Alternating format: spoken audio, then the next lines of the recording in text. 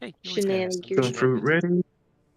Got steak chalupas on the way. I'm gonna Hell just yeah. hit Ooh. record just because. No reason. Don't You worry want to about it. do a sound check just in case? Yes, it's working. It's picking up Okay. my voice. Yours and everyone. Yeah, yes. Alrighty. It'll always Well, pick up everyone's Congratulations. because it's off the computer, so right. Right, just not yours sometimes. just not mine sometimes. Oh boy. So, Tyranny of Dragons. Let's see. How far do we want to go back in this? Let's start at the beginning of the arc. 12 days ago, you guys left your hometown of Erebor, the place that the Wanderers of Starlight have set up as a kind of home base. You return to it when you need shelter and advice and magical equipment. You left aboard your airship, the Starlight Dragon, with the hired adventurer crew, the Starlight Explorers, so that they could fly the ship back for you, because you didn't want to pay the docking fees at Parnast and didn't really trust leaving your ship anywhere after everything you've been through. The adventure along the way, the journey was not without some attacks, some fighting and defending of your ship before you finally made it to Parnast. Participated in some of the local culture there, were spotted by a cultist, managed to run said cultist down in the mountains, but not before he could get off a couple of signal flares that may or may not have been seen. Well, no, you do know they were seen because you saw a response flare as you struck Ragnar down. Interrogating him, you learned that the third signal flare would have indicated that you guys were the incoming threat. However, you stopped him before that went off. Two flares meaning that an enemy army was attempting to make its way across the mountain. Resting that night, you guys pushed on into the mountains and spent a few days traveling before you finally made your way into the caves so you could traverse the massive mountain network of the spine of the world and make it into the Dalelands.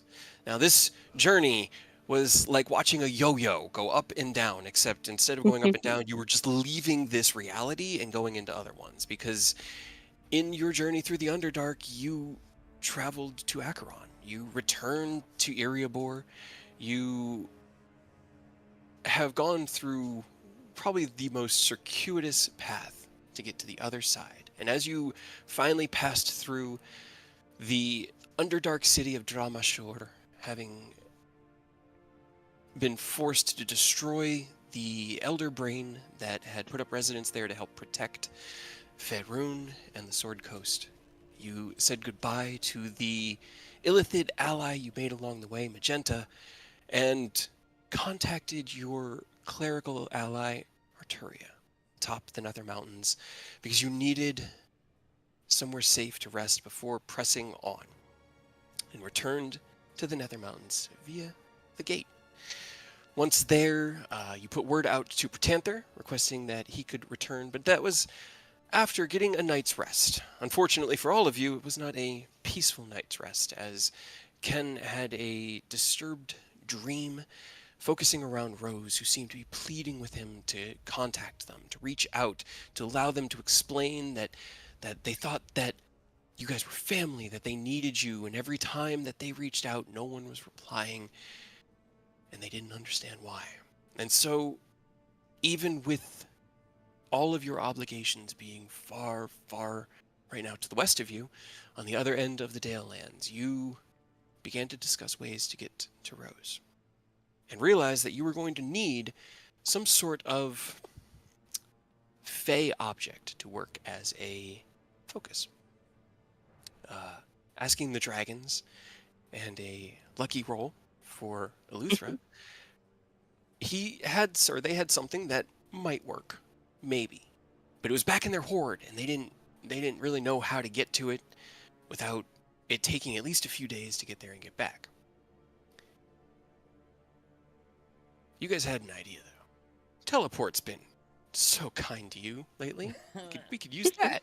We could use that to get there and get back. All we really need is a description, a rough location as to where this hoard might be, and Eleuthera was happy to provide that. As Mia picked up, or I think Aerith actually picked up a stone from the mountaintop to hand to Mia to use as a focus to get back. Mia, Nicholas, and Eleuthera opened up a teleport spell, and Nicholas attempted to bring them to Eleuthera's horde. The first attempt didn't go so well, and about half of Nicholas's hit points were taken away as you guys materialized within a mountain itself. The second attempt actually delivering you to the horde and surprising the adult bronze dragon that had been set there to guard the family horde, Eleuthera's son, Emus. And as a little bit of family drama went down, Eleuthera climbed into his horde and found the small keychain that had like a spinning coin in the middle that they told you was made of genuine Fey iron, and provided it to you.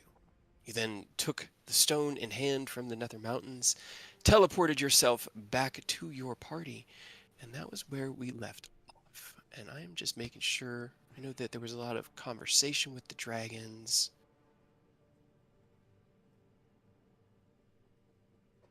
You guys talked about maybe reaching out to Namur for the use of the Luck Sword as well. Mia cracked the door. That's right, Mia and the door. Also Thank you. I breaking forgot things, about yes, that. a little bit. Mia touched the door, but this time, the second time, Mia touched the door with the blessing of the party and the kind of weary concern of the dragons. And in doing so, it was granted another vision, one that didn't really make much sense to them. But in the aftermath of it, it did leave a spiderweb crack of seven radiating colors, the colors of the rainbow, within the door to Celestia. And seeing that as possibly problematic, especially because you had intended to bring Protanther back, and he might notice such a thing, you guys Yeah. tried to hide it. Protanther returned. He definitely saw it because Eleuthera was not very good at obscuring it, and We began to fixed it question first. on it. You guys did fix it. The three of you bearing the three found artifacts of Bahamut, freedom, justice, and truth. You united your minds and your spirits, and ironically, between the three of you rolled essentially 13s each, which was That's pretty impressive. funny, at least yeah, like, Yeah, right? you know, the whole alignment of it, 'cause it was like 13 plus Ken put on his Flash of Genius for an 18. I think Aerith rolled a 13, and I think Oni had an 8, so it all kind of Okay. came out to I was physically here at that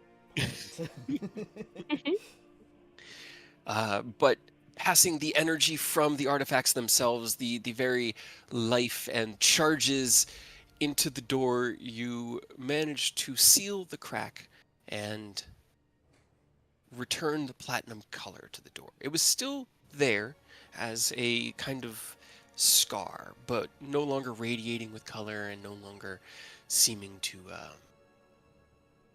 threaten the integrity of the door. Being honest with Protanther and telling him what had happened and what had transpired, he examined the door and didn't seem to blame any of you.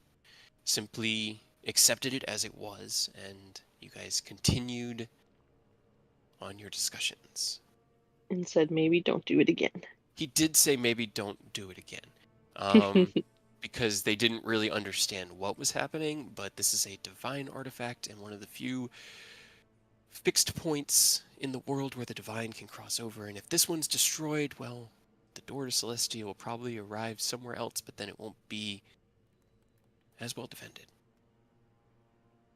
Thank you. I knew I was forgetting some scene. I was like, there was no way that was all we did last time. So we were also discussing the finer details of the dream spell and the idea of it possibly being a trap was also said, because we discussed that dream spells don't cross planes. This is true. There is a Well, lot. they don't normally cross planes, but it's been a lot of wacky shit that happened so far. So maybe. Yeah, Fine. especially with the Fae right now. It's not. I will Still remind worth looking Aerith, up. Aerith has been experiencing problems with reconstituting feathers. Each time Feathers himself has to be rebuilt, it takes significantly more effort. It doesn't cost more spell slots or take more time, but it takes more like physical. It's much harder to put him back together. And in the last couple weeks, the few times that he's had to be rebuilt, it's felt more like pulling him together from the constituent parts here within the material realm, as opposed to resummoning him from his home within the Fae, whatever that means. So, as Nicholas and Mia and Eleuthera once again kind of reapparate atop the Nether Mountains, because Kyle's unfortunately still not here, Nicholas kind of just his head nods down, and he's got like a little snot bubble, and he's the expenditure of magic and teleportation Oh, no. has exhausted Nicholas. He's gonna sleep for a bit, Just- but he's Yeah, fine. just crouch down and pick him up. Just I think he's sleepy. I smack him. No, I'm kidding. That was a lot of effort. I'm just gonna go ahead and I'll just scoop him up and how about this is Eleuthera's chair. This one. Yep. I'll just put him on this chair. Sounds good to me. All right. Of course, Ken's tacos get here right as my recap wraps up. Eleuthera holds out the keychain before him, and it kind of sparkles as it spins. All right, got it. So, and then he'll kind of step over here to hand it to Ken. That was great. Your son was wonderful. Thank you. He doesn't get out much, but he likes keeping an eye on things. Why doesn't he get out much?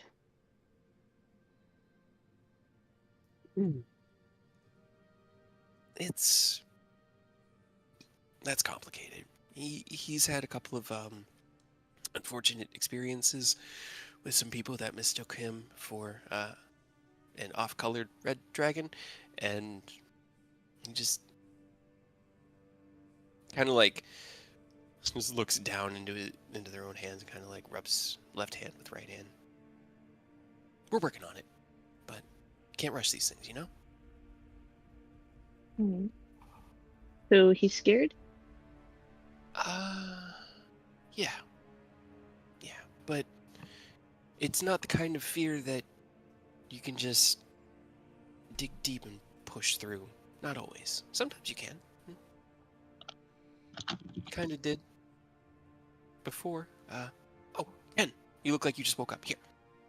And Luther holds out the keychain to Ken. Oh, Where did This you looks get your neat. tacos? No, I'm kidding. He magically has tacos. And all right. I'll just put this in hand. Ken's gonna just drop like on the ground, crisscross, pull out his notebook, and just start scribbling. He had an idea, so he's just gonna go ahead and put it on paper. Okay. Basically, he's just gonna write like not like a super detailed progress report, because Ken's notes when he gets into detail will take hours to just read 2 pages. So he's just gonna do like something The easily abridged version. digestible.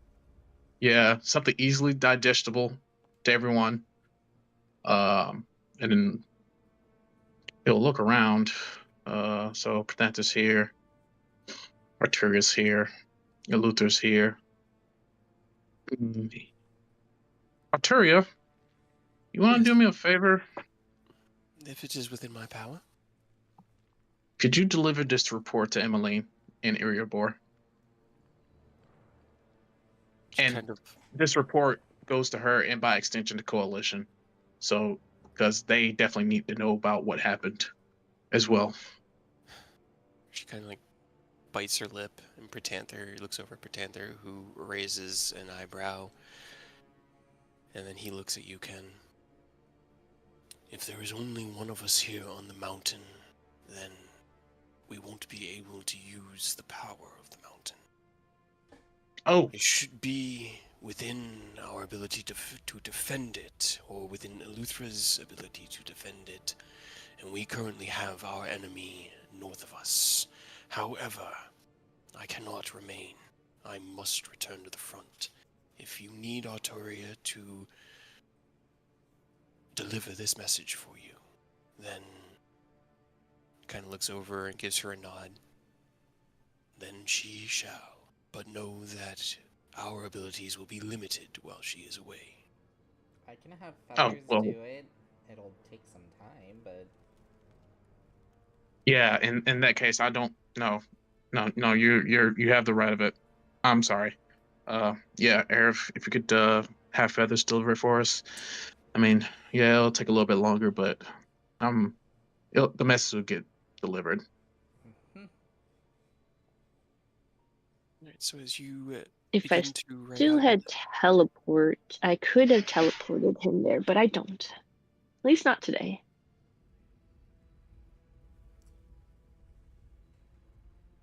like, Nick's probably out of his higher level.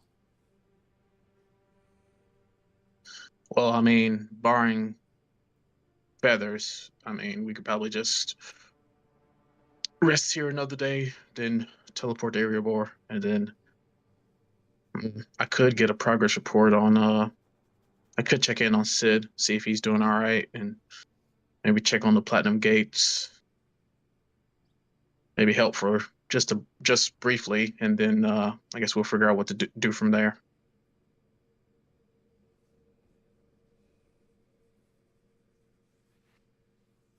I mean, is that something that you want to do right now?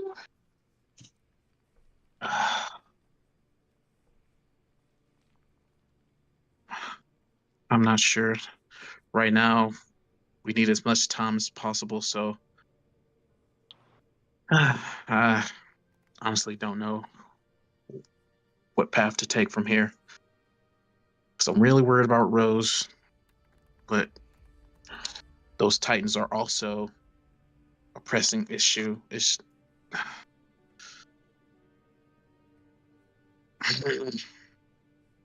and it's just gonna just slightly frustrated, just like kick a rock and start pacing, not sure what to do.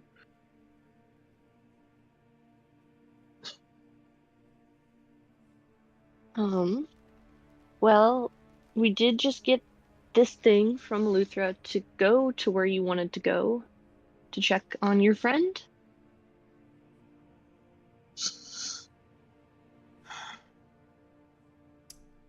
Yeah.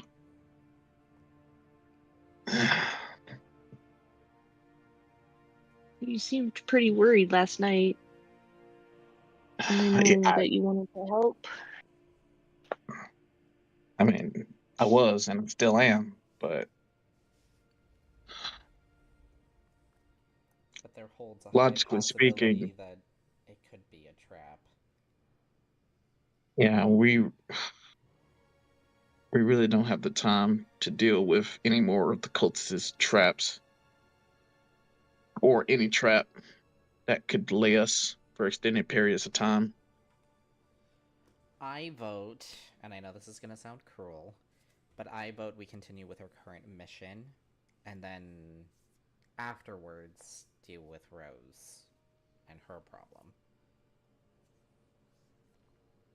But also, you have to remember, Tazmikella is also there, and she's needed here on the mountain. Her aid would be useful.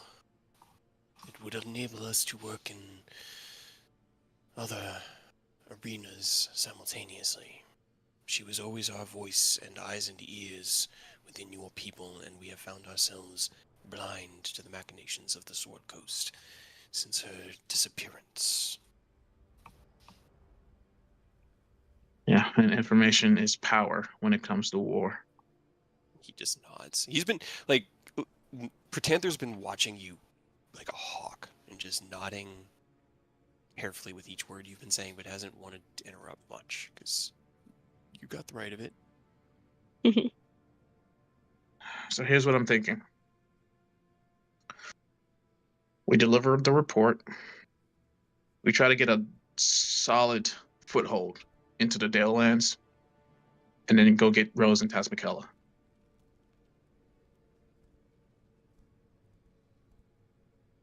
Agreed. That sounds fair to everyone. I say yes. Okay. All right. Accepting silence as approval. Well, I I do have one small question. Are you intending to go from the Netherlands to get your friend? Because magic is pretty wild out there, and it might not be as simple as just teleporting out of the Netherlands. Right. They told us we couldn't really do stuff in there. Once we're there, I think we're there. It is a domain of the control of the Titans. So Right. he looks over at Ken.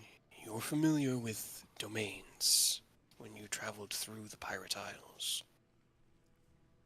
Yeah, that sucked. This is a domain thousands of times more powerful. Powerful enough to keep us at bay. Keep that in mind as you make your plans. Okay.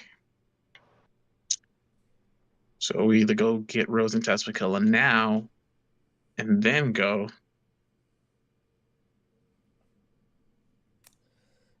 Would Aerith Yeah, know okay. that time is wonky in the Feywild? Yeah. You know that it's not even that it's wonky. Time is kind of one of those things that's at the mercy of the Archfey in the Feywild. Usually the people that find themselves losing out on time have messed with one of the Archfey in one way or another. Additionally, simply leaving the Feywild can have, memory wiping effects. It's about a 50-50 shot as to whether or not you remember your time in the Feywild. It can be restored with like a remove curse, but being more of a Fey-aligned wizard, these are things that you've come across in your studies, at least. I relay that information to everyone. Okay. I mean, if it helps, I don't think if you think that it's a trap with your friend, I don't think that simply going there will trigger anything because it's a big place, right? It's a whole world. Panther kind of like tilts his head left and right. More or less. You've been to Acheron. It's a demiplane similar to that. Not as Right. large as our world, but vast.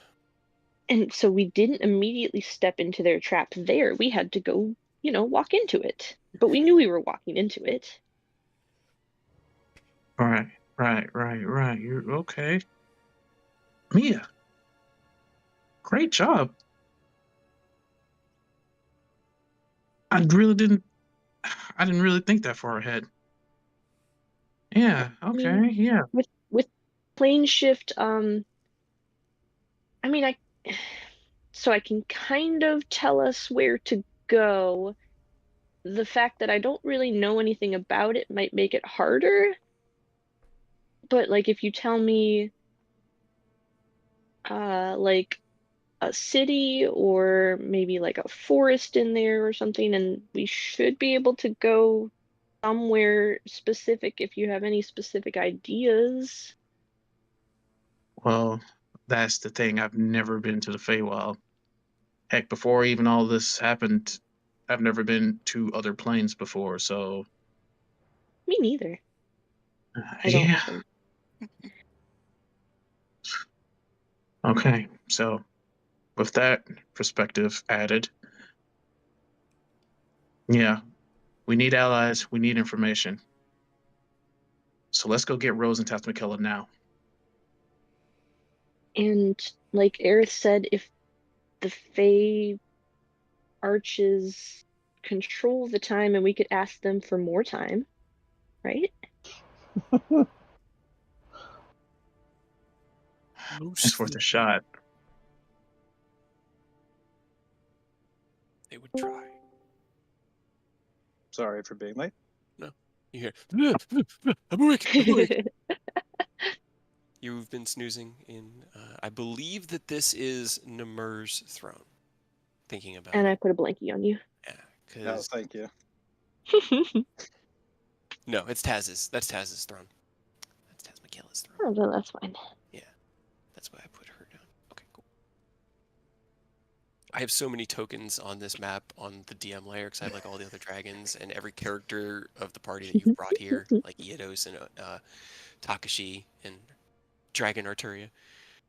I even have Celestial Fred on here. Oh my god. Fred. Fred. He never had the chance to be ridden. He got ridden by Rose. He never had the chance to be ridden by his master. No worries. One time. They go out on Now strolls that- together. Now that Nicholas is awake, we could ask him about Feywild stuff too. I'm sorry. I was imagining I was at a restaurant eating food, and I'm just now coming into the conversation. What did I miss? Was it good food? It was buffalo chicken wraps. Hey, nice to see you awake, Nicholas. So basically, we were planning on how to move forward. Has some information in regards to how to approach the situation with the Feywild and the Dales, and we've come to the conclusion that right now we need allies and information. So I'm voting that we go grab Rose and Tazmikella from the Feywild after I delivered their support to Emmeline and by extension the Coalition.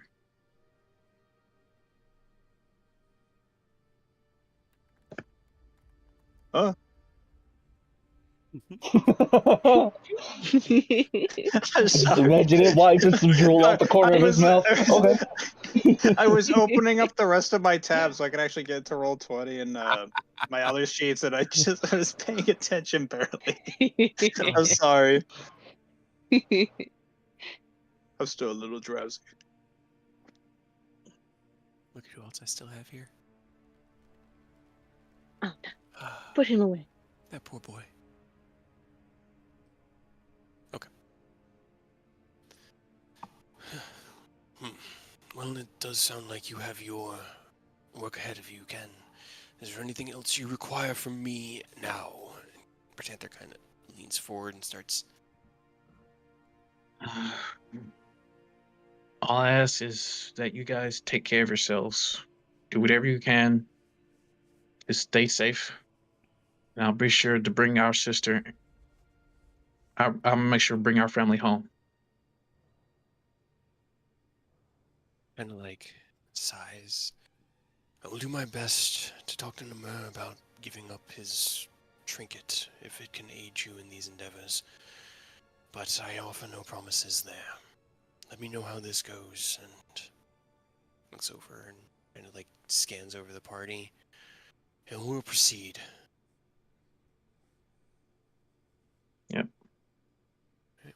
And again, just tell Namur that apologies in advance. The wish short is an absolute last resort.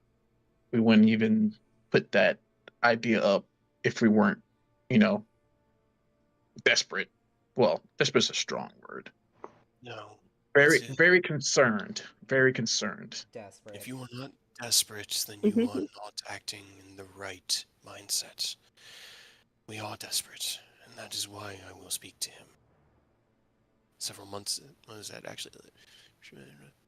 4 months ago, when you first arrived on this mountain, that was when we were concerned. Now, we are desperate.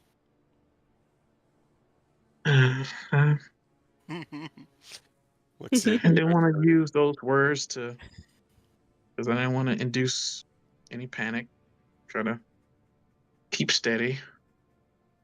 It is good to maintain your heading in a storm, but to ignore the storm is to... invite disaster. Yes, exactly. Keep in touch, brother. Yeah, of course. Kind of like nods, and in a burst of leaps into the air, retakes his draconic form, and is going to fly back to the front because he gets to fly. Okay, cool. That's what I was hoping.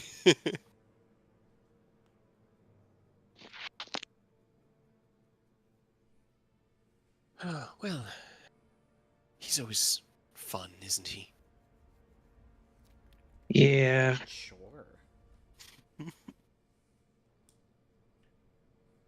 All right.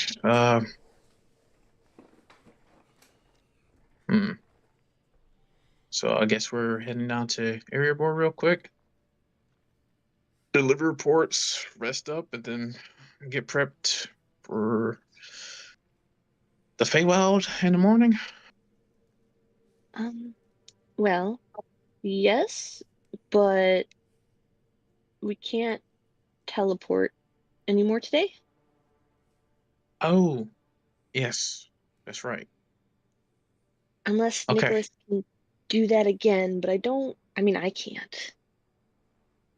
What about your staff? It has plane shift, not teleport. Ah, I see. Yes. So I could shift us to another plane right now.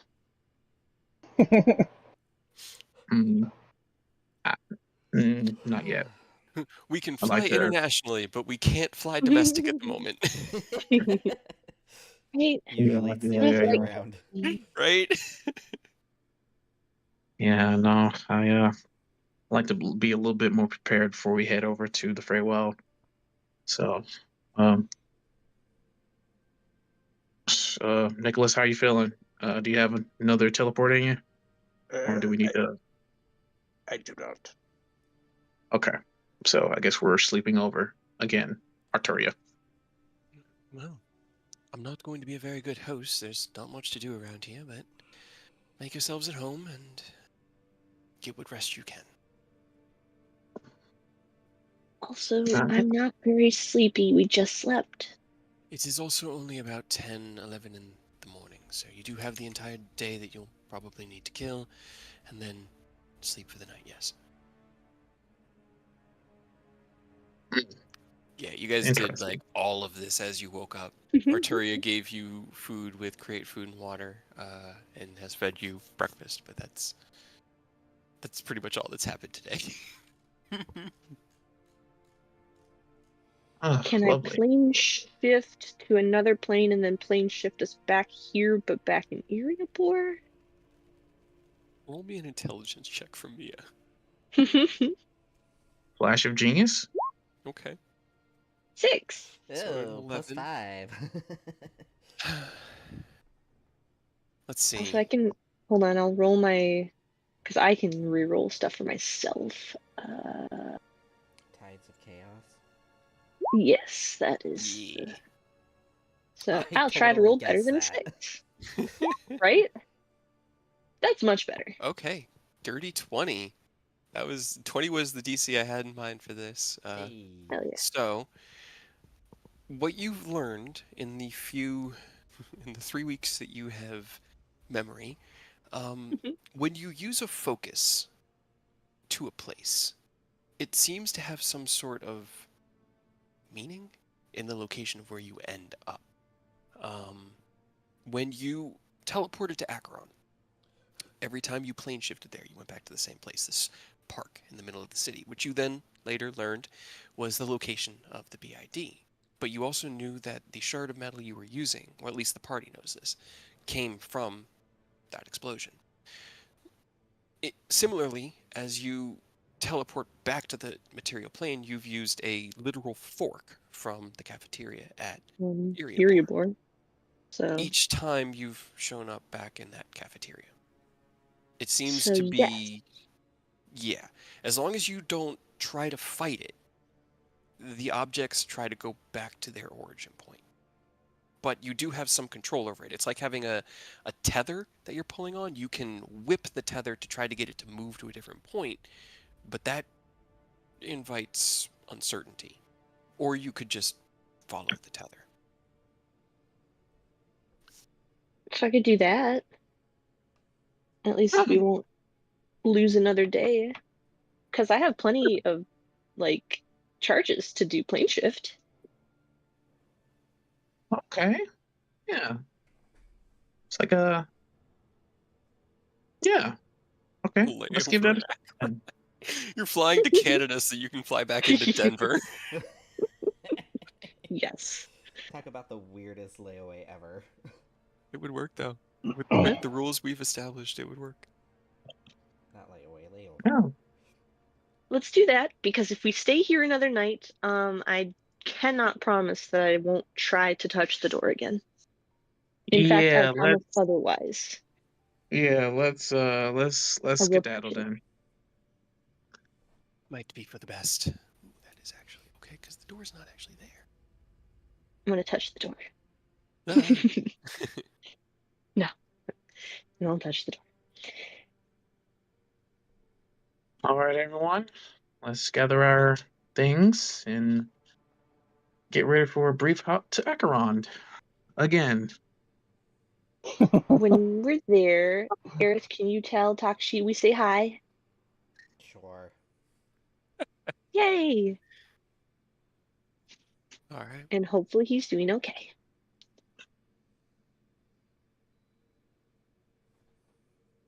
Okay.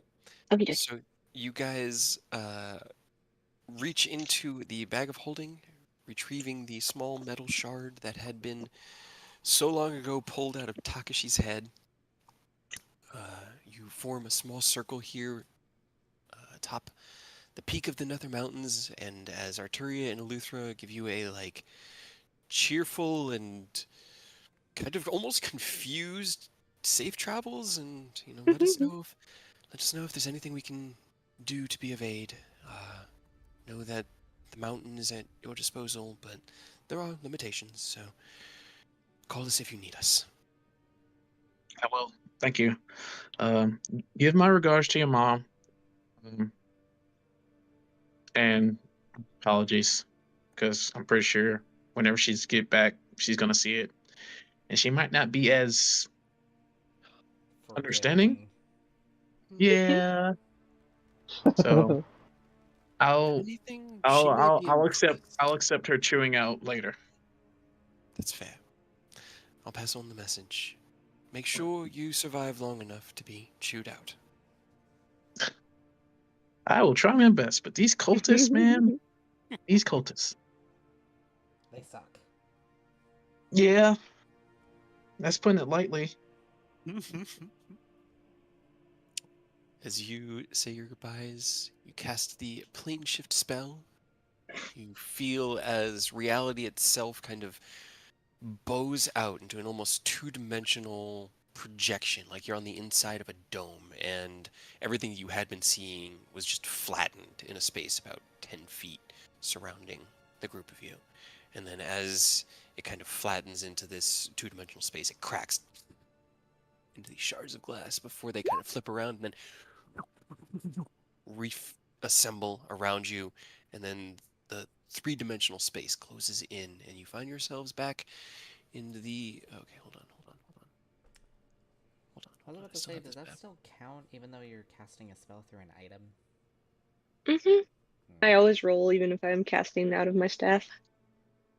Do I have the right tokens here? Not exactly, but they're close enough. Okay. And I don't know if it affects anything, but Mia was thinking about Takashi when we plane shifted. Okay.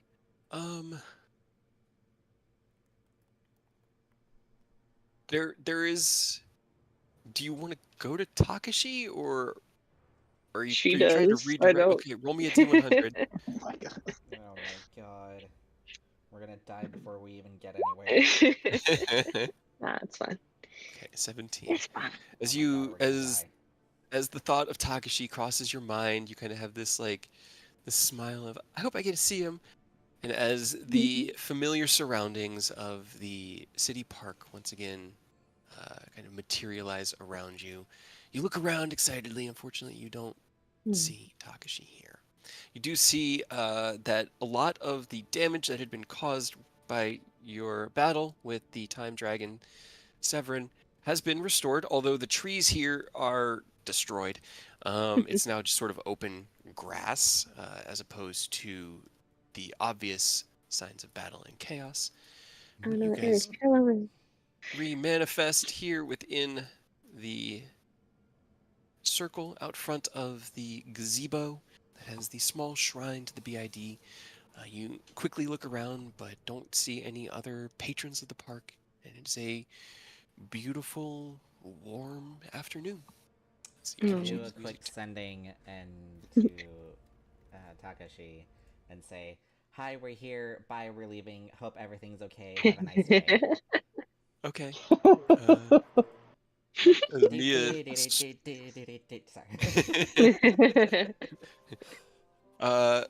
You get the response. You're here, but where? Wait, you're leaving?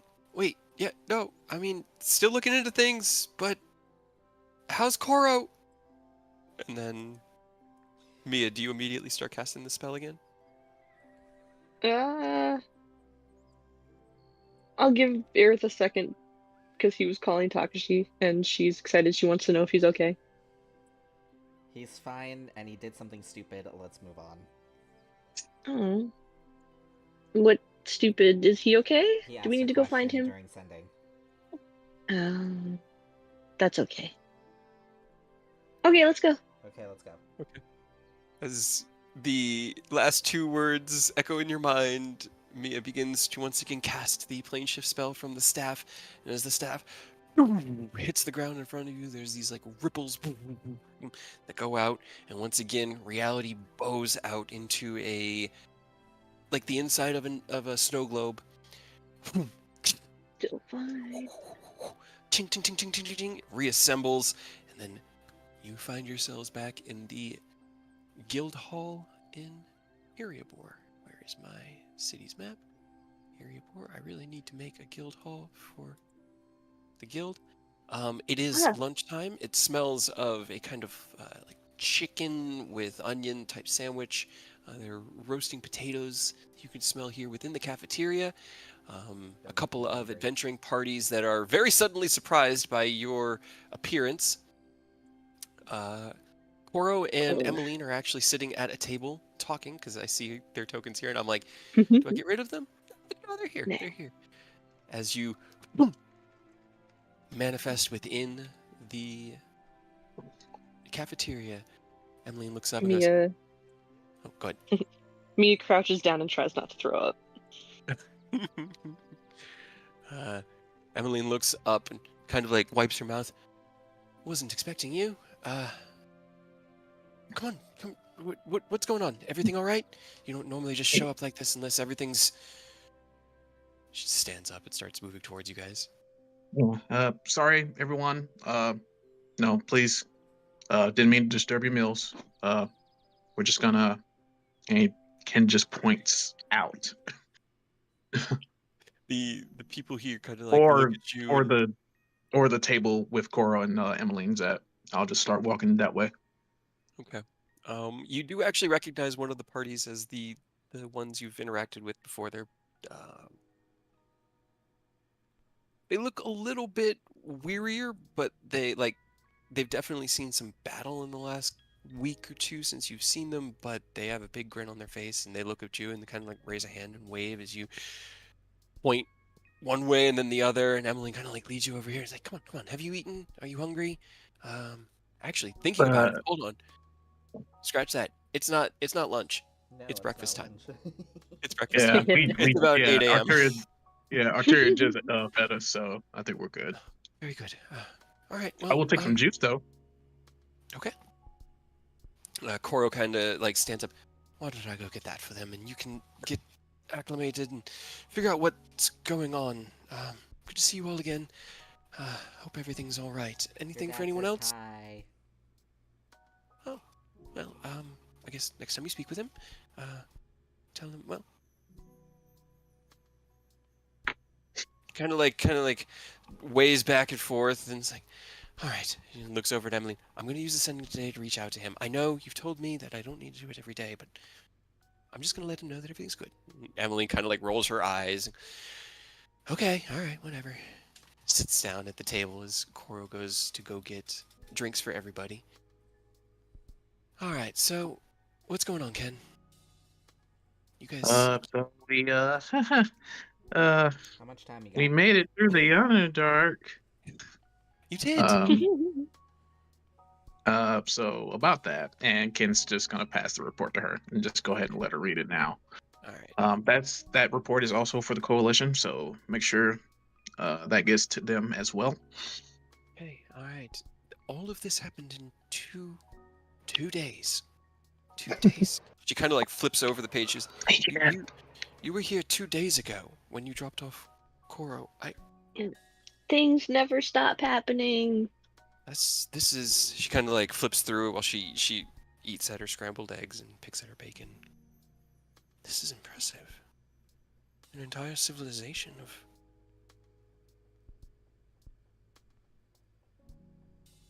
And you say that he says that there are more of them, all throughout.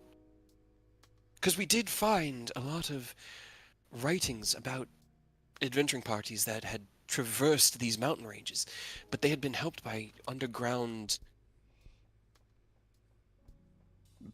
peoples. They didn't give descriptions of what they looked like. I wonder if they masked themselves. Yeah, more than likely they probably disguised themselves in order to Blend in. prevent any to prevent any potential conflict, because mind flayers don't exactly have the best reputation. So No, they. Not from what I have understood. She finishes your report and kind of like sets it down on the table. I'll certainly be passing this along. I'll get a copy to Lord Braun this afternoon and have copies sent over to Baldur's Gate as well as Elturel and Waterdeep. It'll be good that or they'll be glad to know that you've at least found your way through the deepest parts of the Underdark and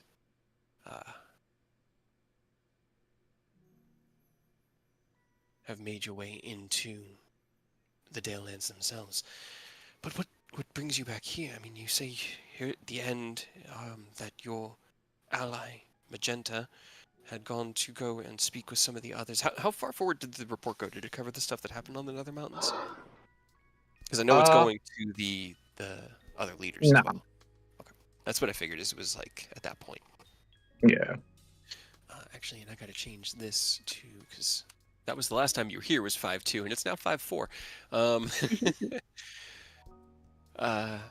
She kind of goes, okay, well, it says he had left you in this Western Guardhouse, and then you had left there. But what brings you here? Just rest for... Yeah, we had to take a quick stop over to the Nether Mountains because some stuff happened, and basically we're gonna have to take a detour.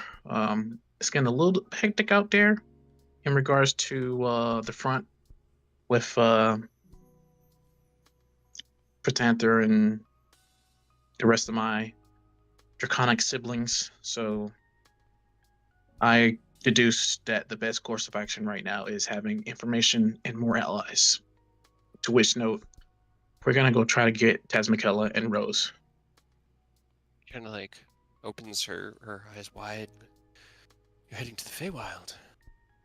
Well, know that there have been a lot of discussions in the more eruditious parts of the city regarding the current troubles accessing the Feywild. Many Meisters who rely upon Fey familiars are having trouble summoning or reconstituting them. Yeah.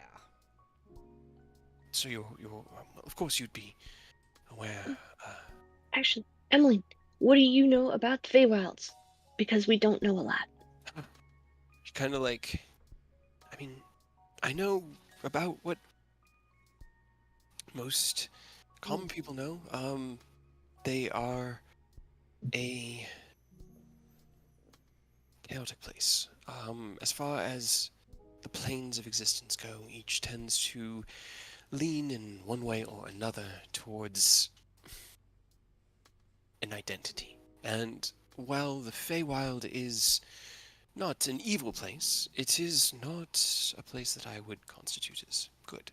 The best, he kind of looks at Ken and Aerith, the best description that I could give would be to reference you to the Fey that you have met thus far, and know that it's an entire world populated by people like Rose and Hibisia, and they can be unpredictable. The world itself can be unpredictable, and nature is more alive there than here. Let's see. It's even Okay. theorized Okay. that the Feywild may be the seed from which life springs, but there's a lot of debate as to that, and the realms of the gods are easy. We know Mount Celestia is ruled over by Bahamut and represents the afterlife of those of draconic origin and power and places and dragons. But the Feywild, it's not an afterlife. It's a world like ours. More of a reflection of it than a destination beyond. Similar to the Shadowfell. If the Shadowfell, or if the Feywild is life and the Shadowfell is death, then we are the place in between. Okay.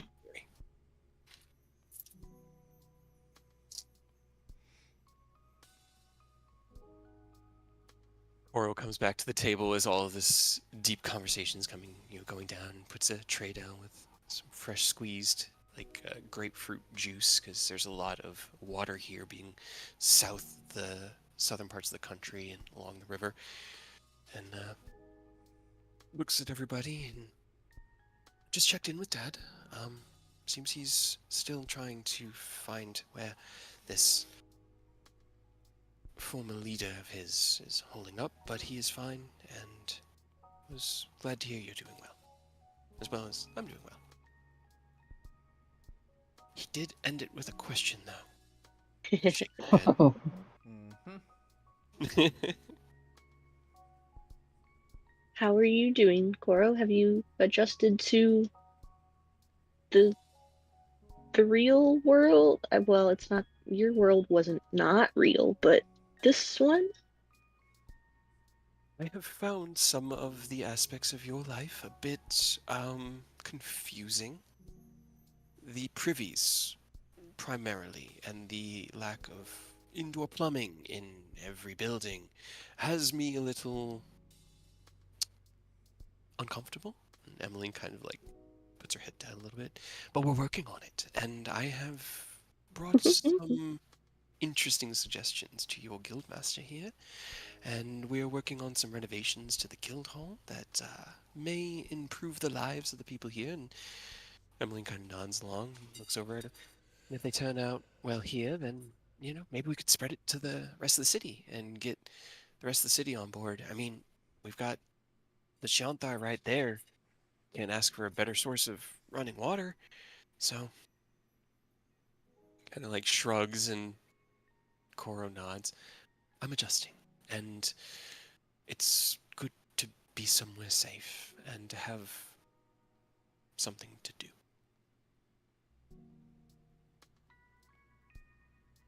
Well, that's good to hear. Your uncle, and this is Emmeline, who looks over at Ken. Your uncle's also been quite happy here. He's been working out in the back. He's brought himself in a couple of assistants to help with his the gate construction, I think, is what his main project has been. Although he's had to kind of fill them in on just the basics right now. But he seems to be doing well. Okay, I should probably check on him here in a little bit. Maybe we can maybe I can help us at least briefly get a little jump start on the building process. But yeah, that's the plan right now. We're gonna go get Tazmikella and Rose from the Feywild. We're probably gonna need to do a little prep, just a small amount, and then I guess we'll kick off first thing in the morning. Well, your rooms are ready for you. If you need anything from us, just let me know. We haven't had much time to procure any more potions, but I might be able to swing one or two if Hendir's had any luck in the past day or two. Hasn't been long, but you guys, like you said, when fires go out, they spread quickly, so. Yeah. Alright, well. This far extended the time that I had allocated for my breakfast, but it's been good seeing you, Ken. And she picks up the report and kind of like folds it up in her hand. I'm gonna get this copied and sent out, and if you need anything from me, just, my door's always open. Thank you. I appreciate that. She kind of like walks by and goes, oh, wait, looks over at Mia. And you should stop by and see Chad. He's been asking about you. Oh, Oh, Sure. how cute. And then she waves goodbye to Koro, heads back in. Koro finishes up. Alright, well, I should probably get back to work too.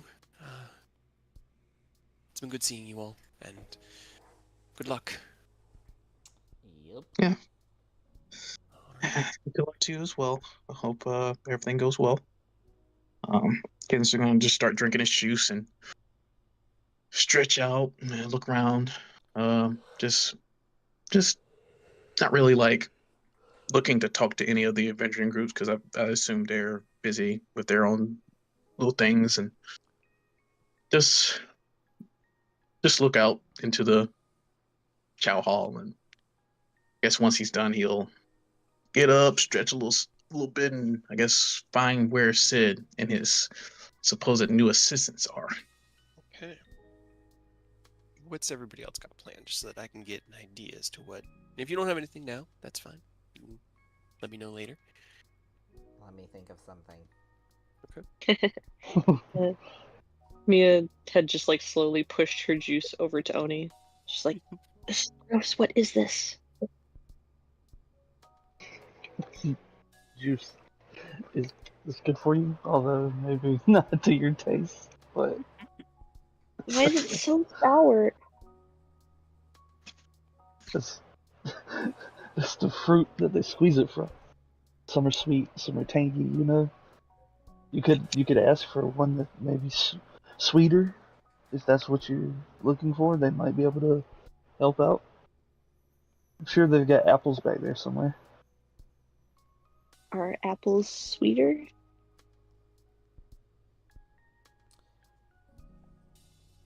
I think so personally, but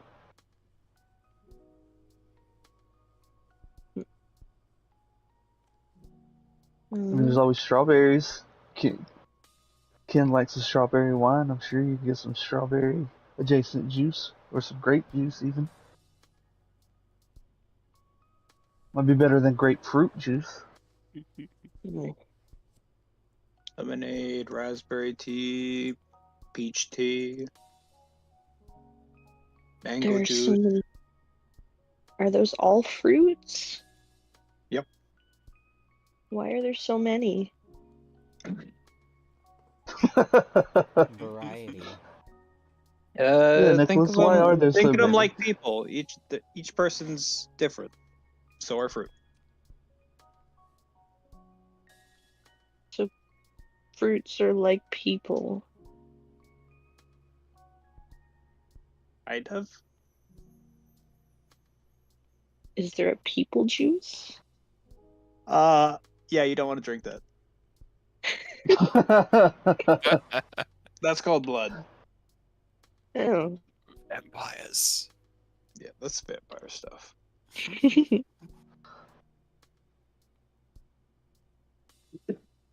Ken's going off to have this serious moment, like help Sid break through wherever you're talking about juice, trying to explain to me what juice is. Hell yeah, dude. All right. Well, as you guys finish up your breakfast and then head off to the day's events, we'll follow Ken for right now as Ken listens to this amusing conversation. How's Ken reacting as he's quiet? Because you sat here for a while, listened, and before I giving up. just I just close my eyes and chuckle because I think it's hilarious. Eventually, the party breaks to your individual corners, and Ken, you head out to the yard where you know Sid has a workshop set up. He's kind of set it up adjacent to Ariston's workshop, who was the alchemist, like the on-hand alchemist, the young, or not young, the old gnome who kind of worked here and helped you originally create your flashbang grenades. You start approaching and you hear the deep, gruff voice. No, you can't use that rune right there. You gotta cut it in a certain... No, here, come here, give me that. I'll show you. All right, you cut it in like that, like this, and you see a little flash of arcane light and turn the corner to see your mentor, Sid, kind of crouched over, and he gives this young gnome boy, probably about 21, 22, if you were to gauge, but looks almost like a child, like a human child. Gives him a scruff on the top of his head. All right, that's good, Biggs. That's good. All right, Wedge, over here. And he kind of like signals over. If you guys didn't think I was doing this, you were sorely mistaken. Signals over, and you see this large Goliath kind of lumber from around the corner, carrying a large curved piece of refined steel, and it kind of like shimmers a little bit in the light. He goes, "Got it, boss." And he sets it down on the ground in front of the two of them. And as you turn the corner, Sid looks over his shoulders and smiles at you. Ken, it's good to see you, lad. Hey, Sid. Looks like you're busy. And you got new assistants, I see. Found me some help. This is Biggs. He gives the tiny gnome a strong pat on the back, kind of knocks him forward. And that's Wedge, thumb over his shoulder. I don't know, I put the call out for work, and these two are the only ones that responded, and I think they got the gift. Oh, okay. Hey, guys. My name's Ken Silverlight. I'm Sid's former student, and now I'm a full-time adventurer / artificer. It's nice to meet you both. Big one, Wedge, is kind of like he set down this large piece of metal, and he's like attaching these other pieces to it as you introduce yourself, and he doesn't even really look up. He goes, "Nice to meet you. I'm Wedge." The small gnome kind of like picks himself up and goes, "I'm Biggs. We've heard all about you, Ken. It's really nice to meet you in person." And he holds his hand up to shake your hand. Yeah, I'm shaking hands. Being respectful. Didn't expect to see So- you, though. Sid said you had some sort of important mission. I mean, I guess that's what all of this is for, right? Yep. What you're making is what I dubbed the Platinum Gates. Basically, we're gonna make teleportation circles, but mobile. Basically, create 2 anchor points in the world, and with a flip or a switch, instant teleportation.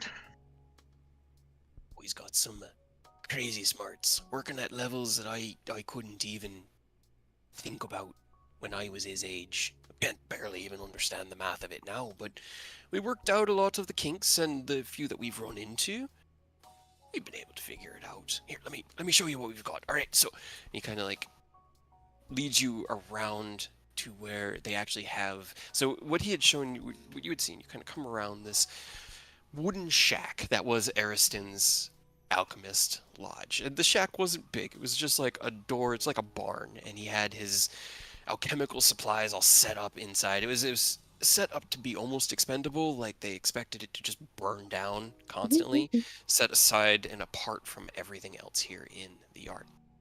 He leads you kind of went around to the right hand side if the door is on the front, and that was where you saw them working on this like deck space, almost like a pallet of wood that had been set up to create a flat workspace. And the small one, Biggs, the gnome, was working on one of the small, like, they look almost like slices of pizza. They're like chevrons, and they kind of clicked in onto the large curved piece of steel that you saw Wedge bringing around. And as Sid kind of dusts himself off and stands up and leads you around to the back, you can see that this is where they've actually set up the Platinum Gate. And as you finally see it, you can see that the piece that Wedge was carrying, which, I mean, this man, Wedge himself, is probably about 7.5 feet tall, being a Goliath, and the piece he was carrying in his arms had to have been 6 feet from side to side, curved. And what you're looking at now is the bottom platform and the like bottom ring. So it's like a let me pull you guys into a drawing space.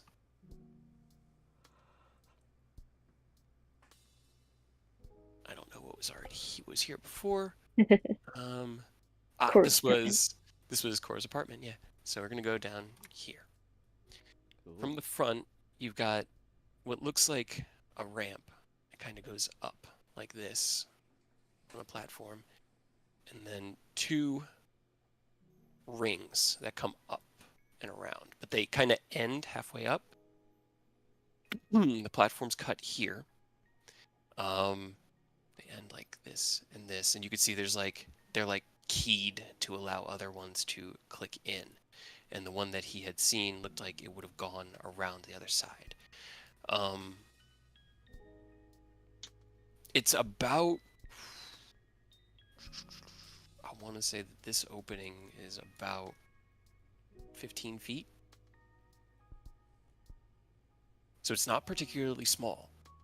But as you look at it, Sid kind of like shows you, he's like, all right, so we've set it up so that we can march the armies through pretty efficiently. We figure we can at least go 2 by 2, because we're going to have to. I didn't think we could go any smaller than this. It's going to be a beast to transport, but hopefully we can get it there in just a teleport spell. We shouldn't need to actually carry it. Once it's in a fixed position, then the 2 points will connect, and it should just be stable. According to all the math and the arcane, if your understanding of what your friend Eodos was doing with the teleportation circles was correct, we should have far longer than just the 6 seconds to get people through. We should be able to have upwards of 30 minutes per casting, and then all it will take is another 5th level spell slot from an adequately powered artificer to cast it again. Right. Okay. Yeah. I know you were hoping for something smaller, but I just kind of No. Hey, you do what you gotta do, Sid. This is great. Like, hey, do what you gotta do. This is fantastic. It's like these are like the chevron shaped things that they were. There's a bunch of like little ones that are clicked in like here and here. As you like look at it, the detail is insane. These tiny little like 2-inch wide pieces of steel and inlaid with. Roll me an intelligence check. All right. Let me see. Because you're good with metal. Okay. You see these like it's an alloy of titanium and steel that has been arcanely fused together to allow the arcane energy and the mana circuits to flow more efficiently through the ring itself. This like circular pattern, and that was part of the design, was the circular pattern to allow the energy to kind of loop and loop and loop and loop and loop and loop and loop and build and build and build, and that was supposed to enable it to last longer, as opposed to just like cast it and then try to get as many people through in 6 seconds as you can, because that you'd got maybe like 50. It would have taken weeks even at that to get people across. This design, seeing it in person and having spent several days detailing out the blueprints with Sid, he's just as skilled as he was when he trained you. That's great. This is great. So, um, side note, we're going to be taking a quote unquote break from our mission. We gotta go. Find Rose and Tasmakella. We're gonna be taking a quick break here today, and then stepping back out tomorrow morning. So my hands are free. My tools are free. If y'all want the backup, I'm at your disposal. He raises an eyebrow. Well, you don't want to sound ungrateful, and I would be grateful to your help, and just working alongside you would be nice, but do you really got time for all that? I mean, from what I understood, this is a race, right? Right now, we need information and allies, is what I've concluded. Tasmakella is to my understanding, the best scout that we would have. So she's automatically like worth more, even as a military asset. And Rose is unreplaceable as well. I think we will be at our peak if we can get those two back. Okay, you got your priorities in the right order then. I just wanted to make sure. All right. Honestly, son, you're big and strong. You'll be better help with Wedge. We're trying to get more of the rings kind of set up. Me and Biggs here can take care of the detailed work. Why don't you go give him a hand? And as you look over, Wedge had been attaching these pieces, and like looked up at you and went, "We've got more pieces this way. If you want to follow me, I'll show you what we're doing." And I mean, yeah, come on. Okay. All right. Well, heavy lifting it is. Hey, you put on the belt of strength, man. Right. Yeah. While Ken helps with the gate, anybody else have anything they want to do here in Erebor today? How much money do we have in our party fund? Ooh, good question. We currently have 3,565 gold left. I thought we had more. I was hoping We to... haven't exactly gotten Yeah. money recently. If you guys have anything you might be able to sell, I don't know if you've got things that you're not using that you want to sell.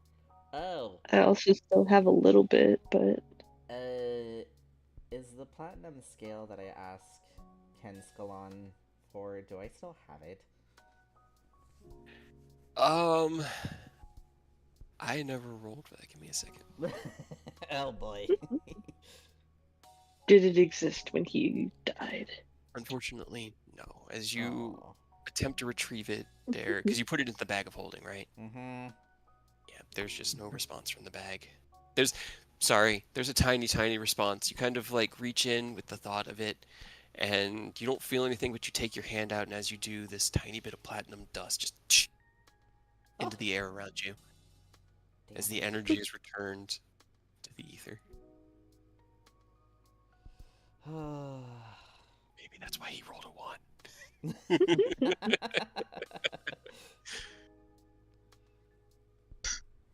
Maybe We'll try again next time. I mean, what are you trying to buy? I'm trying to prepare for what was it? Fizbin's platinum shield. Nice. Because it requires a platinum plated dragon scale worth at least 500.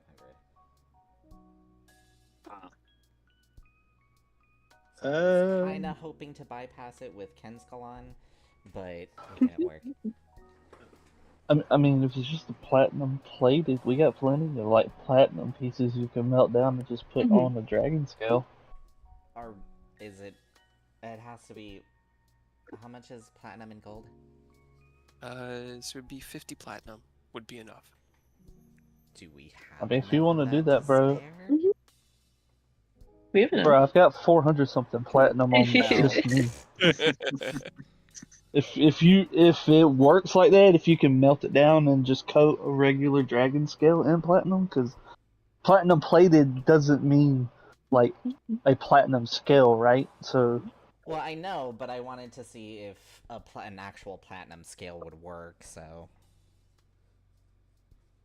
but yeah, but I mean, if that's what you want to do, we got it. If you want to one up, just in case you want something like that. Right? I guess I should probably. I have that spell, but I don't know if I had the thing to do it, I guess. yeah, if a spell requires material that has or a component that states a gold value, then you actually need it. Yep. I hadn't thought to check for platinum machine. Is it consumed when No. you use it, or is it like the blood vial? You just need to have it You once. just That way need you to can have Yeah. it use it. once, and then you're good to go. Nice. Well, hell yeah, Sorry. yeah. I mean, if That's that's not the spell. if you I know.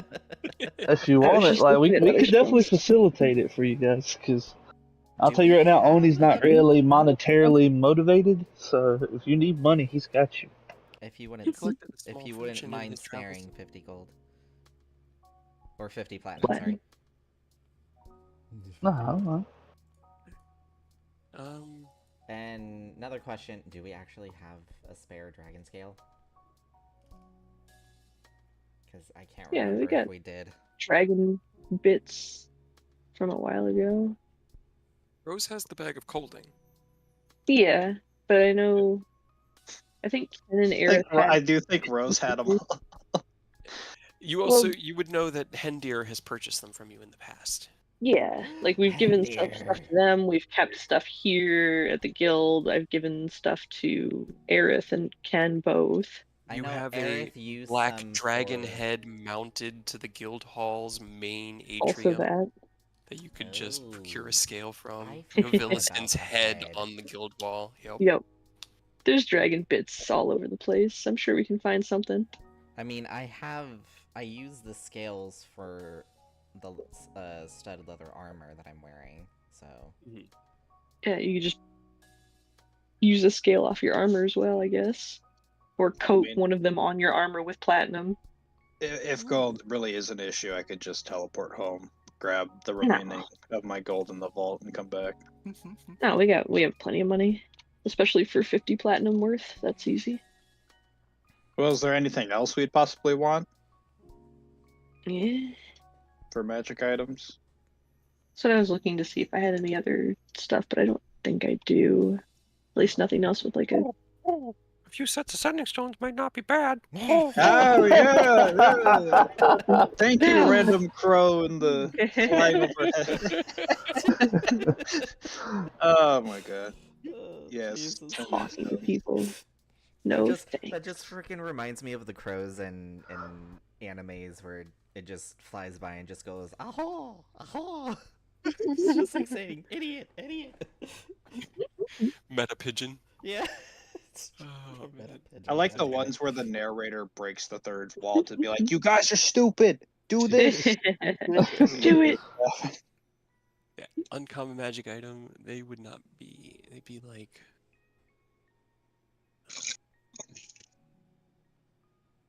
I was wait, shit. Never mind. Mhm. Ken's gonna be working, so he can't do that. I mean, You got all want, day. You got all day. Okay, yeah. Yeah, I was gonna. I forgot. I got this. So I was just about to say, like the sending stones are 250 GP per set. You could make them for like 60 GP. So for every 60 gold you spend, and every, I'd say, 2 hours you spent on these stones. Actually, they're uncommon, so it could be 4 hours. So you could make 2 sets today, spending 8 hours. and 120 gold, or you could buy the sets for 250 apiece.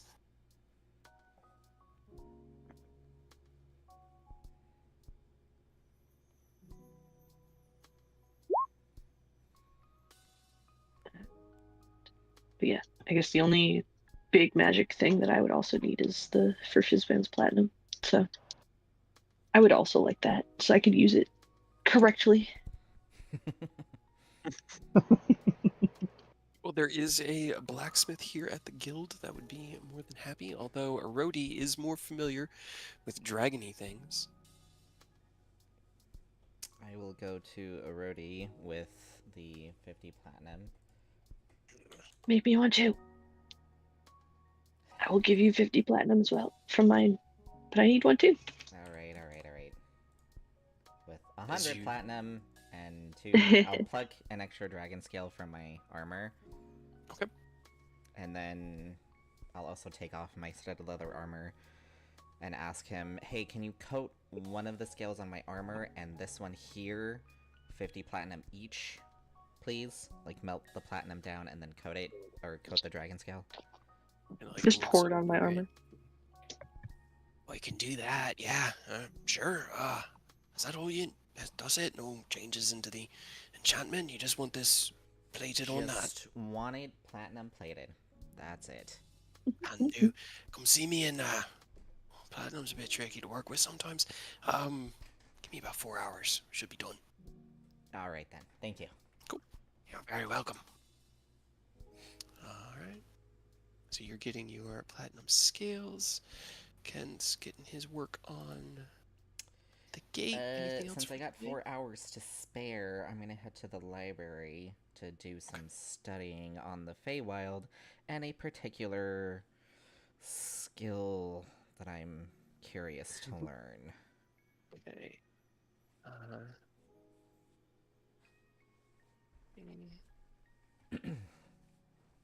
So that's gonna be my day. All right. Okay, so looking up information on the Feywild that you don't already know, roll me a investigation check with advantage. Advantage. Oh wait, I still have exhaustion. You do. So So flat. That's normal. flat. Yes. Investigation. Okay. Okay. Nice. All right. Give it 3.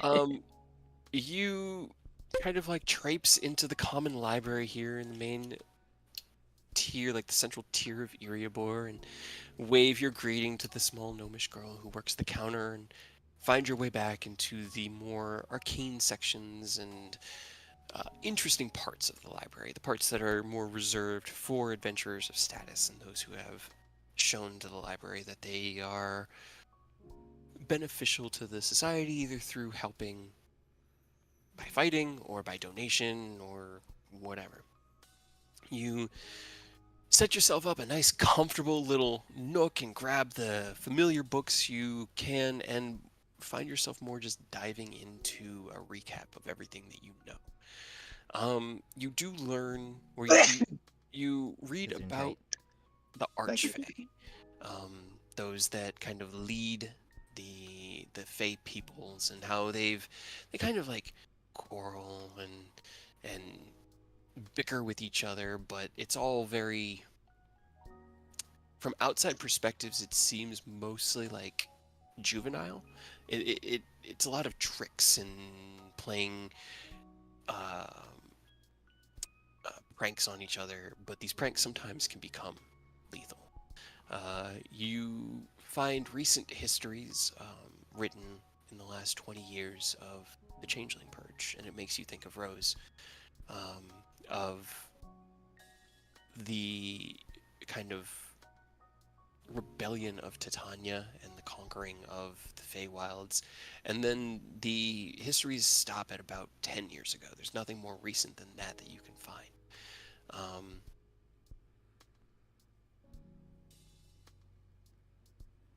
Yeah.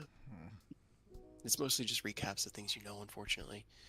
But it's comfortable, and considering that your body's tired and you find yourself finally back at home, it's not...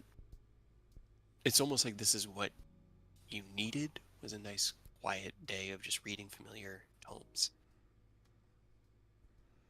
What was your special project? The newest feat that came out, Cardomancer. Cardomancer? I think that's what it's called. Ooh. Search looks different. Yeah, Cartomancer. Magic Did card. you... Okay. All right. Roll me another investigation check. Okay. Investigation. Oh, it's like 3 and a 4. Okay. Let's see. Because you do have a plus 11. Because that is a good modifier.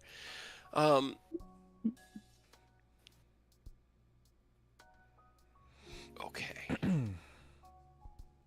Just be honest with me. Well. Okay. So as you kind of look around this arcane section, you don't unfortunately see any sort of like instructional manuals for cartomancy. It's not something that's... It's very esoteric, and it's something that Aerith has probably bumped up to or against once or twice because of his background with entertaining. But nothing here would work as a guide, unfortunately. You might need to check somewhere else. And as you think about it,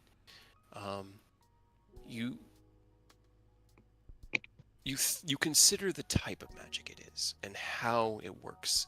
And as you think about it, you think also of Rose, but not necessarily Rose teaching it to you, but just sort of the Fey way of doing things.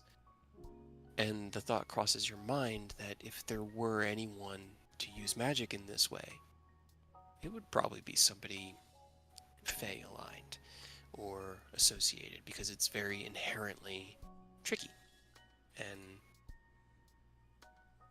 about that like chaotic neutral type aspect, you know? Mm-hmm. So unfortunately you don't find a book, but that's what you walk away with, having killed your afternoon and returning to the guild hall. Was there anything for Mia or Nicholas or Oni? I don't think so, unless we can do our training. I think you guys did in I the was about Nether to say, Mountains when you woke up. I guess maybe biology of the Feywild animals or stuff. Okay. So like weaknesses, what they're good at, environment Okay. they live in. Roll me an investigation check. We'll say Nicholas follows Aerith into the library and toddles along with you down into the depths of the arcane sections to also look up these things. Wow, To guys. also roll a 4. You know what? I'm gonna use a charge of the Ring of Puzzler's Wit to get advantage on that. Okay. So I got a Four. +7. Powerful. Oh, Are you fucking kidding me? Powerful. Oh, All right, my I'm gonna use God. my clockwork necklace to get a flat 10. So it's 17. 17. Okay, all right. Oh 17. my god. Not bad. As you take out the first book, you start to read through these things, and every detail about the Fae is very obscure, very like hidden and florid, and none of it makes sense. You close a book and you get another one, and you close the book and you get another one, and you finally like take your amulet and you say a quiet prayer to Mistra and the Modrons that keep this universe from being the chaotic place that it is. Maintain law and order and structure over things, and you reach out and you take one last book. Let me see. Okay. So, what you learn about the Fae. The Fae are mercurial and tricky. They tend to rely mostly upon their charisma and wit as opposed to intelligence or strength. So magic against them can be problematic if it's magic that affects the mind or it's a battle of wills, because they are inherently strong of will, being creatures of life itself. Um, they don't have any like elemental weaknesses. They're mostly a people like many others, but their tribes are much smaller. Their cities don't grow to the size that human cities grow to, normally peaking out at around 5 to 10,000 in population before some sort of disagreement will break out and that population will split in half and new cities will come into being. So it's all about fighting a fae is about living in that moment and trying to react to them as they are always trying to pull the wool over your eyes. They will always try to get the better end of a deal. Dealing with them can be very tricky, and in the Feywild, even something like a name can bear a lot of power. Some names are more titles, and so they don't carry that same amount of weight. And it's believed that that's how the Archfey have managed to keep their strength for so long. But yeah, with the 17 and the power of your amulet, I think that's about what you would learn from it, and so you could pass that back and forth with Aerith and kind of Okay. build off that together. I'll also put the most important notes into my book. Okay. Just so if it comes up, I can open it. Got it. All right. Anything for Mia or Oni? I need to talk to Chad, but Break that poor man's heart when he finds out Mia and Ken are a thing. As you make your way through the guild hall, smile on your face and bounce in your step as Mia always has, you step into the front atrium and look over to see Chad scribbling away at a small, like, scroll work on his desk. And as the door closes behind you, he looks over, kind of does a double take before his eyes light up and he smiles. Mia! It's good to see you. Hello. I didn't. What are you doing back? He kind of like stops. We're here again. I think we're just staying for a day to Ken wanted to talk to Emmeline about a thing, and now people are doing some other things around town. And then I think we're gonna try to go to the Feywild. Oh, I've heard there's something weird happening there, so be careful. We're always careful. Hey. Definitely. Perception check. Ooh. Kind of like We're rolling narrows great, you guys. his Right? eyes at you. Absolutely.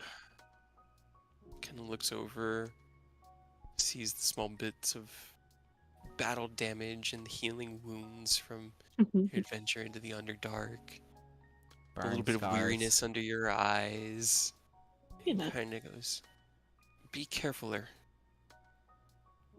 I don't know how, but I will try.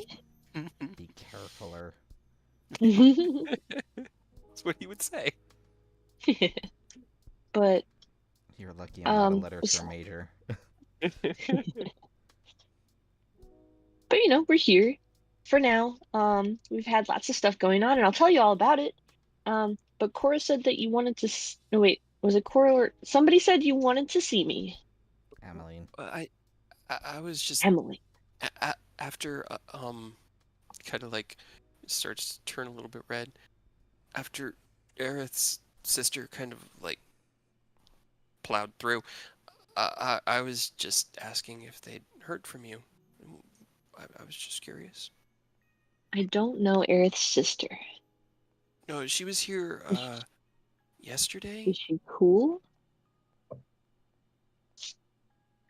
I mean, Emmeline, Miss Emmeline seemed to like her in the end, but they kind of yelled at each other at one point, and then she like it was weird.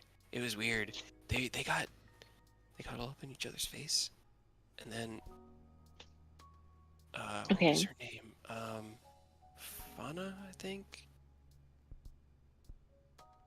She just like broke out laughing, and then started to smile, and then Emmeline was really confused. Yeah, it seems weird for an argument. Yeah. She wanted her to keep bothering Aerith about what's going on, but Emmeline was very firm that Aerith is very busy, and that you guys are working towards very important things, and that her time is also very busy, and or very important, and that if Miss Fauna is having a problem that she needs help with, that she's a grown woman. It was very. I was scared. She had a sword. This sister had a sword, and like I was Ken scared. has a sword. Kind of like tilts his head. I'm not sure I've seen him wear it, because I think the sword mostly now materializes when he uses it, right, Ken? Or do you still carry it in your waist? I guess I should ask. What happened to Justice? Oh, sorry. I Yeah, you were listening. I thought I had muted myself, but apparently I'm. Anyway, yeah. After resurrection, I think it just started to. Yeah. I think after his resurrection, he, I guess, Justice gained the ability to just materialize when Ken wills it. So like the Keyblade. that's exactly how it has happened. He reaches out his hand and the blade just. So he kind of like turns his head. I've never seen Mr. Ken with a sword, but okay. Oh, it's a pretty cool sword, actually. Ken's pretty cool. Yeah. Roll me a deception check. Oh boy. 8. Oh my god, I'm gonna say, because I don't really have a stat block for Chad. Okay, surprise, surprise. I just rolled d20s. I have to show you guys. These are the rolls that he did for. These are insight checks on Mia. He kind of like he looks into your eyes as you say that, and he goes, "He is, he is pretty cool." I'm just waiting for Mia to just say, "Oh, I kissed him too." Yeah, well, she was gonna, after we talked about your sister, she was gonna tell Chad like what we've been doing, and like all the stuff in the Underdark and all that stuff. And that was gonna be part of it. Like she'll tell him everything. Okay. As you sit on his desk and tell him everything, roll me an insight check. I'm just so curious I how will. bad you can keep rolling. Right? 9. Okay. It's just slowly crawling up. Yeah. Let's see.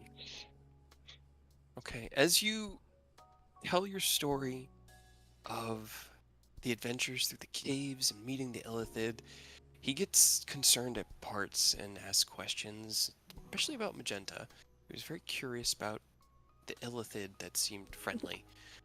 He was weird, Right. but he seemed really nice.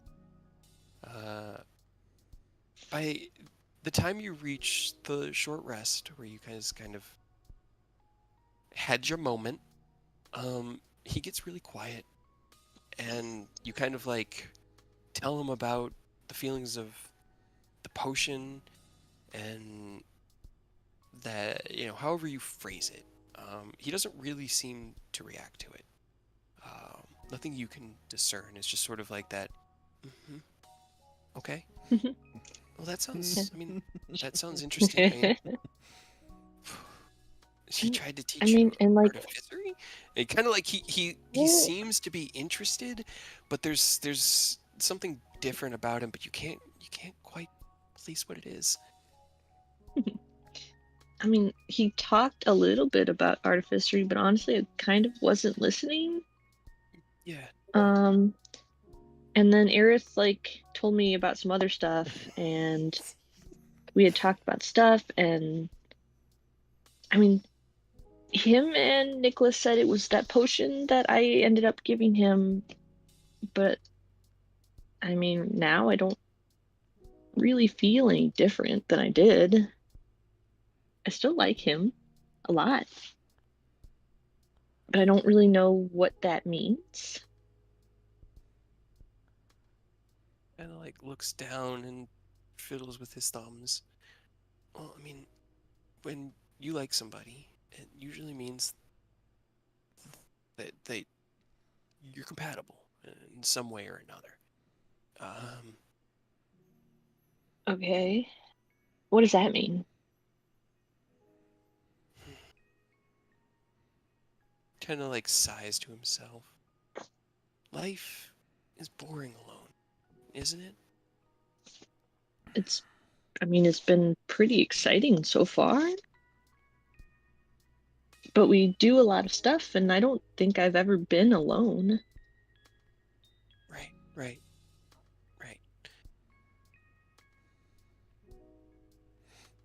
Life is better when you're not alone. Things are just richer and better and brighter. Don't cry, Chad. And when you find shush. When you find somebody that you can be around, who makes you feel like the best version of yourself, lets you be who you are, Mia, that's love. That's what everyone's always looking for. And if you feel that way about Ken, you can't keep those feelings hidden. Because from what you've told me, you guys live dangerous lives. And you could die at any time. And maybe you come back. Maybe you don't. But if you don't, and you don't say something, regret will live with you forever. He looks up. He's got his eyes. He's obviously holding back tears, but he's not Don't crying. cry, He's just holding them back. Follow your heart, Mia.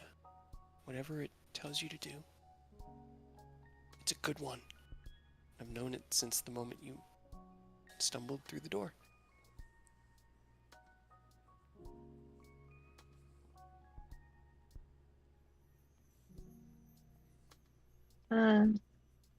Well, I mean, you were really helpful for me too. He smiles. It's okay.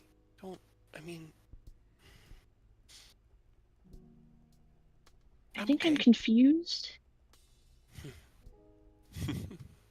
But, so, what if you love everybody, but also, like, it's stronger for, like, one person? Is that different, or... But different. what you were you explaining with, like, everything else, and I feel that for everybody.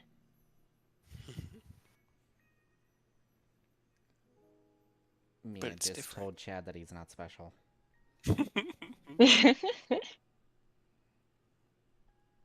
You feel it for everyone, but it's different for him, right? I don't know. I mean, just maybe a little stronger. Maybe.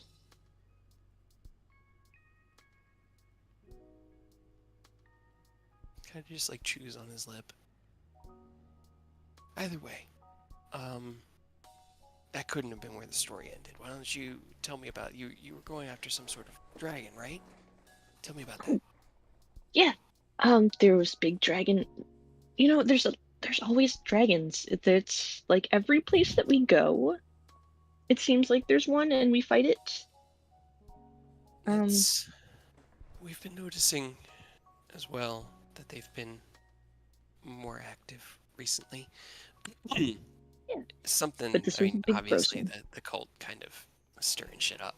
At least that's Emmeline's theory. Right. But so that was that, and we killed it, and she keeps explaining about that, and then going up to the Nether Mountains and possibly breaking stuff, but also seeing things that she didn't understand. Okay, cool. All right, well, while you spend your afternoon bringing Chad up to speed and speaking with him, Oni, as the last one, anything you got on the docket today? Not really. Probably would have went with Aerith and Nicholas to the library just to read up on the Archfey like they were doing, just to get a little bit of an idea of their whole culture. Cool. Roll me an investigation check. Can you roll higher than a 4? I doubt it. I really do. I believe in you. Okay. Hey. 14. Hey. With the +1, Oni Oh, has the wait. highest check, right? So the cultures of the Fae. The Fae cultures are broken up into 4 dominant courts: summer, winter, fall, and spring. Each with a leading archfey. There are also smaller courts. There's the werewolf court, the changeling court, the fairy court. These tend to be more isolationist. They're more like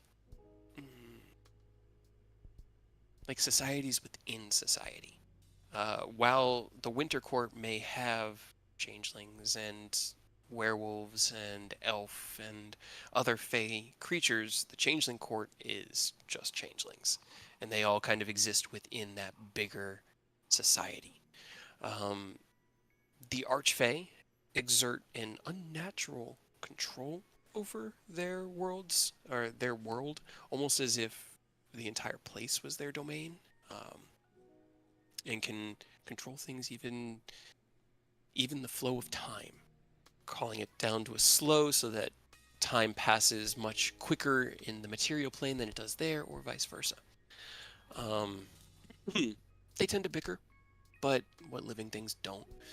And they don't tend towards good or evil, mostly just chaos for fun's sake and trying to pull one over on mortals from the material plane. That's their big form of entertainment, is to see how thoroughly they can trick the creatures from the material plane.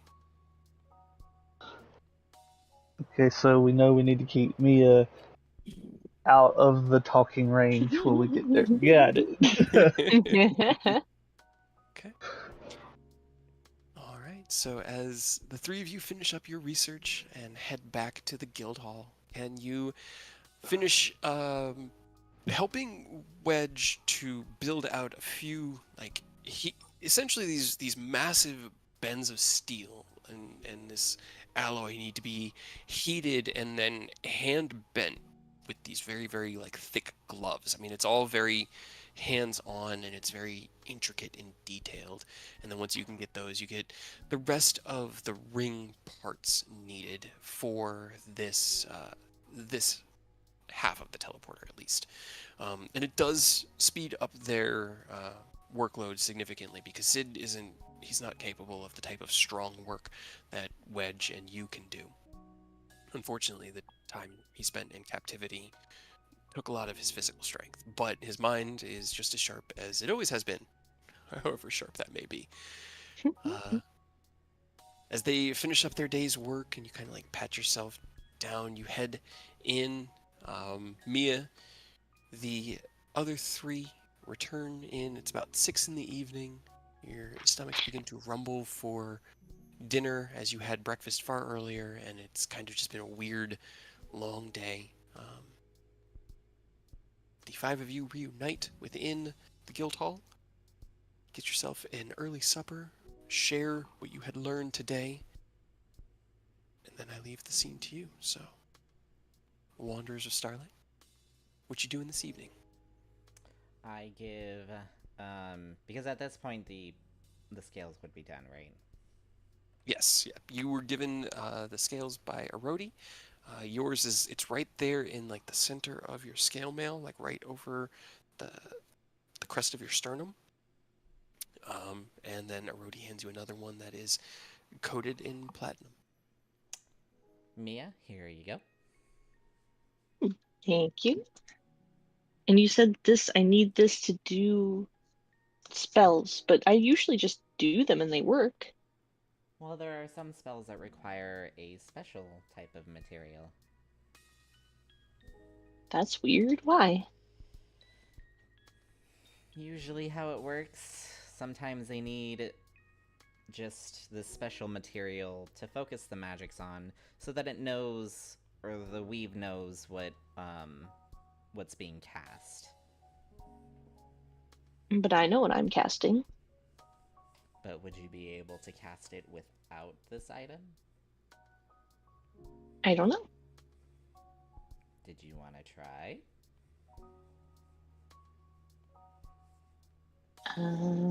Yes. I will hold out my hand so that she can give back the scale.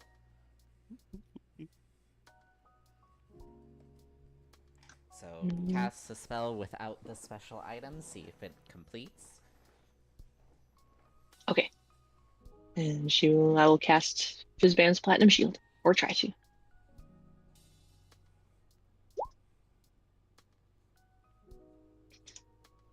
me 1 second. Rolling a die. Okay. As you begin to cast out the spell, there's something missing. There's something needed, but not needed. Not needed?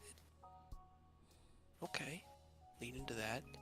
There's a flash of light in front of you, Aerith. Who did you cast it on? I cast it on Aerith. Okay. And as the light kind of like flares out from Mia and then back into her, the spell rockets out towards you, hits you in the chest, and you feel yourself begin to glow a light with the platinum shield. So it actually follows through. It followed through, yep. Yeah, well, you look at that. I guess you can cast spells without the need of certain materials. But you said it makes it easier? It would, yes.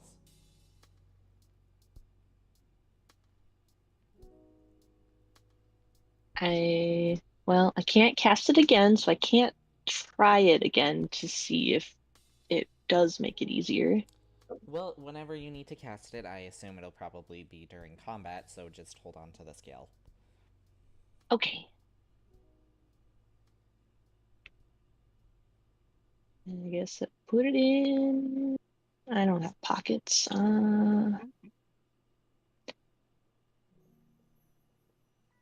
She just, she just tucks it into her cleavage. That's one way to do it. Right? I don't know pockets. Hey, as long as it works. Yeah, I think I have Alright. pockets in this dress. As Mia tucks the Now that's a blessing. scale in, it's kind of cold, but it picks up to body temperature pretty quickly. Alright. Any other planning you guys want to do for tonight? Not currently. you You already say? bought the stones, right? Well, Ken that is a would good be question. making them. Yeah, Ken would have to make them, or you could buy them. They're either 250 gold per pair or 60 gold per pair for Ken to make. But it does take him 4 hours to make a set. Which you could also do while Actually, you're traveling like- if you have downtime. If So, we want like, to make a lot of money really quickly, we could technically go buy some scrap iron and leather, use the fabricate spell, make a couple of sets of full plate, and sell it. serious. It works. hmm You can easily break the economy with fabricate. I mean, an artificer alone can break the economy because Ken can just Mhm. crank out magic items. Once you get to a high enough level with spellcasters, you can break the economy super That easy if you have reminds happy. me, I need to do that with Gale. Sorry. I And downloaded hey, an wouldn't artificer they? mod. So yeah, They if we need, truly need money, we can go get some money. By breaking the I economy. Got it. mean, Or don't do it so much that we break the economy. Maybe make a couple sets of armor. I won't say no Make to it- money. Make a couple sets of armor for the guild and have Emmeline pay us for it because we're helping to arm our people, right? I mean, that wouldn't be too bad. Do they have? Because the guild blacksmith, do they have spare materials we can use, or do we have to buy the materials to use? You'd have to ask Kendir. You don't know. You haven't really done a lot with.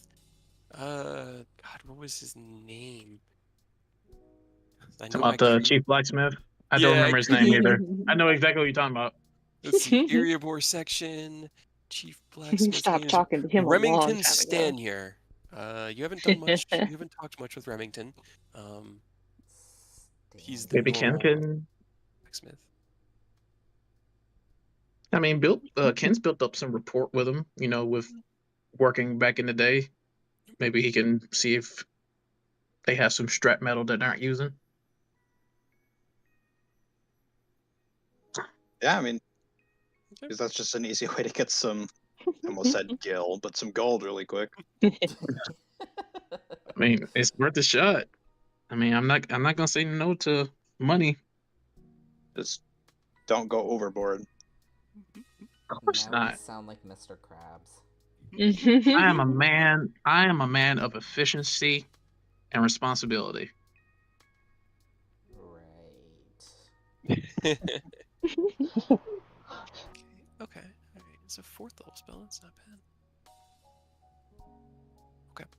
All right. So, is that the plan? Is that what you guys are going to do after you eat your early supper? Is go talk to the blacksmith? Might as well. Yeah, might as well. All right. Is anybody staying behind? The whole party gone. I'll go. I want to see how this pans out. We gotta see how the money making venture turns out. Mia's just gonna go back to the room. She's Alright. not interested in that. She probably You doesn't don't want to know break the what economy with what us? That is. I don't know what the economy even is and how it is not broken, so All right. Where are you going first? You talking to Hendir or Remington? Let's talk to Endir first.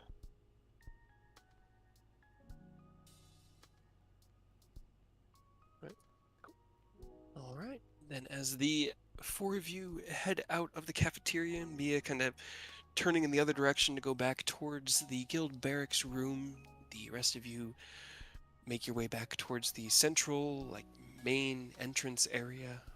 You open the door. Chad is not at his desk, but you sort of like push past it to knock on Hendir's door. A moment passes and you hear, "Hey, 1 second, I'll be right with you. Just do it." And you hear, "Oh, well, that's a problem. Whatever." He clambers over, opens the door. Oh, good to see you guys. What can I do for you? We were wondering if you had spare supplies, like scrap metal, leather, Oh, etc. like basic supplies, not like. Oh, yeah. Let me. Hold on 1 second. He kind of turns around, and reaches into a fallen over pile of books and pulls a book from it. I've got a ledger here of what's been used by Remy. Are you really looking for scraps? Like, not even ingots? No, it's unnecessary. Just scraps will do. I mean, he's got, looks like 2 bushels getting ready to be reforged. Of iron. Let's see. Let me check Rosie's books. Oh, these are a mess. Oh, that I've got to have a talk with her. Looks like she's got a decent amount of dragon leather, apparently, still in stock, so we could have some of that. What are you using it for? We would like to fabricate some full plate armor to then sell to the guild. Oh. Alright. Let's go gather up your pieces and then see how many you can make, because we've got a little bit of a need for stronger armor. Would you be able to do anything with like half plate size as well? Well, of course, of course. Alright, let's see what we can do. Alright. Nicholas, can you roll me a charisma check with advantage? I can indeed. Flash of genius. Anything good will happen. You said persuasion or just straight charisma? If you have it's the persuasion same. proficiency, yeah. It's the same either way. Okay. So 22 with the flash of genius, as Ken offers his support, and Oni and Aerith look on expectantly. Hendir steps out into the central area with you guys and pulls his door closed and locks it and goes, "All right, let's go see our craftsman and gather our scraps." And that leads you into the backyard area. First heading over to Erodi's, he kind of walks up to her, and they have a short, it's a friendly conversation, but because they both have kind of a low and gravelly voice and croak a bit, Hendir himself being a dwarf and Erodi being half orc, it sounds rougher than it is. The laughter almost sounds like coughing when they finally get to the end of it. Hendir takes a moment to chastise Erodi on her bookkeeping, and Erodi tells him that they never hired her for that, and that if they wanted to get somebody better, they were welcome to. And Hendir kind of just had to shake his head. Eventually, you leave with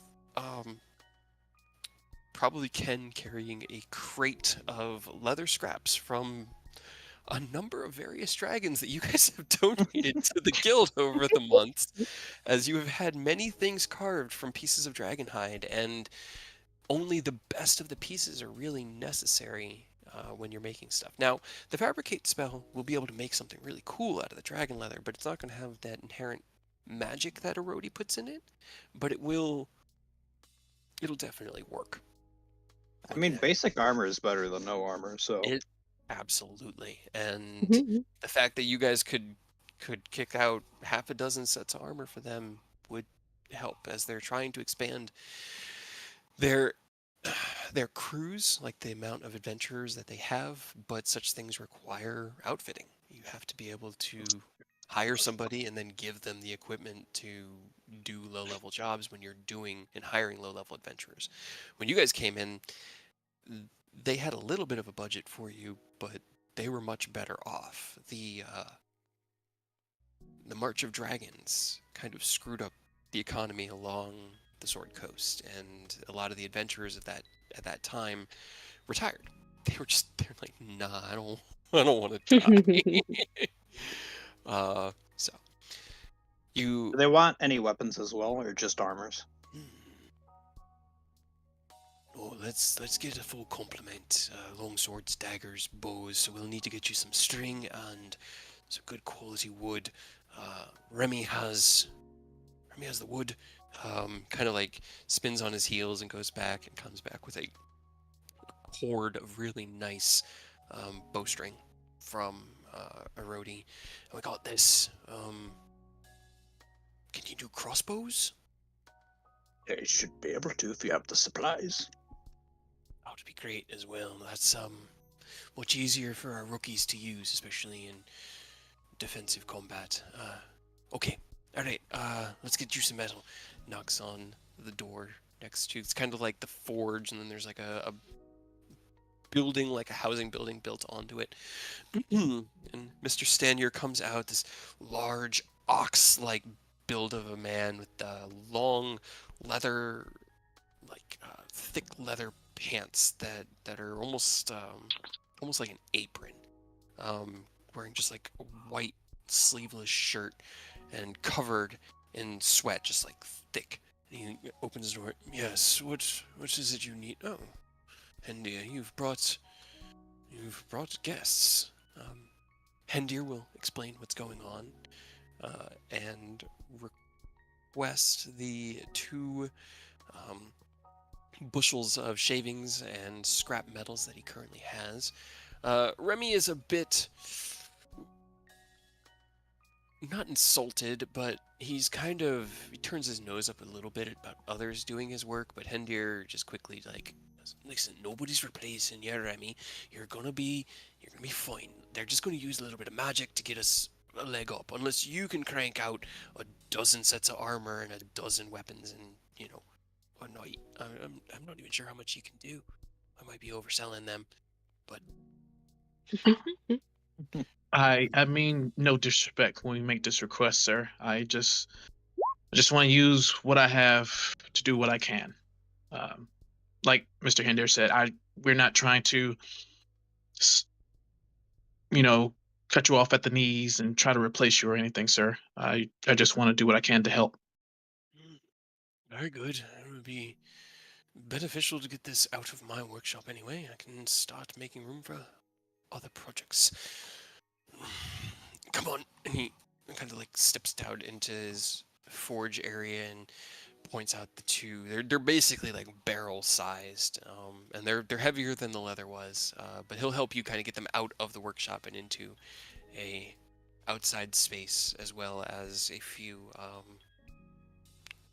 hordes of like fresh cut and treated lumber that he would use for handles, cross guards.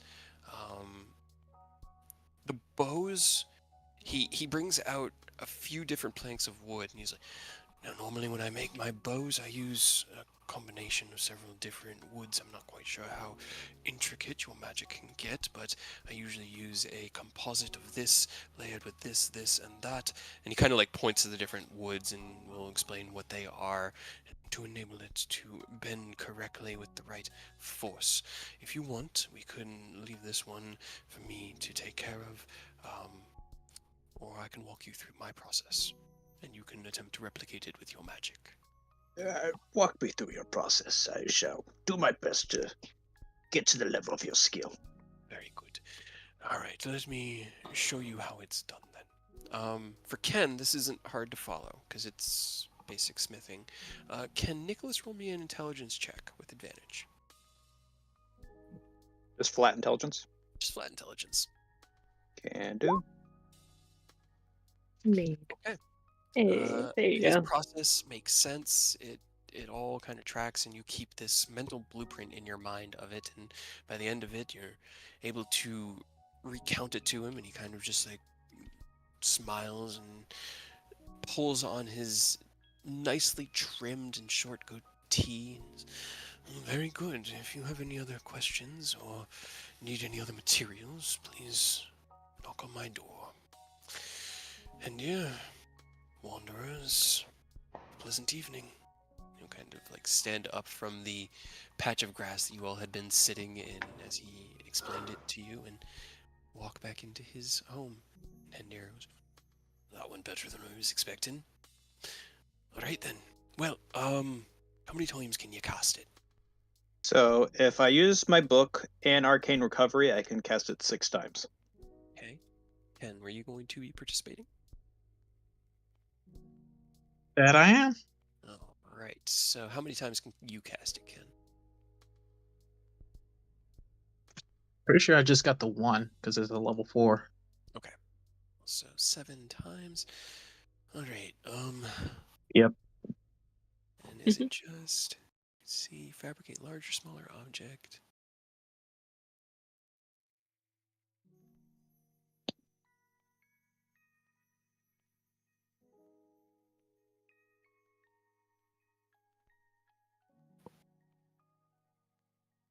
Okay.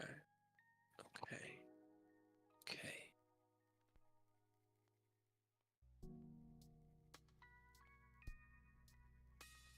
Okay. Ken, can you roll me a check with your smith's tools, please?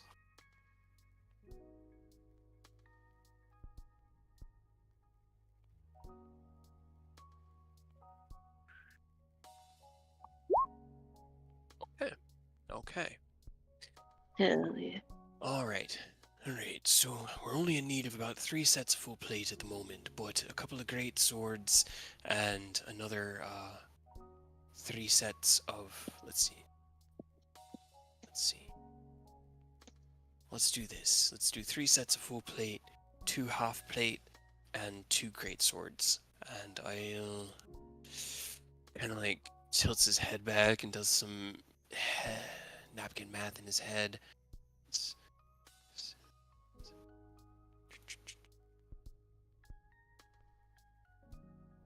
I'll get another 7,000 gold pieces added into your guild account.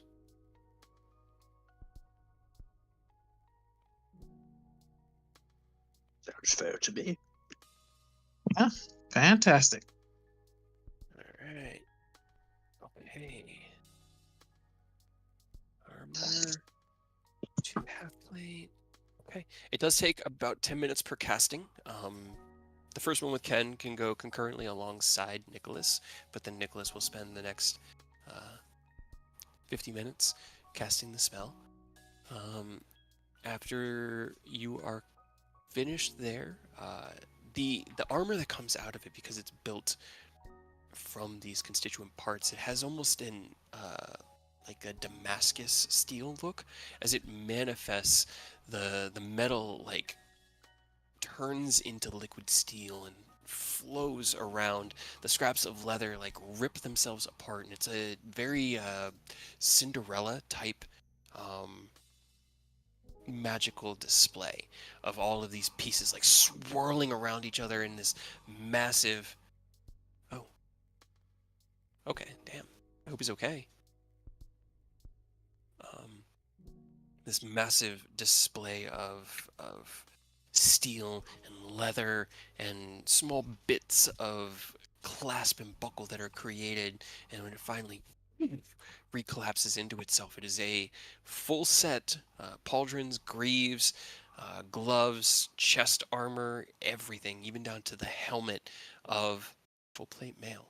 Simultaneously, Ken manifests his next to it, the two of you kind of looking over the work and the quality of the materials, and they're definitely, there's nothing magically inherent in them, but they're probably the best quality mundane armor you've seen.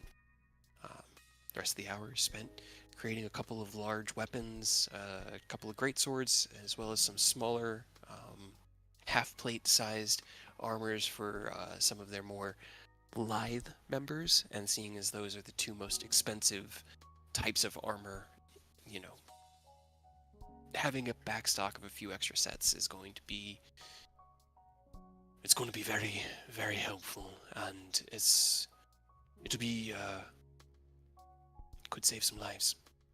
I can almost guarantee you that this is going to save some lives. Wish we could have done something with the bows, but maybe, you know what, I'll keep all of these scraps, and I'll hold on to them in my cellar for right now. Kind of like squints his eyes down at it. Yeah, I've got room. Yeah. If you ever find yourself back and need a little bit of money, we could probably find some for some quality work. Boss. Sounds like a plan. All right. I need to. What was the price? I need to.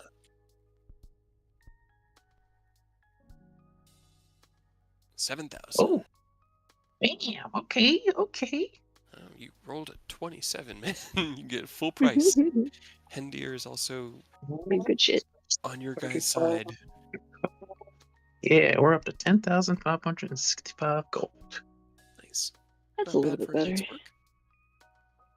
You gotta love fabricate. That's good spell. All right. Anything else anyone wants to do before you turn in for your long rest tonight? I'm good. Mia's just been sitting back at the room, waiting for you guys to come back. So.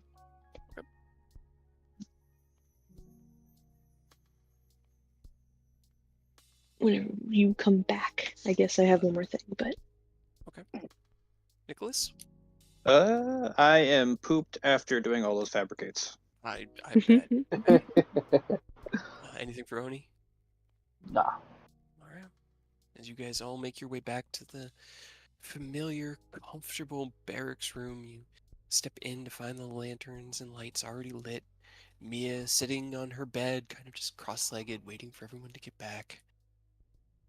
There's also just like papers strewn across her bed, covered in scrawlings and writing. Okay. But she'll look up and look at everybody and smile and wave, and then she'll look to Ken. Just, before we go to bed, can we talk? Yeah, sure. Is everything okay? I think so. I just wanted to talk about some stuff. I just need to talk about some stuff, I guess. Sure. Do you want us to step out or? Yeah, not here, I guess. Okay. Yeah, not a problem. Doing all my work for the day, so it'll be nice to get some fresh air. Perfect. I've returned. She's Welcome back. yeah. Welcome back. Sorry, my dad's like, he's really sick, so Ooh, Aw, I may have hope he to. feels better soon. Me too. I may have to leave again, but I currently have my door open in case my mother calls me. okay. All right. Well, they have finished their fabricates, headed back to the room where Mia was waiting. We got money. Yeah, I can see that. yeah. Hell yeah. Mia has just requested a private conversation with Ken, and we were getting to there. She just stands up and looks a little flustered and kind of like turns around and shuffles with all the papers that are all over her bed and like stacks them up into a pile and like looks at them for a second before putting them back down. Just, oh, that doesn't help me at all. Okay. Yes, let's go. Okay. And I guess Ken follows her out. What the rest of you do? I just need to know, is anyone following them? Yes. I figured you were going to. Roll me a stealth check. Damn it. I've got a 4. At disadvantage because you are exhausted. I was so excited. Oh wait. Oh. I mean, That's we're about the long rest, interesting. so if anyone has invisibility, I don't even have that spell. rip. You know, I leave this moment in quantum. Wait. Anybody else going along? Instead of following, can I have my familiar, and then I can look through them? Well, you sent. No, never mind. I was gonna say you sent Feathers to do something, but that was like, no, wait, this is what we did Yeah, this instead. is what we're doing. Okay. Feathers is still in his owl form, right? Yeah, but I will use a spell slot to recast it and have him turn into a cat. Okay. Right, so now he's Whiskers. Oni's Echo's Sorry gonna about that. go with Whiskers. Roll me a Because stealth for Oni, and I can also transfer my consciousness into the Echo and watch from, the safety of the room. It's like I'm not even there now. The two of you just sitting like blind and deaf while Nicholas is just sitting there like, well. Sorry about that. I had to use the restroom really quick. No, you're good. Oh, Hey. Oni, can you roll me a stealth to DM? Because it's actually that was a funnier way to do it. Oh. Yeah. Oh, that's My fine. bad. No, you're good. Let me see. I'm just gonna check a couple of things. Nicholas, were you going to eavesdrop as well, or are you staying in the room? No, I'll give you guys your privacy. So as you begin to make your way out into the hallway, Ken, you follow behind Mia, but then you don't hear the door latch behind you, and you turn around to see Aerith standing in the hallway, or in the doorway. Me? Yeah, you tried to follow them first, and then you Oh. rolled really bad. Well, I changed it to, Yeah, I whispers. know, but it's fine. It's fine. Trust me. Okay. Just trust me. Fine. You still did Yeah. bad at first, and then you got sent back to your room. Yeah, you kind of. Yeah, kind of look back and give her like, the fuck are you doing, face? Nothing. Get out of here. Get Slink out back of in, here. and as Ken turns around, you feel a wave of air pass you as Oni's shadow right past you into the hall. You kind of look down, and you pick up owl feathers, and you go, "Okay, buddy, this is your time to shine." You turn him into a cat, and as Ken and Mia begin to stroll down the guild hall, where are you guys heading to go for your walk? I would assume outside. Like into the city or like the yard?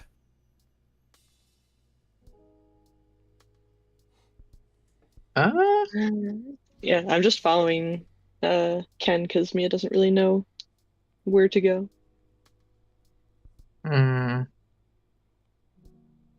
I guess we can go out to the yard. Okay. All right. You make your way through the guild hall. You don't hear anything. You turn around, you don't see anybody following you. Step out into the familiar training yard, kind of stepping over towards where, or walking over towards where Fred's small domicile is set up. The little swampland that was created here within the guild's pretty large, like it's about 2 acres of land that they had here. Oh wait, the ship's back, isn't it? It is. The ship is also parked and has been secured within the yard. So the yard's pretty full at the moment, but I guess while we're like getting ready to talk, I'll like hop up, just do a quick check, like maybe like a minute at the most, to make sure everything's all right, and then hop back down. so as you fiddle with your hands, Mia, and walk outside, you hear Ken's confident footfalls behind you, and as you open the door and Ken looks out and sees the ship, runs over to it to check it out. What you guys doing?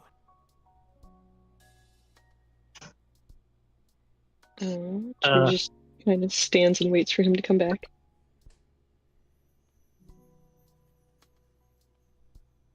Yeah, Ken will take care of his inspection, hop back down, brush himself off, and he's like, glad to see the ship's back in good shape. I'll do a more thorough inspection before we head out. Yeah, anyway, sorry, distracted. So, what's going on? Everything all right? I think so.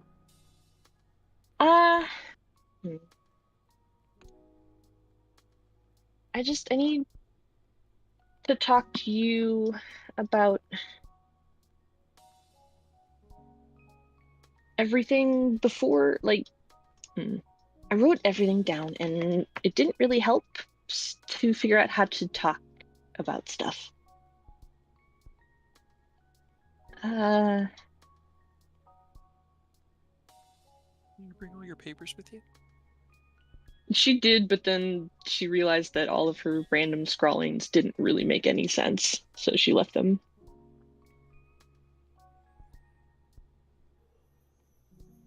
Well, I will try to understand with the best of my ability. So just just Sure. say what comes to mind. I'll try my best Okay. to understand it. Okay. Well, I mean, I talked to Chad about this, like what had happened with us before, down in the Underdark. Ah, I see. Right. with the potion, and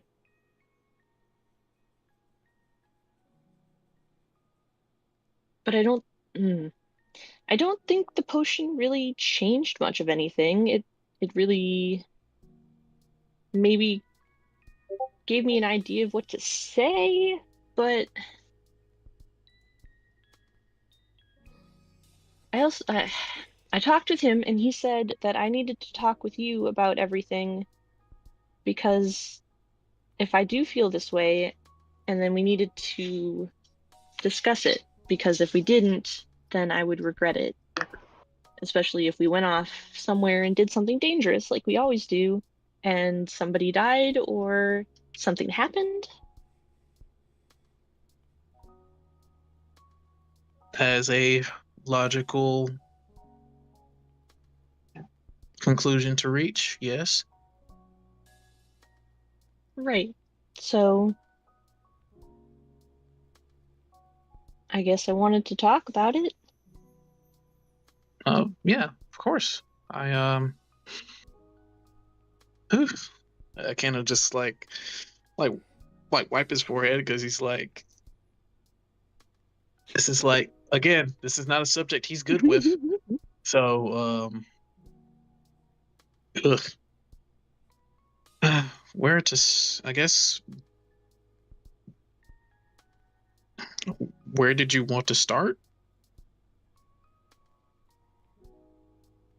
I mean, we really didn't talk about anything that happened, I guess, with the potion. And so I guess I don't know how you feel. I still Yeah, like you.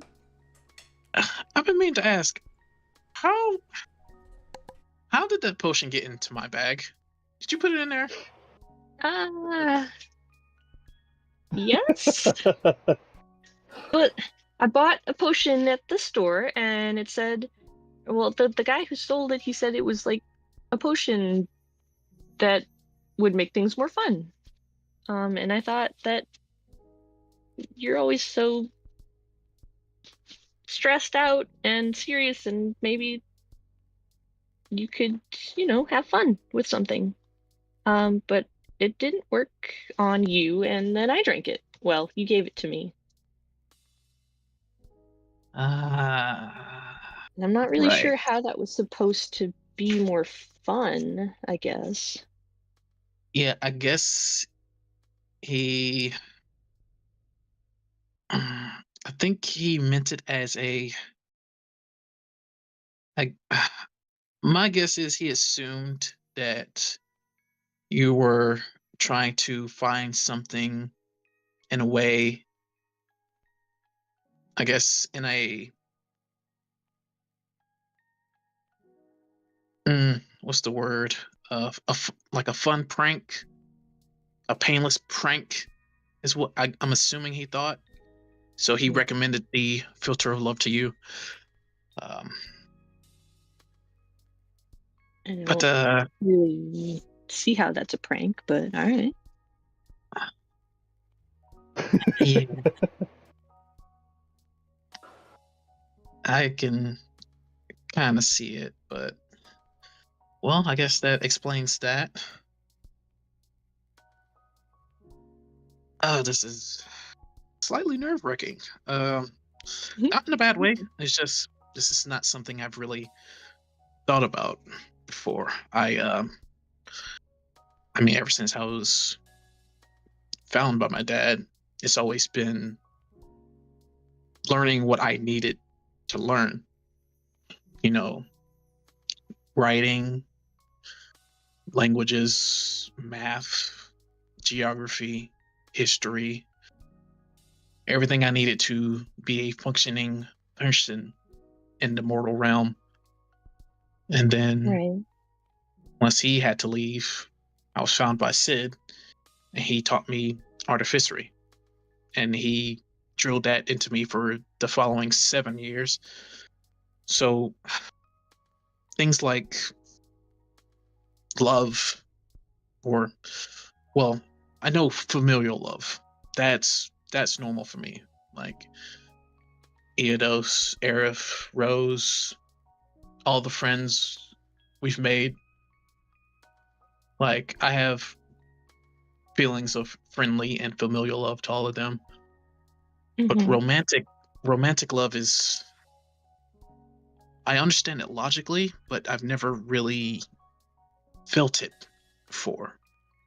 Like, all I've thought about is training my mind, body, and now with me being a dragon, question mark, I gotta figure out a way to train my soul as well.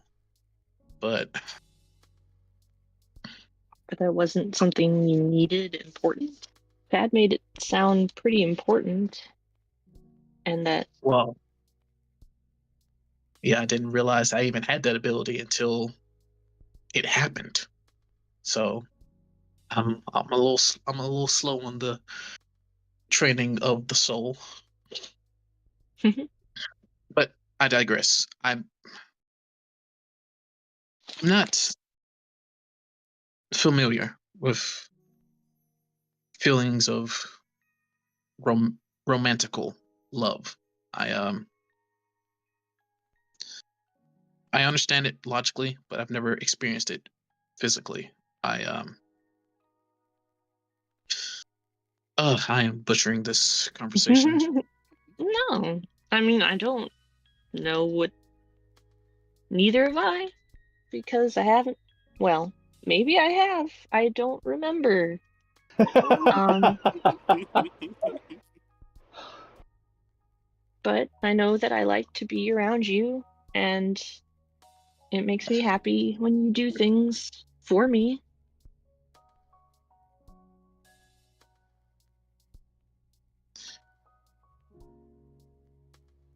Yeah, I since you've been there, it's things have definitely been a lot lighter. Um, I guess you're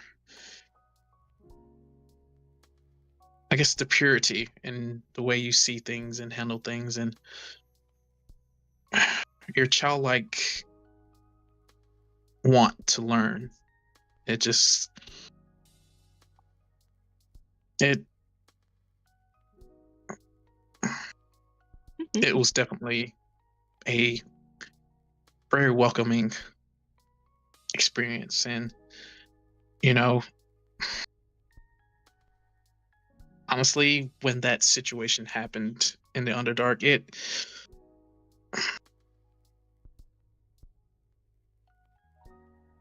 I wasn't 100% against it. I like Ken's could just put his hands in put his face in his hands like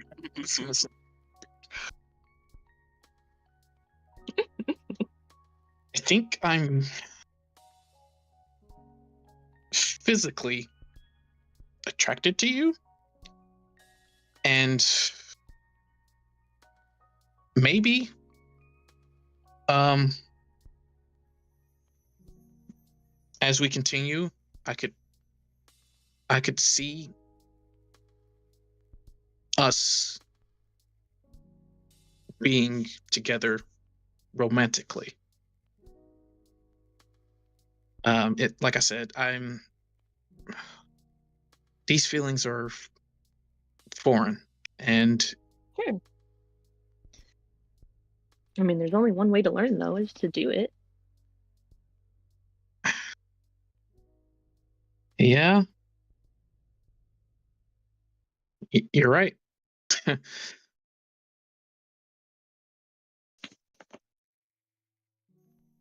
So,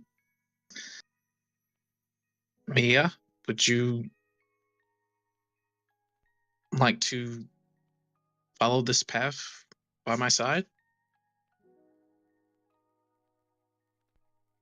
I think I would. I think I'd like that. And Aerith's book had a lot of weird things in it that I don't really understand, but it sounded like it was something positive and fun. Which Man, it was quick. Which one? I don't think I have it anymore. Did I give it back to Aerith or did I keep it? I can't remember. He's not here. Oh no. Hmm. Let's say you kept it. Okay. Because Yeah, I was that gonna could say. make more I'm just gonna sense for you to say. just put it in your bag. Okay, so she'll rummage around in her bag and then pull it out and hand it to Ken. He told me to read this while everything was kind of going on, and you went out for a minute, and so I kind of skimmed it a little bit, but Is it the smut book? It's a small book. It's very well read. Above the table, if things ever, all you have to ever say is that we fade to black or not. Like we don't have to I am take in. a role play too I am far. hinting Yeah, toward. yeah. No, I am No. hinting toward We've if touched Ken subjects would like like this to do before, that. and yeah, it's more about like, is this? It's a character thing. Nothing. There's no. The players are completely removed from this situation. I'm not going to be expecting any role play in that term. But Yeah, if no. Ken looks at the book and like decides that yeah, then we can just fade to black and you can find a hotel. But if not, then that's cool Or too. the It's airship whatever is you right wanna there. do. The airship's right there. That is a fair point. Yes, it was leading to this is the book, and there were things that Mia had read, and whether Ken wanted to try that out, she is down. These are entirely the characters though, so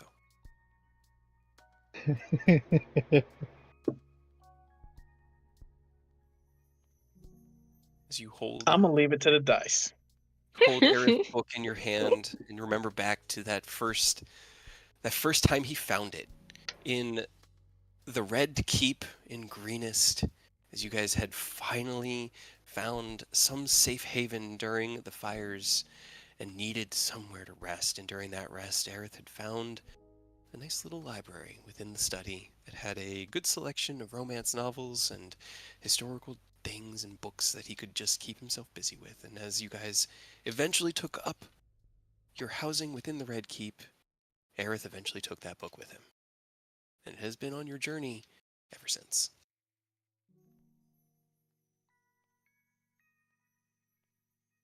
Ken's just gonna start laughing. Aerith, you and your taste in expanded literature.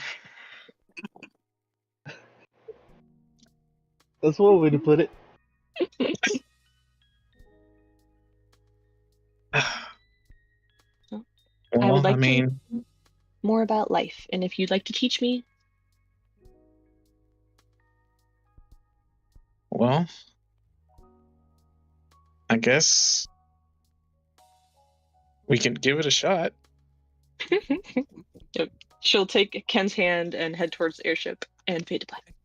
As we fade to black, the two of you in your hidey holes away from where this conversation had happened, Oni's shadow blending into the outside of the building perfectly, keeping a wide, like an open ear on the conversation. And as Aerith overheard from the perspective of Whiskers, who also was hiding very stealthily just within earshot, you watch as they walk away from the gently rippling pond that Fred lives in over towards the airship, hand in hand. The two of you know better than to invade on such a private moment. And because Aerith's not here to contradict me, Oni's shadow and Aerith's familiar both return to your barracks room. And I think that'll be a good place for us to take a break. Yeah. That was so sweet. Oh my god. Oh. All right. I need to use the bathroom really bad, and I think my dog does too, because she's looking at me like she's going to explode. So, Oh no, did she get dinner yet? yeah, I fed her before we played, but we Okay. haven't given Joe his meds. So let's say 10 minutes, and we'll restart at 7:55 Mountain. Okay. Okay. All right, I'll be back. Okay. I will also be back in party. I'm temporarily leaving. No, actually leaving. Kyle has left the chat.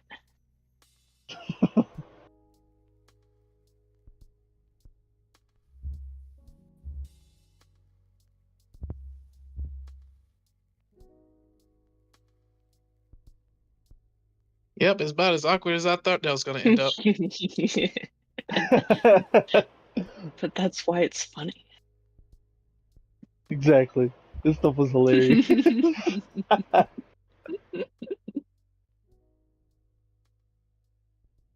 Kid trying his hardest to be respectful. And she, like, Mia doesn't know that this is awkward and not how you do this kind of stuff. Like, she thinks that it went perfectly fine. You can't butcher something when somebody doesn't know how it's supposed to be done.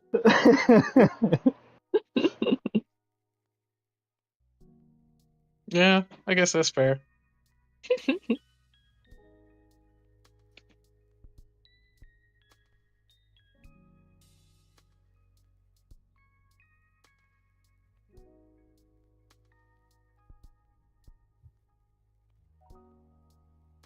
Alright, I'll be right back in just a second, too.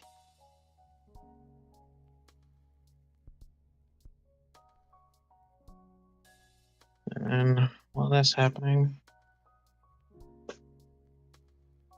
I need to pull up my old longsword fucking item card because I gotta remember to roll for the charges in the morning.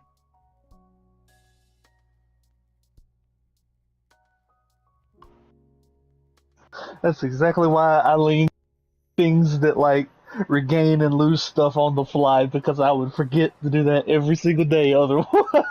Man, yeah.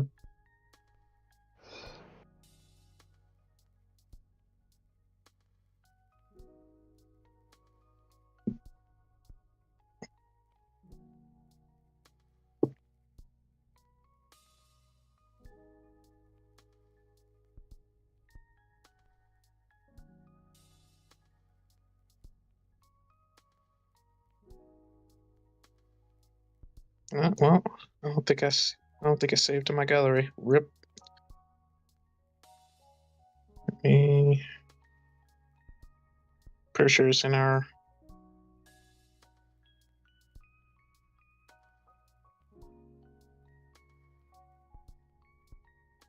media.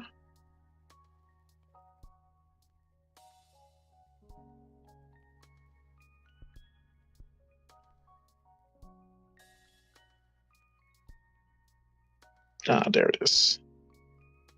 I'm gonna just go ahead and save this.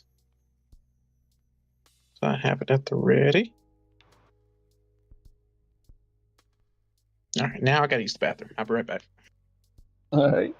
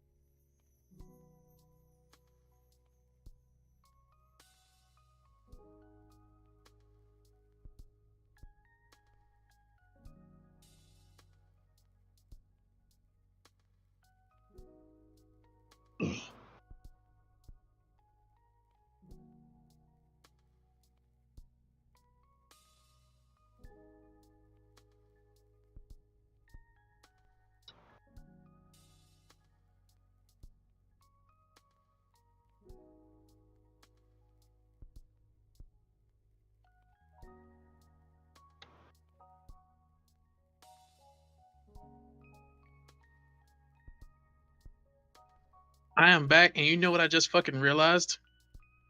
What's that? We inadvertently recreated the airship scene in OG Final Fantasy VII with Cloud and Tifa. Oh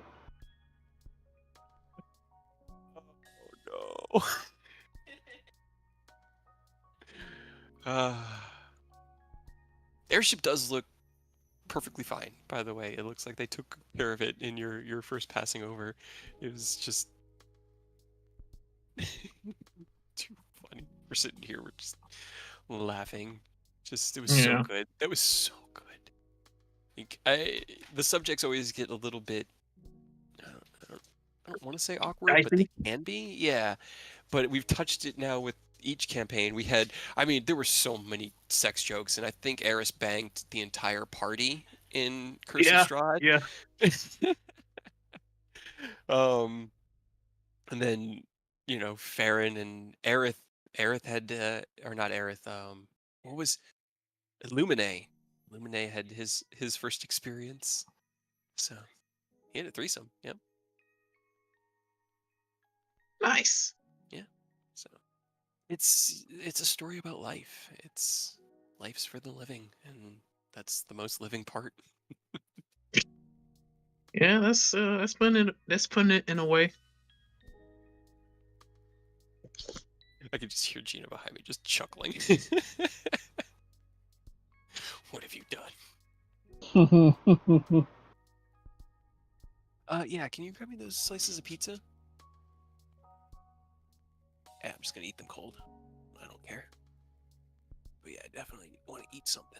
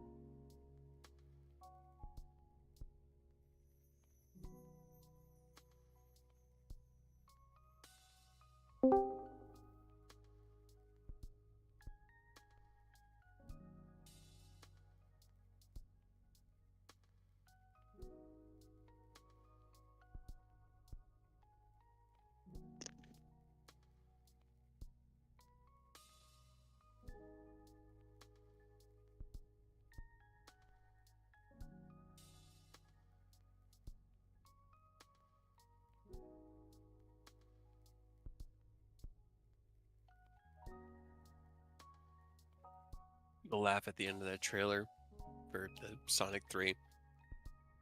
I mean, it kind of works as a shadow voice.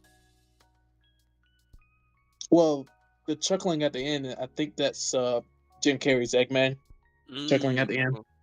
I remember him too. But if you listen very closely, there's a riff of Live and Learn.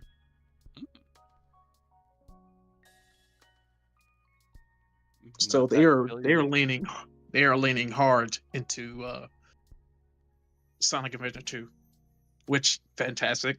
Mm-hmm. I believe the movie's in good hands. First two were really good. I did really enjoy Yeah. them.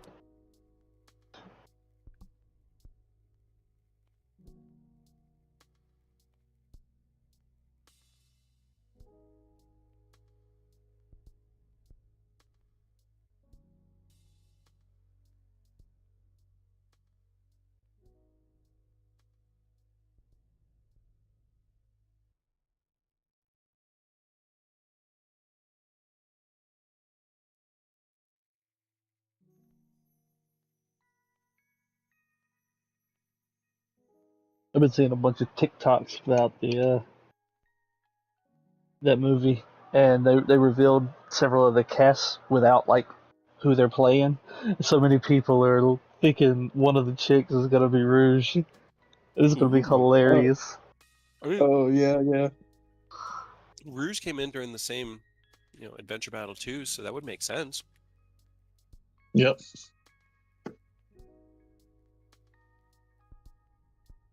It's gonna be great watching her and Idris Elba as Knuckles interact. Uh-huh. And pretty sure they got the actress to play as Maria Robotnik. Mm. So pretty sure they're going to attempt that scene where, you know, when Maria gets shot by government agents. Probably not like a one for one, but it'll probably be a scene that insinuates what happens. Yeah. It gets set up, and then you hear the gunshots with her off screen, and you see like Shadow being like, Maria. Yeah. Yeah. Yep. It's cool. I mean, it just sounds like 3 is going to be the adventure battle storyline, Mm-hmm. but probably told better, because that's not hard. Right.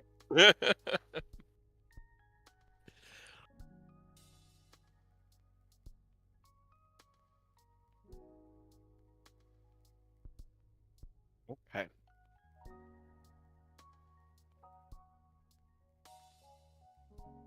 Everybody here? I'm back. Yeah, I'm here. Yes. I don't know if Yep. Aurora's back yet, but Give him a minute.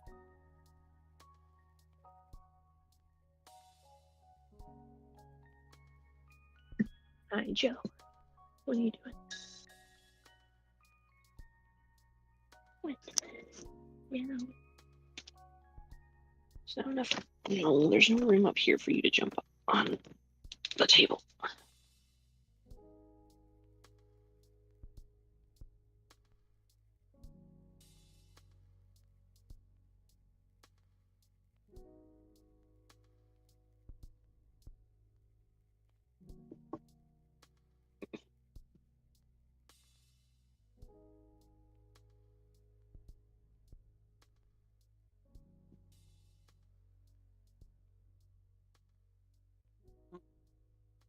I know, but you gotta get done.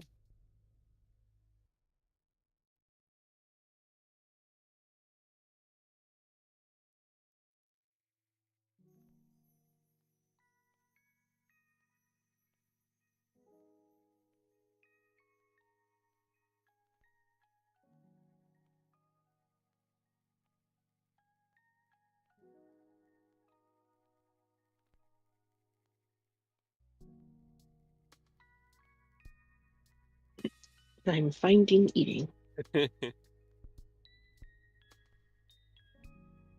Finishing. Okay. That makes more sense. So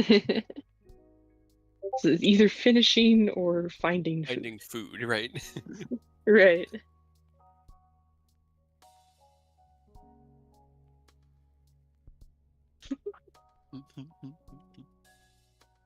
I still have a couple bites of pizza left, so I'll let him finish Yeah. while I finish. Ken and Mia, since you're both here, you both awaken the next day with inspiration. Yeah. And you only Oh. had one missing, or one stack of exhaustion, right, Ken? No, I think I was recharged to like 1. Mm. We long rested, and then I was back to normal. Okay, so you're fine. Okay, yeah. Then inspiration it is.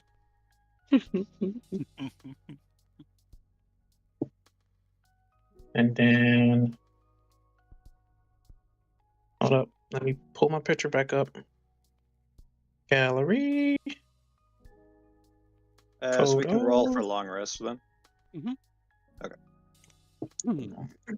Sunshine. 26.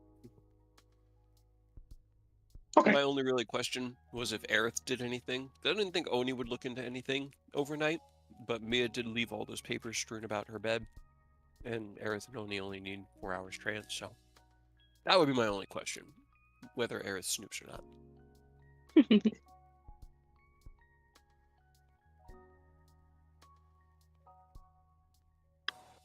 I do need to also roll for my staff, but I have a cat who is in the way. Hi. 4d6. plus 2. Okay. 14.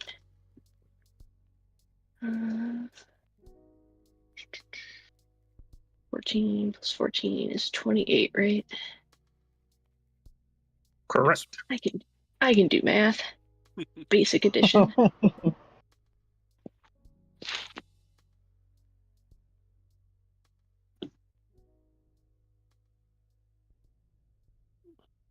right.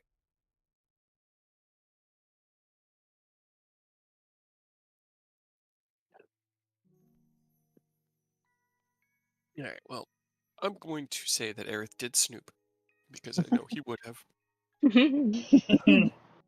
As Oni carries Whiskers back to the barracks room, Shadow Oni, Aerith and Oni reassume their own bodies and their own minds, and Aerith, probably chuckling at what you guys had just seen, heads over to look at all the pages.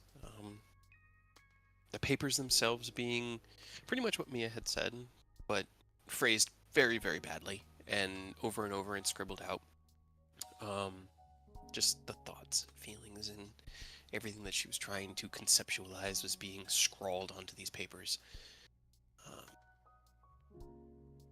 And while I think Aerith would chuckle at it at first, I don't think he finds it really funny in the end. And I'm pretty sure everyone just goes in for a long rest knowing that at least your friends outside have found comfort in each other. You guys rest easy that night within the comfortable walls of the guild hall. Awaken the next morning, and Nicholas once again rolls nearly a natural 20 on one of his portents, which is just wonderful. Ken and Mia, you both awaken in a slightly foreign environment. For a moment, it takes you a moment to remember that you're in the Dragon. You're in the captain's quarters, Ken's room. And you're there together. The party. Wow. Good. Like Ken will just like awkwardly like rub his eyes and look over and just say just good morning very awkwardly. Hello. Now what? Oh, well, I guess we should get ready to meet our friends in the chow hall, get some breakfast, get our training done, and I guess get prepped to attempt to go to the Feywild. Okay. Yes, we're getting ready to do the plane shift. Okay. She just like sits up and stretches, and then she'll like turn around and look at you and just smile. Just thank you. Yeah, you're very welcome.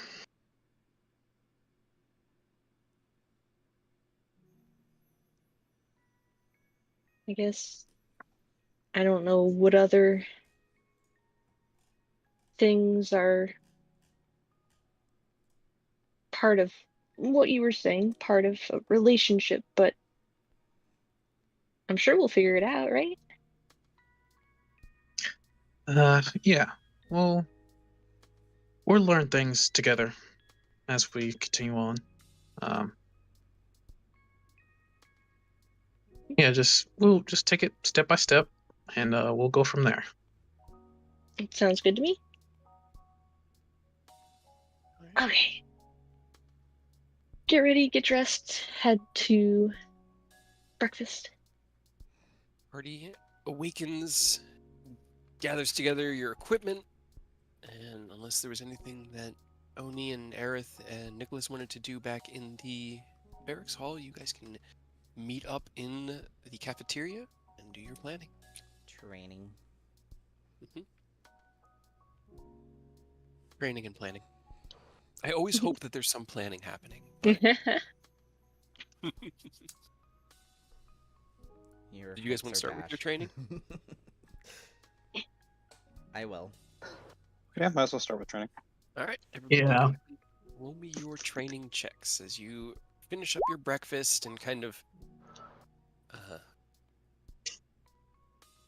Yeah, I don't know how much you missed All after of you it. had Whiskers follow. Oh no. You need to just listen to it. Yeah. As soon as when I said I need to BRB to buy something, I didn't come back until when I said I'm here. Oh. Okay. Well, you do need to just I'll rewatch that it. like 20 minutes. Definitely rewatch it as we finish up tonight. All right. That's Shit. 1d6 for Nick. Pretty sure that's Oh, that should not be at disadvantage, but that's a 19 anyway. 4d6 for Oni. I keep forgetting what I need to roll for defensive fighter. At this point, it is wisdom. Okay.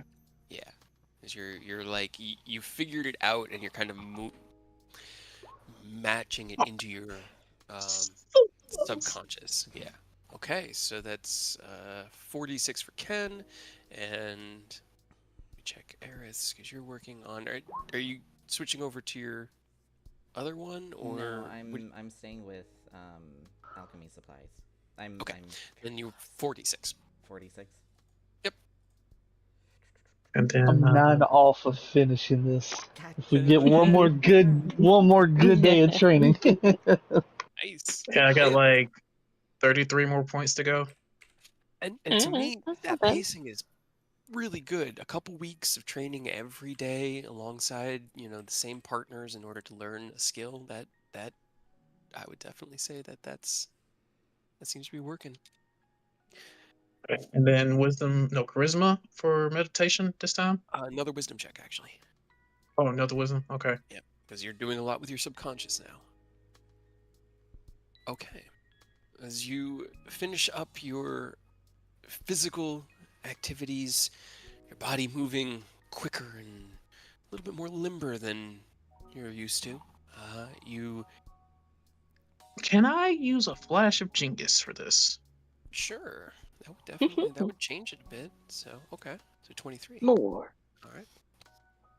You sit down next to Fred's pond and close your eyes and listen to the wind carving through the oak trees and the new leaves that are growing and kind of now creating this like sound through the air. Listen to it and it kind of Sorry. it kind of becomes Yeah. this breathing of the world, of your own breathing. You find yourself back in that tumultuous platinum space, the whirling vortex around you, and kind of littered around in 7 different points of light, the Vanguard. At least what you've come to know. You can reach out to them, or you can reach to understand the cost and the price of the transformation. I'll give it up to you. What piece of knowledge do you want to learn? Do you want to know the formula for your constitution checks, or would you like to get another one of the abilities? Ah, damn it. With the 23, Yeah, you Ken's get gonna. choose. Yeah, Ken's gonna want to learn how to control it and reduce the chances of, dying again.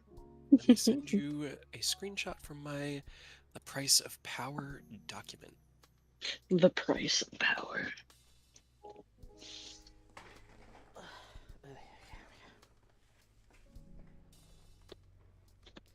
Things have calmed with my father. Good. I'm glad. That's good. Yeah. It's never any good when you're sick, Nope. not feeling good. And it was So as bad. you focus more on your own experiences. This most recent transformation being fresh in your mind and your memory. You meditate not on these points, but on yourself, your own existence within this swirling vortex. And you learn that the longer you're in your form, the harder it is to return to your physical shape. It requires, it takes a higher toll on your body. In addition, in your meditations, you find these tiny threads that reach out through the vortex from you to the vanguard. And by tapping them and pulling on them, it makes it more difficult. The power can be controlled, but it must be controlled. And so now you can have some ideas to how long and what you're trying to beat. I hope that seems fair. Okay. Yep, that works. Cool. That works. All right. All right. So, morning training and meditation's done. What's the plan? Okay, we got a lot of money last night, so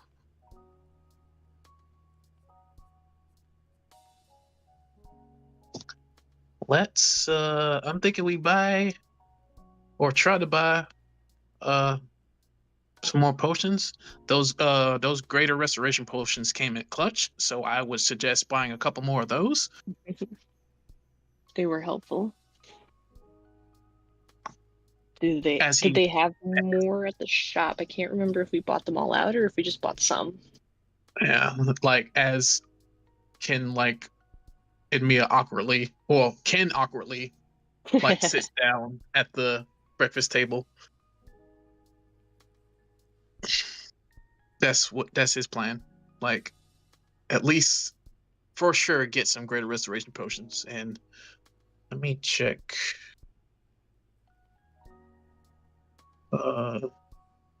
Yeah, they told us they didn't have a chance to restock, so hopefully we didn't buy all the ones they had the last time we were here. Well, that was the guild. They didn't restock. Yeah, but it's only been a couple days since we were last here when we bought the potions at the magic shop as well. Mm-hmm. Yeah. So we can definitely check the magic shop, see if they were able to restock. My sister needs me to move something. I'll be right back. Family. Right? Yeah, I mean, family and duty. That was the name of the game. All right. So to Manon's. Party heading to Manon's. I really gotta rewatch the video now, just so I can see all the details. Right? But I don't know if Aerith would have wanted to bring anything up in the morning. That was the gist of it without all of like the actual talking, but No, he won't say or do anything because he'll respect the privacy behind it. So, unless Ken and or Mia wanted to talk with anybody else, it's up to them.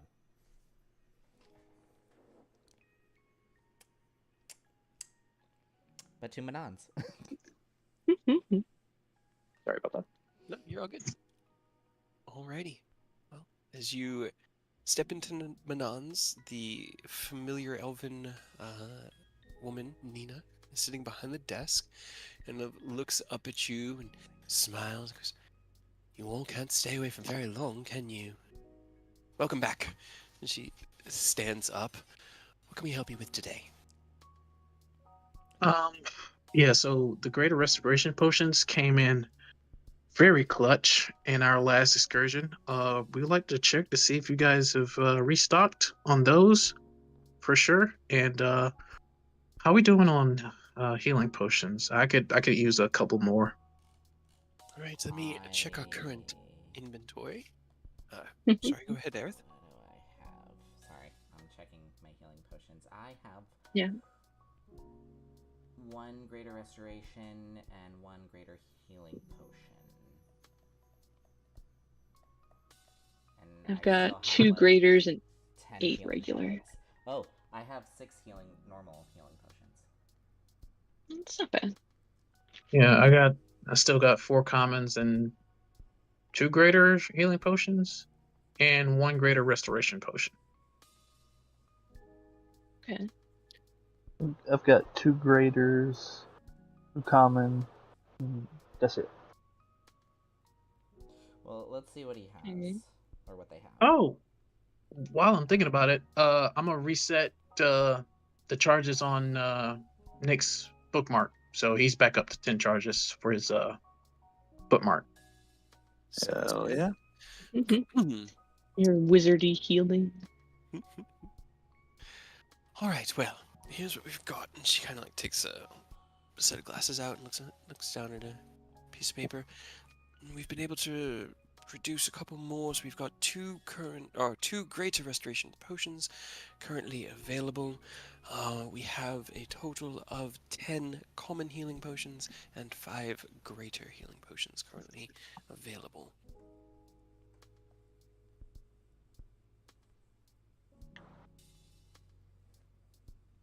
I mean, I'm honestly pretty good with what I've got. I could use at least one other greater healing. Yeah.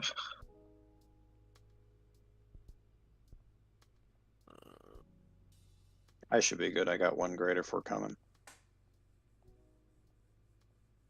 Just gonna give you guys the Manon's discount.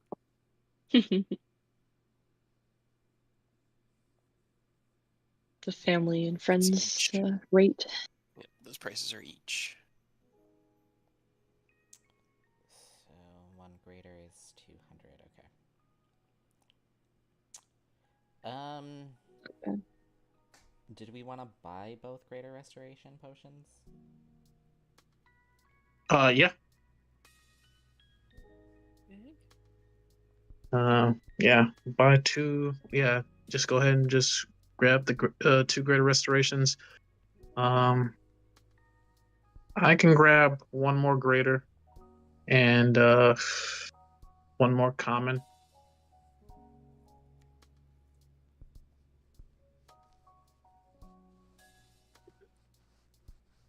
And Aerith, you said you were getting A greater? Yeah, greater healing. And are you guys gonna pay for it all together or separately? I figure we're just gonna buy them all.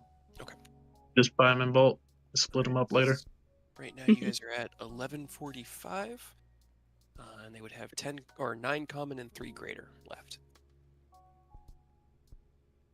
11:45. No, that is the alarm clock, not the calculator. Okay, and 565 and minus what? 1185. You said 1145. 1145. Okay. Oni, did you want any more graders? Yeah, I wanted to hear what the cost was before I did. I wouldn't mind grabbing 2 more. That way I have a good little. It's 400. Might as well take the last one for somebody as well. What's another 200 gold? Yeah. Especially since we gained 7k, so... Right.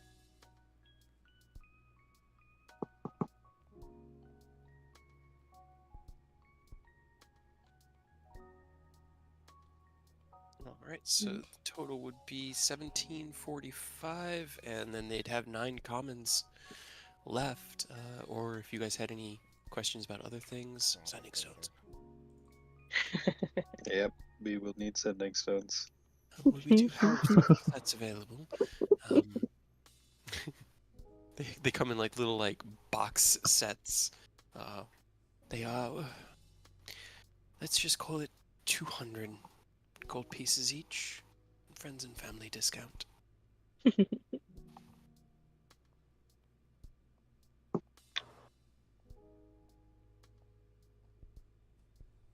It's like a little, like those boxes with the 2 little balls in it. I can't remember what those are called.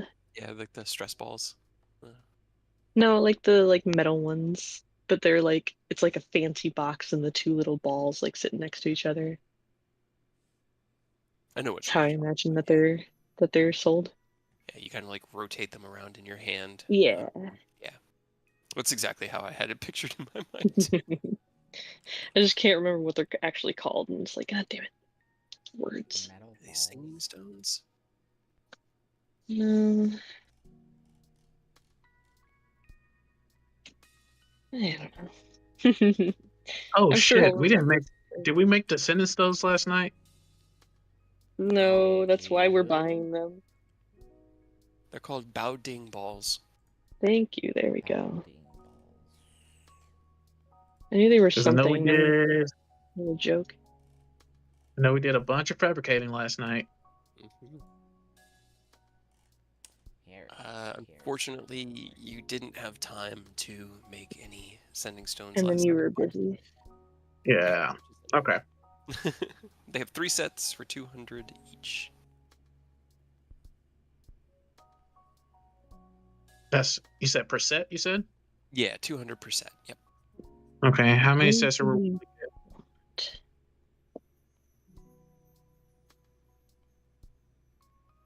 I mean, so we're not going to be able to link everybody together, but so Aerith already has sending. You probably don't need one. So if we get 2 sets and have like 2 pairs who can communicate, maybe. They're best used so that allies that don't have sending can reach you guys as well, because it works both directions. That's true. Do we need them to talk to each other or to give to other people then? Okay, well, who would we need to give them to is the question. Right? Which big, like, major people do we want to be able to reach out to? Do we want to give one to Emmeline? That was Probably. my first thought. We can Okay, and then we Taz McKellen? buy. Well, she's not here. Think of other names. Which color? Arturia. Toria, thank you. There you go. We could. So that would be another set. Right.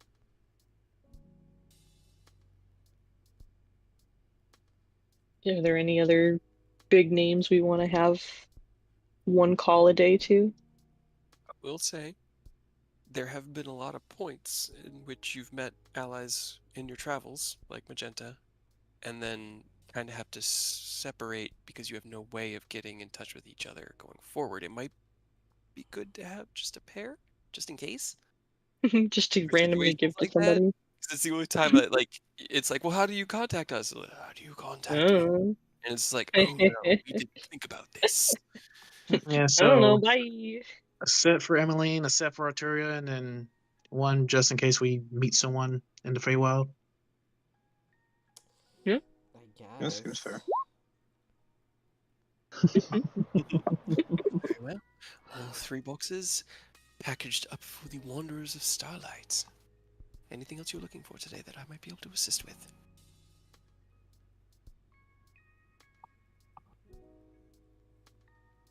Right.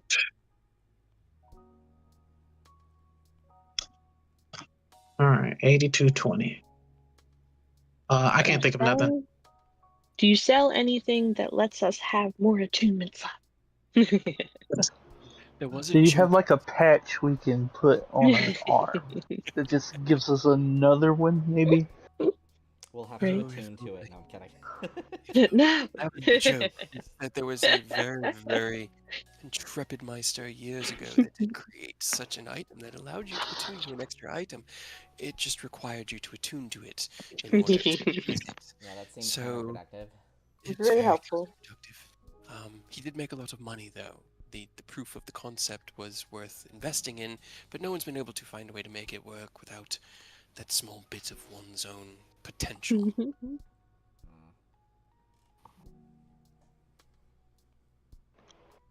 All right. Imagine having a soul-bound magic item that way you could actually have 4. Ring of Attunement. All right. I mean, all else fails. That's always artificery. Yeah, you only need how We're- many levels before you get another Yeah, slot? we're in too deep now. I don't think any of us could benefit from it at this point, right? Quick, Yeah. another 4 levels into artificery right now. No, you need to get to get the fourth infusion or the fourth, Get more I than think you 4. need to hit like level 7 Oh, or that's Oof, too yikes. far in. Yeah. Big yikes. Especially I at this just, point. I joke. Maybe half joke. Still a joke. But also making people join artificery. It's level 10.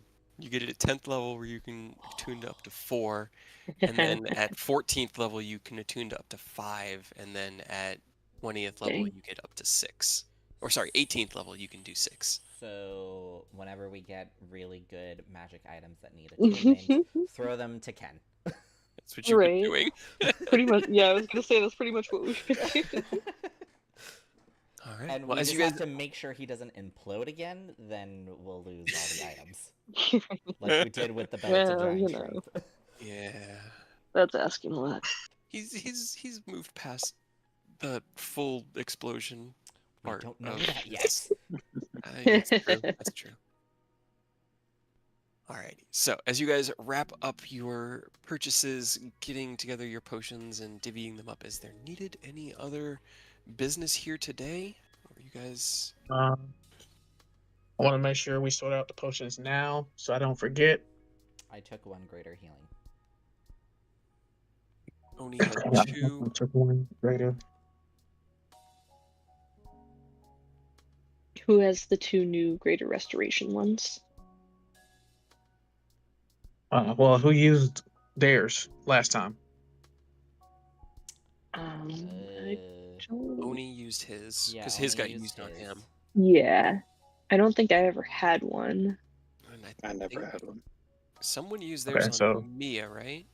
No, that was No, no, before. no. That was, No. yeah. Ken used benediction on me. Right. Hmm. So I think only one was used. Only 1 was officially used. So one of y'all that doesn't have one, get one. Who Mia. takes the second? Mia. Okay, so these two go to Mia Okay. and Oni. Okay, I'll add that back. Luckily, I just turned the 1 into a 0 because I didn't want to Type out break anything. That all works out. All right.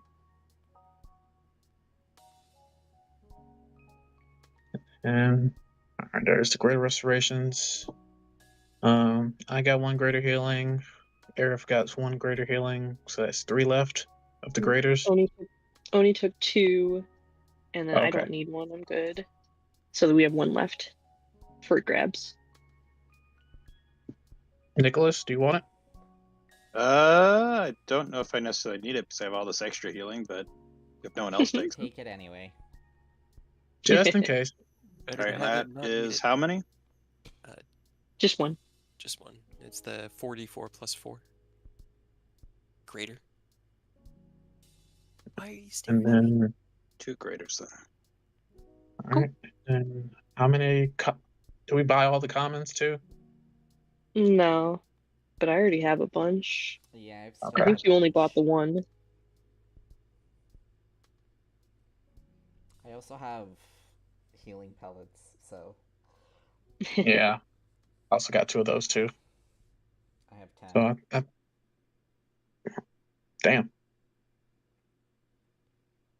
Okay. I think we're good then on the potion side. Alrighty.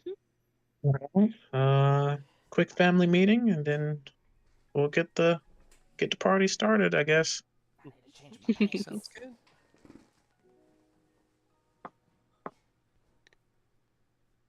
Did you say you have to change your pants? I'm These wearing mystic jeans conflux. and changing to Ah, sweatpants. that's fair. Pants suck. I'm still listening. Don't worry, I'm still here. I'm just waiting to hear what you guys are doing. Right, family meeting. Okay. What's up, Ken? All right, guys. As we discussed and decided, we are going to make a expedition into the Feywild. Um, I know Arif has done the research, but still, I mean, books can only tell so much.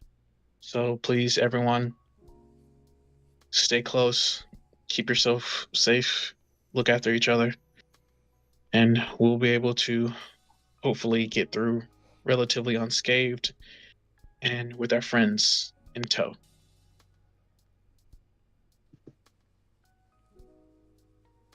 Do we have a plan for when we get there, or are we just gonna look around? When we get there, I'm gonna send a message Yeah, to Rose.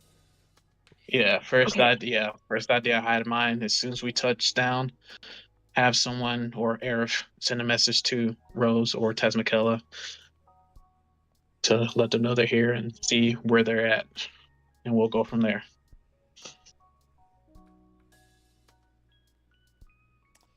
Okay. All right. Sounds good to me. Where are you guys departing from? Back to the guild hall? Or just the Yeah, streets of probably. Mariborn? Nah, Just man, the middle going of the to go. street. Yeah, it's just middle of the street, just poof. Confuse everyone. Right here in Manons. Bye. It's not the strangest thing. Alrighty. So, as you gather back within the guild hall, kind of say your quick goodbyes to your friends here, and let them know that you'll be back. You'll be in touch. You head to your Bye, Dad. bye, Mia. Be safe. He doesn't really look up from the table. He just sort of like waves and goes back to his work. No. No, Chad. Poor Chad. Chad'll be fine. Chad got all the confidence he needed out of his relationship with Mia.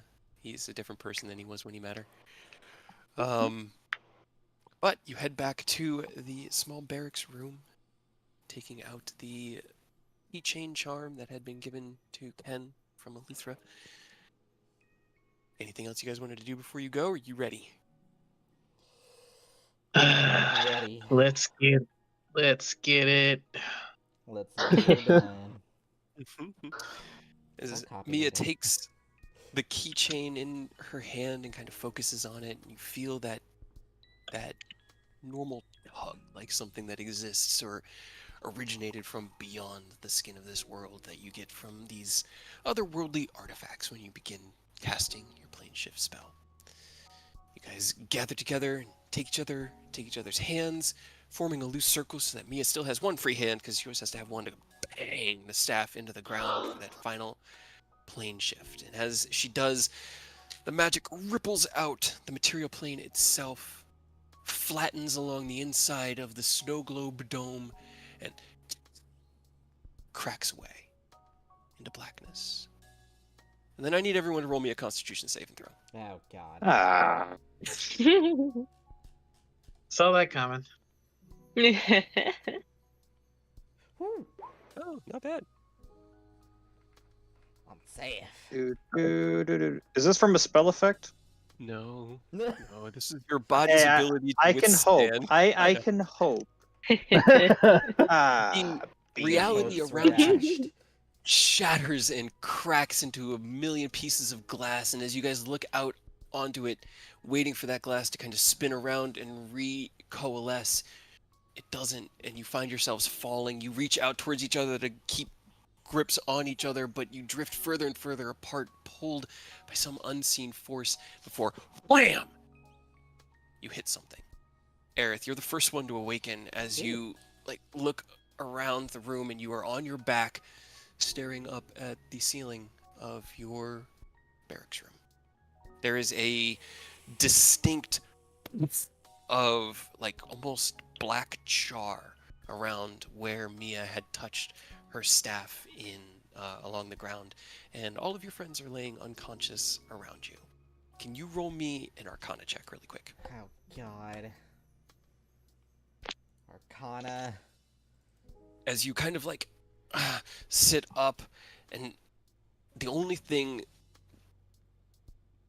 it felt like you were thrown into something extremely hard, like bug on a windshield, and your whole body is racked with this kind of like, not physical pain, but almost like your soul isn't quite fitting. Everything feels tight and just a little bit distant. And as you start to like take an account of yourself, you look over and you can see Mia, who's like struggling to pick herself up, and Oni, who lifts himself up a moment or so later. Ken. It takes Nick about a minute to wake up, but he too recovers consciousness. None of you take any damage, but you all have this feeling of like soul deep tired. Like your bodies were your ephemeral self was pulled from your bodies for a minute and then stuffed back in it, and things didn't quite line up just right. So you're still kind of like, it's like when you put on a pair of pants after they've been folded up for a while and you kind of gotta like bend into them and shape them to fit your legs correctly. Yeah.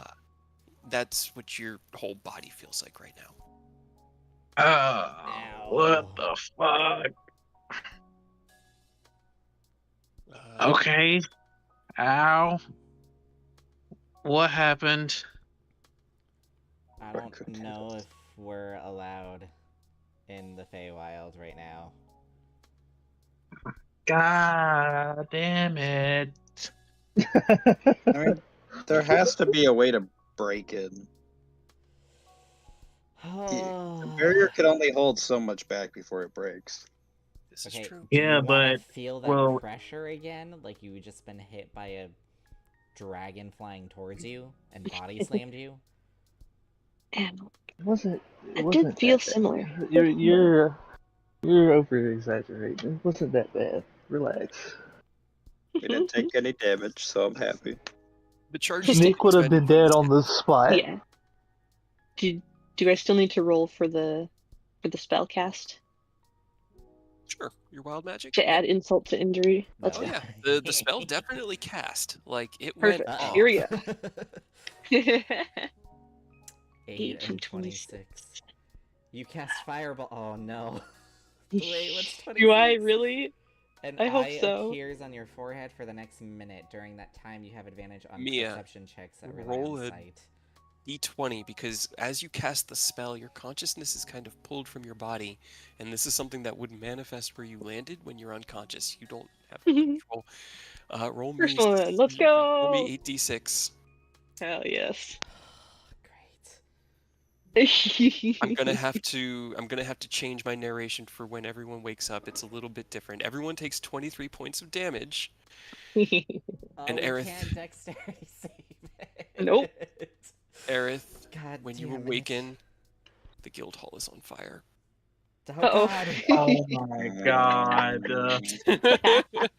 So as you awaken, being blown back from this arcane force, your body's still humming, almost like your physical form is rejecting your soul or trying to make it fit. You smell smoke and you look around and you see the flames as the beds are on fire from the blast of the fireball, and the walls have kind of been broken out a bit. You hear shouting from out in the hallway.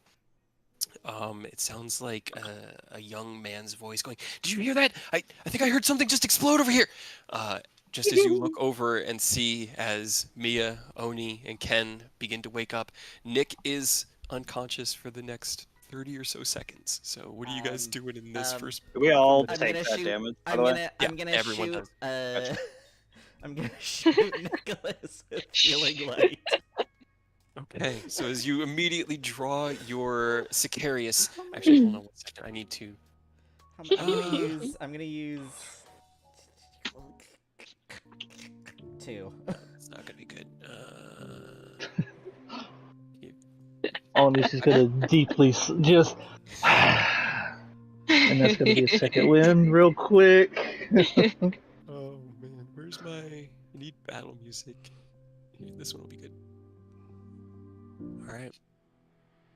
So as you immediately draw the Sicarius and shoot Nicholas healing light, giving him a little bit of his hit points back. He is still unconscious. Oni takes a deep breath, but there's as the smoke is already starting to. You hit cloth with a fireball, and Aerith was out for about 15 seconds, so it's already like Yeah, It's already secured. What you guys do? it's up. What's Ah. happening? I have concerns now. Actually, let's.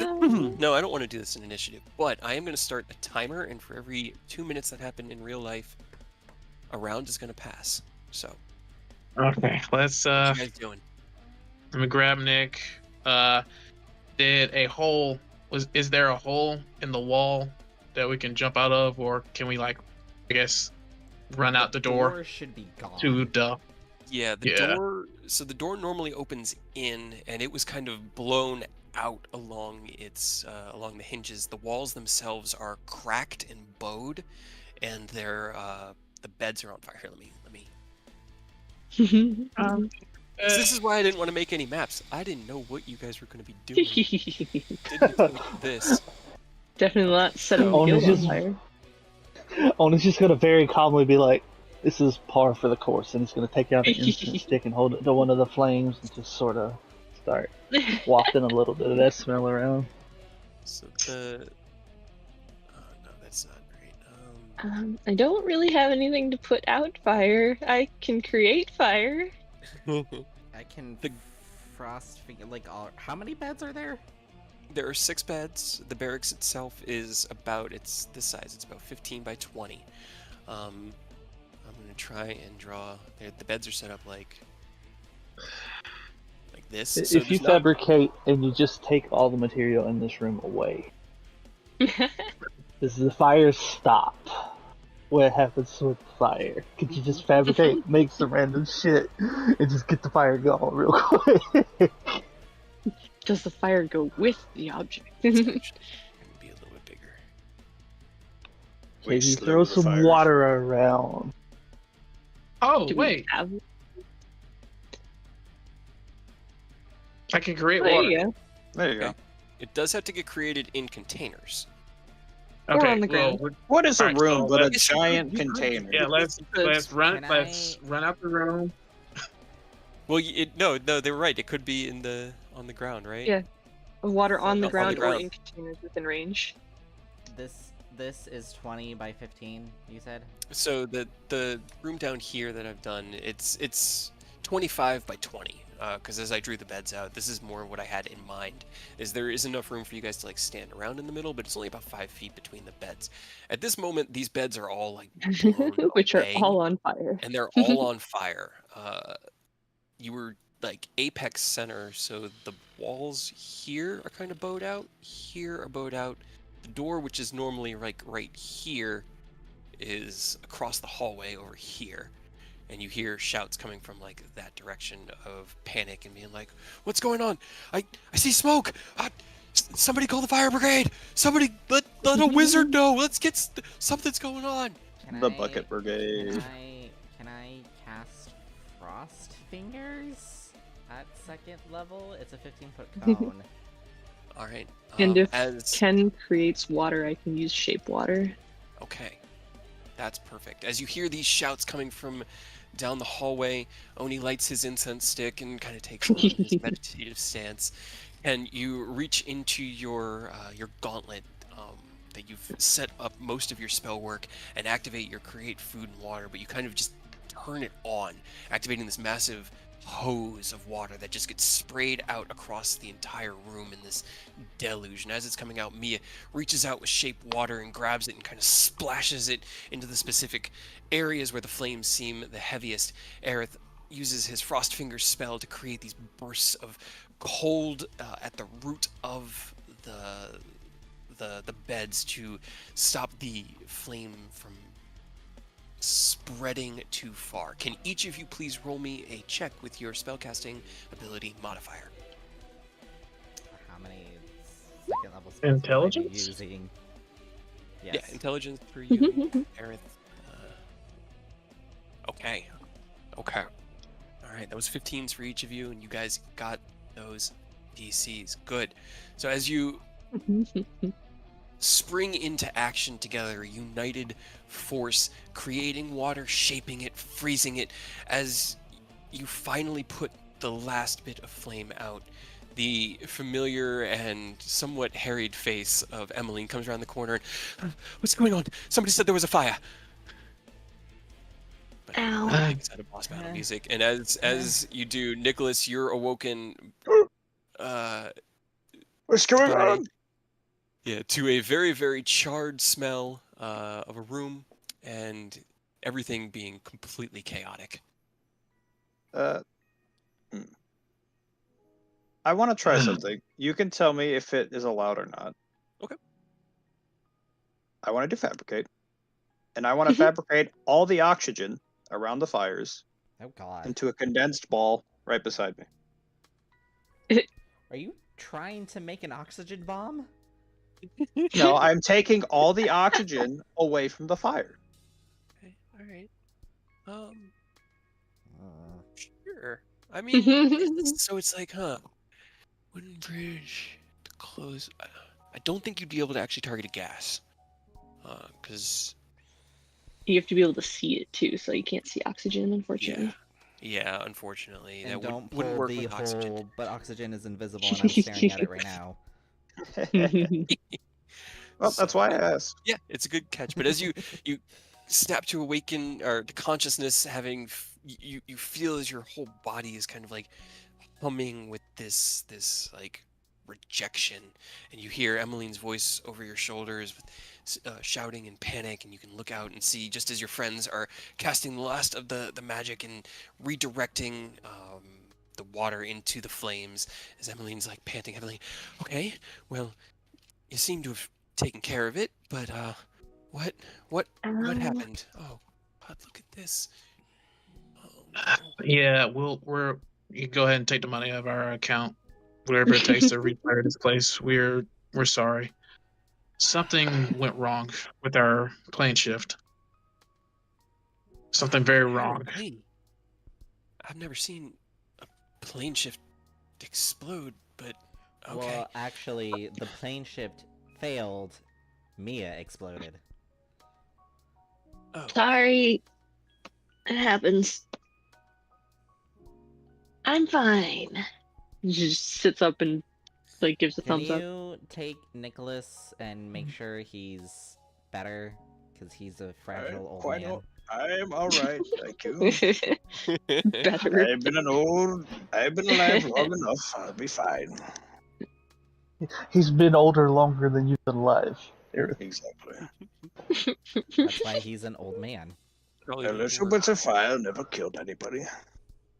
Well. Well, Well, I said a little.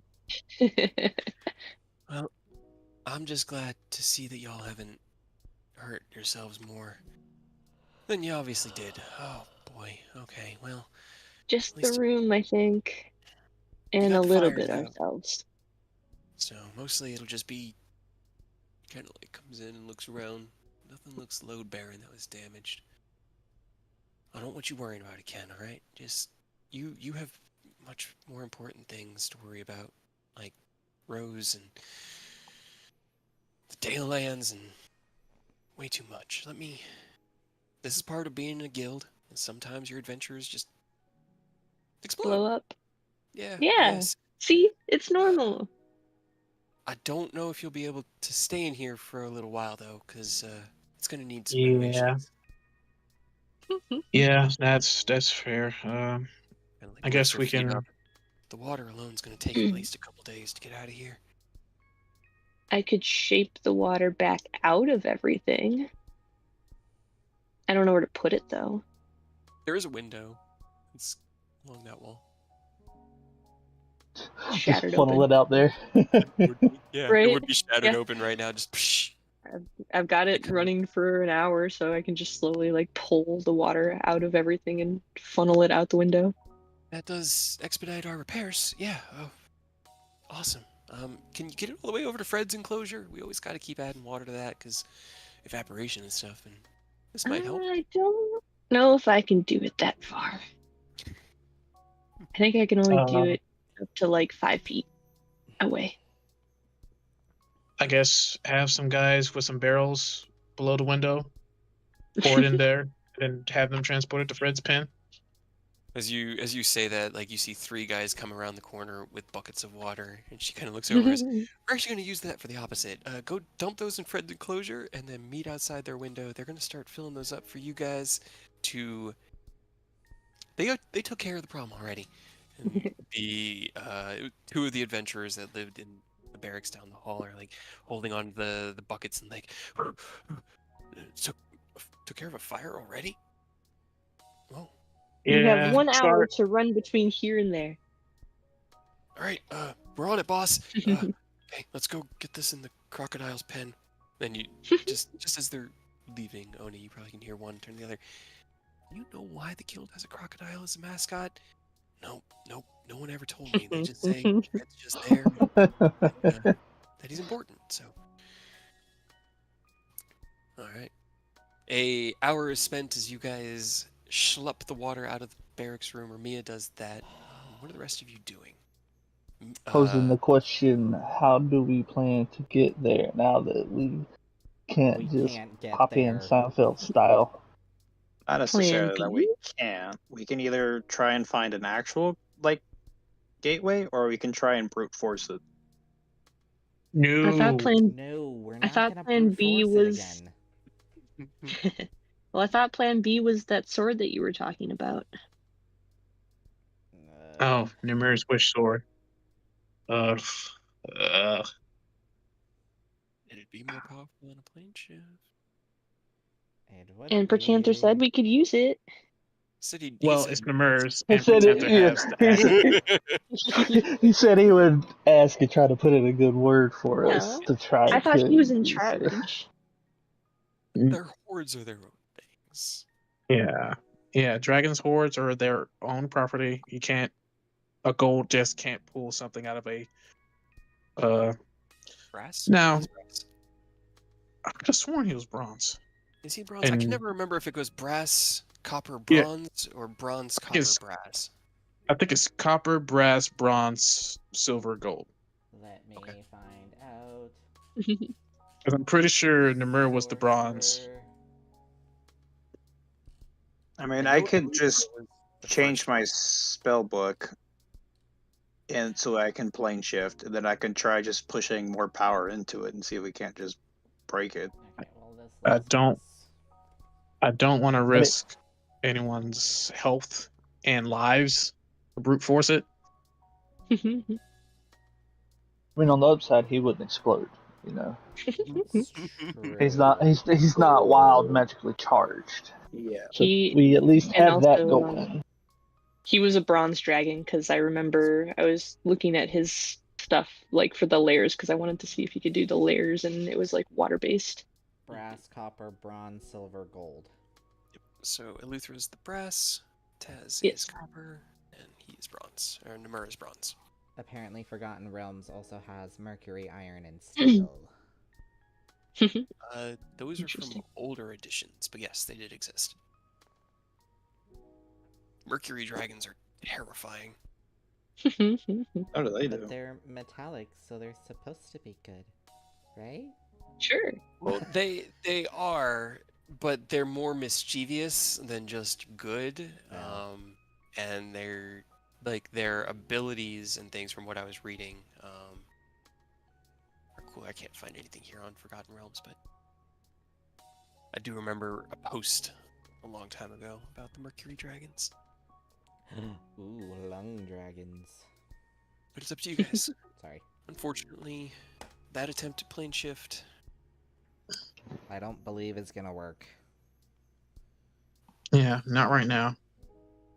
Yeah. And I don't want to risk anyone. Don't want to risk anyone trying to brute force it. I just gotta pray that Tesmicilla and Rose can just hang on. I mean, if they're in trouble, they can hang on just for a little bit longer. Until Namur gives permission. At least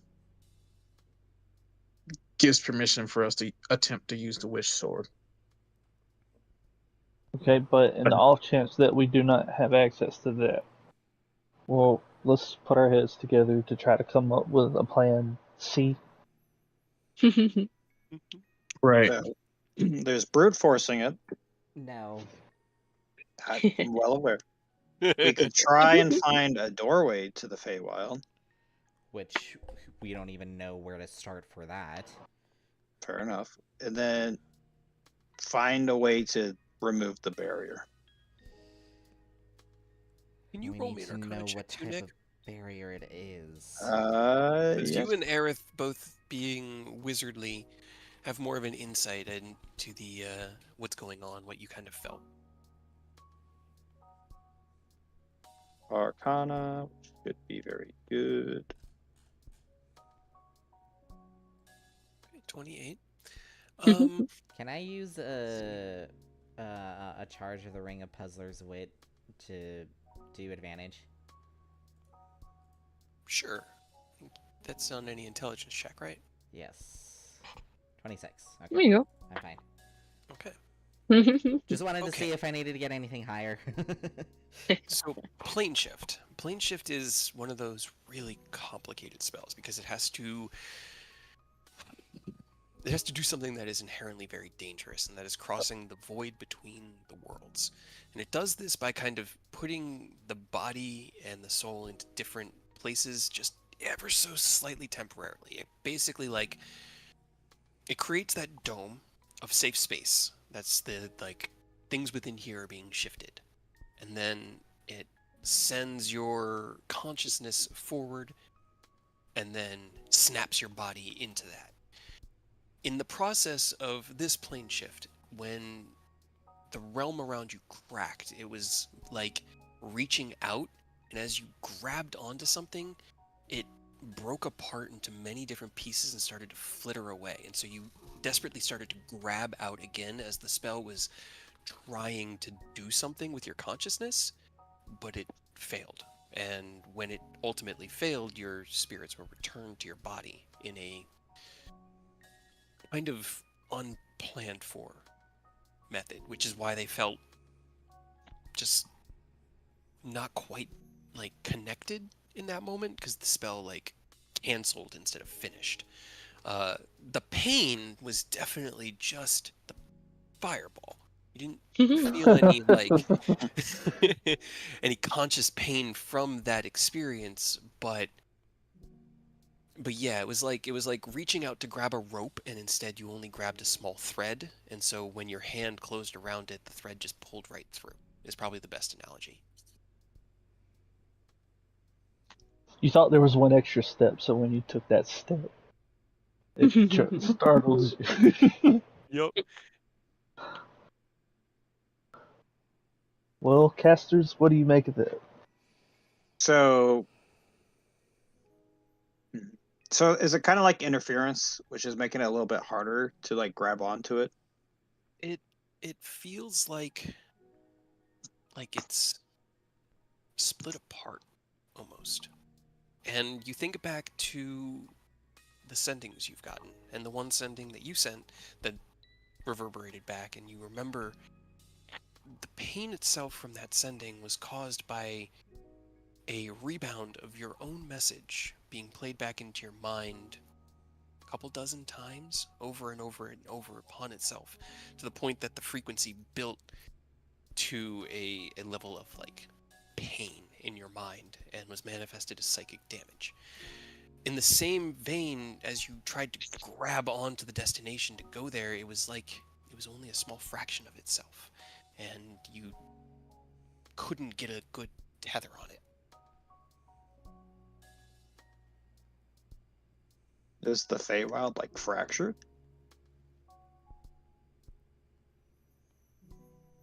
Because that would also explain the reverberations if it's going to multiple Feywilds at once. Possible. You're not quite sure. You've never experienced anything like this. Mm-hmm. Mm-hmm. Mm-hmm. Aerith, anything?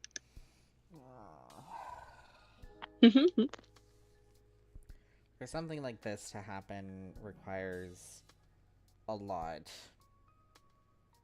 Especially if it's protecting the whole realm.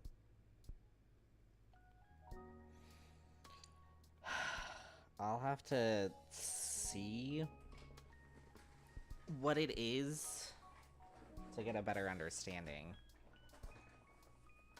That Well, is... the only thing we know about it is it's only protecting the Feywild, Yeah. which makes me think that whatever is blocking it,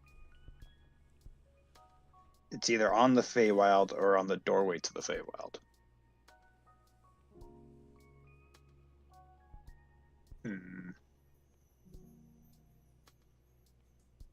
Modrons can't get in.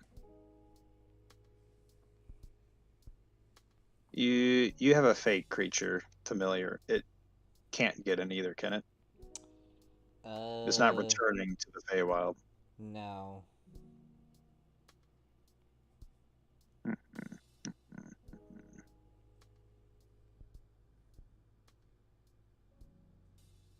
Can we like change the destination kind of? Where instead of us going to the Feywild, we go to the edge of the Feywild?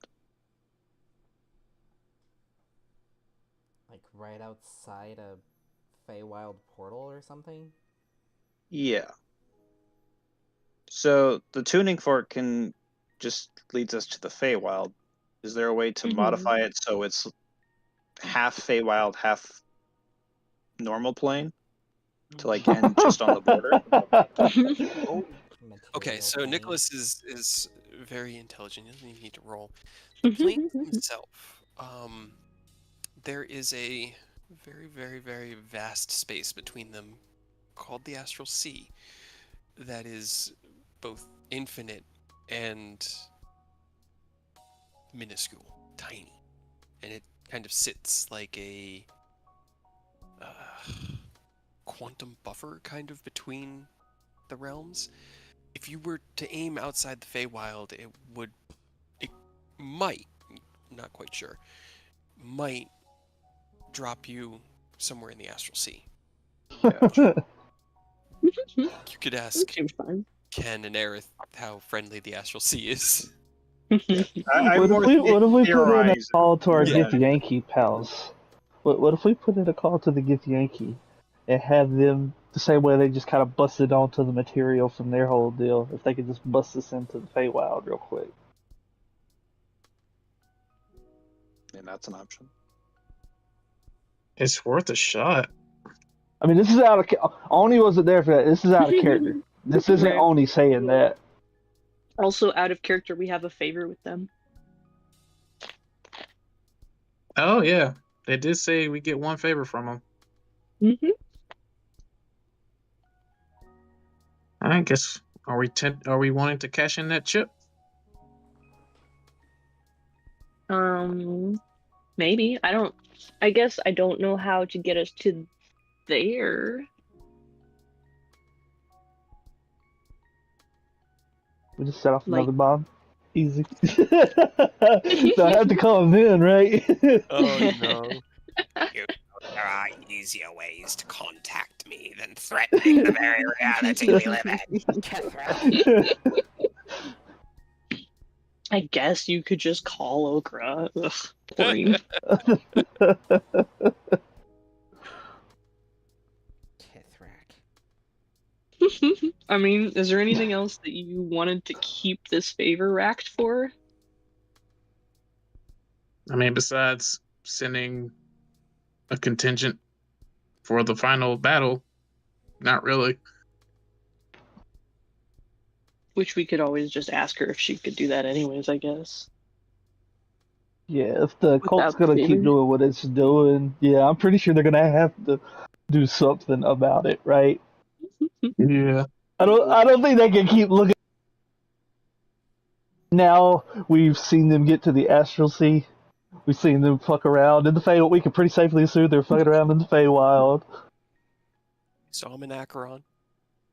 Yeah. They're jumping planes, so I imagine they're probably not too thrilled with the cult.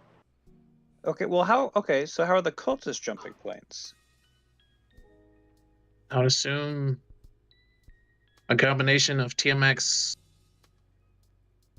I guess they're like. My guess is they're like borrowing like slivers of Tiamat's power, combining them with something to plane shift to wherever they need to do their dastardly deeds. You did also learn that the Acheronian contingent had been there for a while. Yeah, so Could we track down cultists and try and steal how they're going between planes? They're Maybe you need probably- like That an would ID card. They're probably the ones Oh, wait. responsible preventing others. Those damn cultists. I mean, I don't know about you, but I don't know any cultists anywhere nearby or how to find them. That might Yeah, take we a were- while. yeah, we were kind of on a no mercy policy starting out. So Well, actually, we've Okay, well, technically pretty much we stayed know on where a they no are. mercy. yeah, Technically, we know where they are, which is the Dalelands. yeah. So, God damn it, I guess we got to go to the Dale Lands. There's a good shot they're using the Dale Land because Zariel or whatever her name is, I can never remember, wanted us to find a spot in there to open that portal. So there's a good shot they're using the Dale Land to get around to these other places. Yeah, using the primal elemental energies to fuel their teleportation needs. Okay, yeah. All right. They might have found the way to manually open those doors over there, in the same way that she wanted us to open one for her devils or whatever to get through eventually. So if that's happening, that could explain how they're getting around. And they've been in the Dell Lands, we know, for a while. Yeah. And you were correct, it is Zariel. Okay.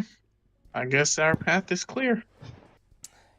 Is there a closer plane to the Feywild, or is the Feywild the closest to the material plane? it sits right against the material plane. The Feywild and the Shadowfell are the two that sit just below and just above the plane, or the material We're plane. rubbing against each other. They tend to get the most interaction between the Feywild, the material plane, and the Shadowfell. Gotcha. I'm just trying to think of ways I could circumvent this barrier. Yeah, I'm still- trying to think is so brutal. Can you plane shift objects but not yourself? By that I mean, can we literally like shoot a giant metal rod at the barrier? I don't think so. I don't think that's how that works. No, it's the 8 willing creatures link hands. Yeah. So it's creatures, not objects. You can banish a creature with it, but you Mhm. have to touch them. Okay, let's try Just start and banish. banish. Just start banishing, and then we'll see if one of us eventually ends up there. No. Summon your familiar. Let's try and banish it to the Feywild. I'm sorry, Whiskers. And then we'll see if that works. Like spell banish? Yeah. No, like Yeah. the banish part on plane shift. On I plane guess. shift. Which one are you using? Are you using the... Well, I don't have banish Oh, on Mia, so if somebody else has it, we could try it that way. Otherwise, I you can banish via should plane have shift. Don't banish. have it. I don't. Oh, hey, look at that! Oni knows Spanish. Hmm. What a strange turn of events. I'm so sorry. Yeah, I mean, It's in wisdom spell, my so- book, so. Yeah, I do have banishment. I just have to reattune to the spell. It's up to you. If you want to... I think you have to take an hour to do that, right? To change your spells. Oh. Short rest for you? You can do it. I believe it's a short rest. Or, I mean, I could use a charge in my book and just do it now if we don't want to wait. Up to you. Alright, I mean, might as well just do it now. Might as well. Let's You test have it out. whiskers. Whiskers. Okay. Whiskers looks up at you very, very confused and a little bit worried. Do you have any words of advice to give your familiar? It's okay, Whiskers. It'll be okay, I swear. We'll see each other again. Okay. As He's just looking at me like that. as you like look at your cat, open at you with wide eyes. Banishment spell. I hold him up for the spell. Survive. Disappears. A minute passes. Do you release the spell before a minute passes? Is I it will you- go to 59 seconds and then drop. Bring it back. I'm gonna give it the most time possible to possibly work. Right. Were you gonna watch through Whisker's eyes to see where he goes? I don't know if I can. I mean, ooh. Or are you just sending him off into oblivion and then hoping he comes back? I mean, I'll certainly try to. Okay. As you roll me a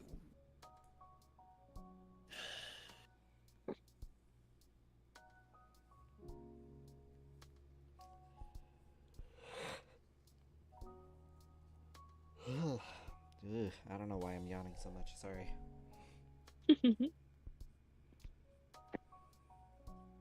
That Feywild is getting to you. I know.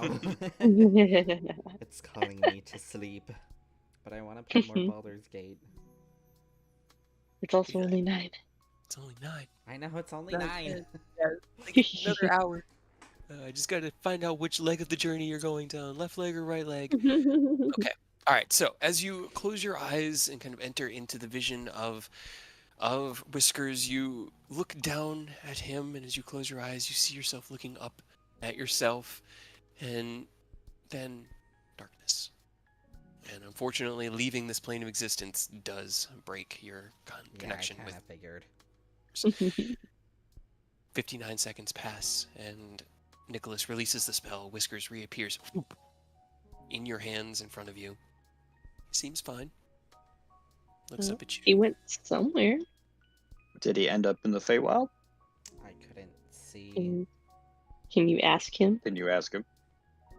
I'll You ask. can communicate. In your mind, through your telepathic communication, you hear, I ended up in somewhere very strange. It was dark and empty, very comfortable, but not the Feywild. No, it's just sort of a pocket nowhere. A pocket to nowhere. I think it So- just did So the. not even a Astral fey plane. creature. Yeah, so not even a fey creature can enter or be banished back to its home plane. I don't like this. I'm loving that you guys are sciencing this out because I've been trying to.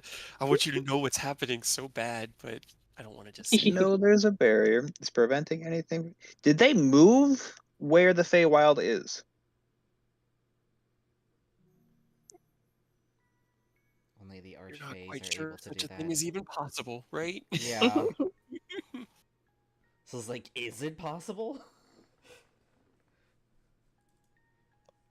I mean, out of character, we know it is, but in character, who knows?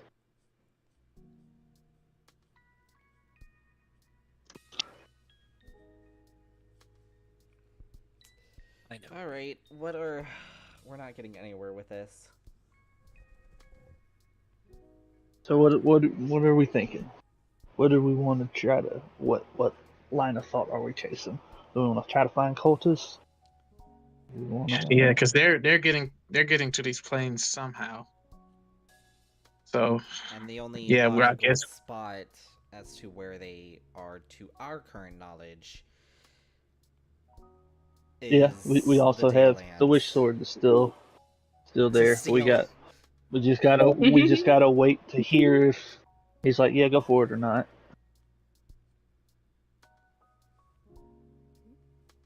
Yep. So I guess we're going to the Dales. Okay. Are you guys leaving today? It's about after while Mia used the last of the shape water to get the excess water from the barracks room out the window and into the buckets. They were schlepped over to Fred's enclosure where he was gifted with more fresh water. You probably finished up before your spell ended, but while Mia did this, you guys had this conversation and discussing what you wanted to do. And as she wraps up and rejoins everybody, Emmeline comes back down the hallway towards you guys and goes, "All right, I really, like I said, I don't want you even thinking about this, okay? If you need somewhere to stay, we've got a room for you. I've talked to a couple of the other parties, and they're willing to share some space in case you need it, just in case. We'll try to get your barracks fixed up quickly, but I really don't want you. You've got so much else to worry about. Please focus on that, all right?" Thanks, Emmeline. I really appreciate it, and sorry again. I mean, we also have the airship. It has a barracks quotations. Rooms. I mean, So you've got plenty of yeah, room on your ship, so okay. I guess we can sleep there for the time being while we're here. You didn't rip through my own personal quarters this time, so I'm just grateful that I can go to sleep tonight. I'm sorry again about that. Fun fact, I have somewhat more control over that. Oh, So yeah, okay. Well, I'm sure it comes in handy. All right. well, we'll see. Well, All don't let me right, drag you so on anymore. I just wanted you to know that we got all this taken care of. You do what you need to do. do we want to go now? I say yes. Go what? Sooner Yeah, the are you better. trying to? Are you wanting to go to the Dells, or are we trying to take one of these options we've got? I mean, My the vote is the Dales is probably, Dales. yeah, more than likely we're probably gonna have to go to the Dales if we want answers on how, first of all, how the Colts are getting around the different planes, and two, maybe we can find a way to get into the Feywild while we're there. We should probably top off on HP, because in case a fight Mia, happens. what are y'all's thoughts?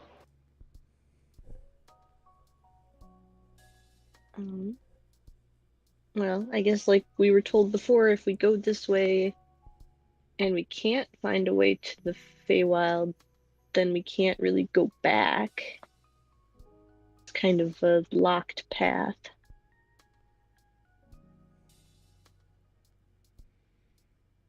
And I don't know if this path goes until the end.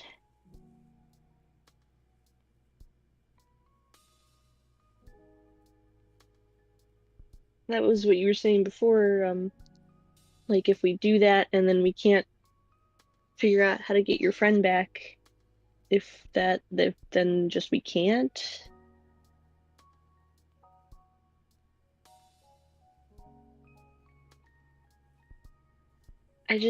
I know it bothers you a lot, Ken, and I'm worried if we don't fix it.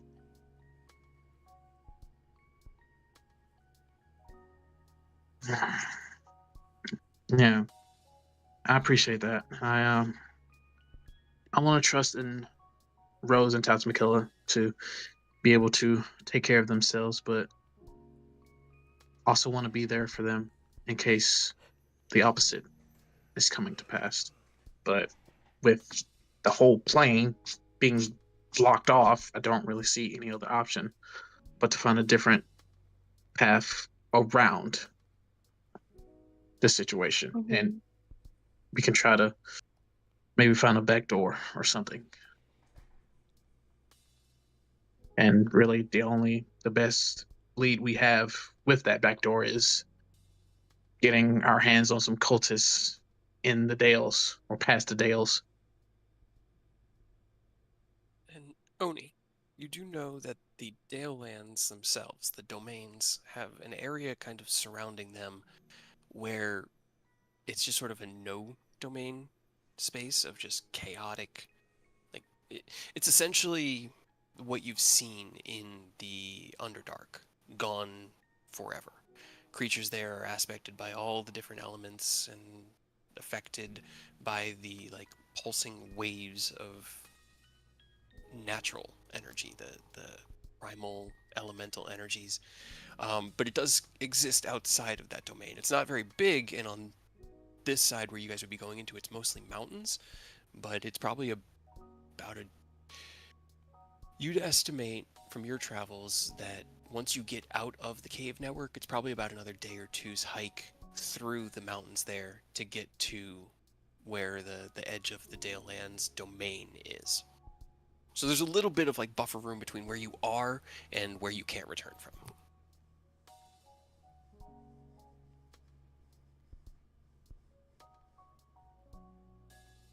Yeah, then I mean, like,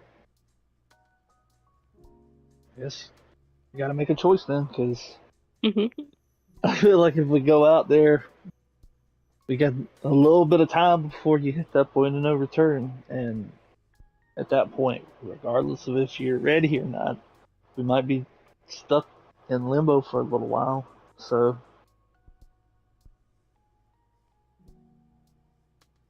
I mean, I'm not going to tell you yes or no one way or the other, but if your friend is important, you might want to exhaust all options before we commit to the Dales. Because once we get there, there were paths out before, but that was also before the cult was fully aware of the Wanderers knowing the paths in and out. One of the paths I saw, was heavily guarded and warned not to take before, so there's a good chance even if we take the path that we were on, we end up in an ambush or in a situation that's equally as dangerous as what's happening. So Yeah, no, I see the logic. I think you're right. I need to. I mean, I fully support if you think the best course of action is the Dale Lands. I'm not gonna argue it. I'm not gonna stop you. I fully trust in your ability to lead. So as long as everybody is hearing one another and taking everything being said to heart, and we really think about what's going on, whatever decision is made, I'll stand by you. So All right, I have a dumb idea because I've been thinking. Could someone teleport us, and then when they teleport us, someone else casts a spell magic on whatever is canceling it out? no, as you pop up, no, and you just stop it, and we just get on through. That's Tell it now. the general plan. Is have someone cast teleport, have someone cast dispel magic on the barrier. Right? I mean, I'm down. Like, I can't cast the spell magic, but I'm down to see what happens here.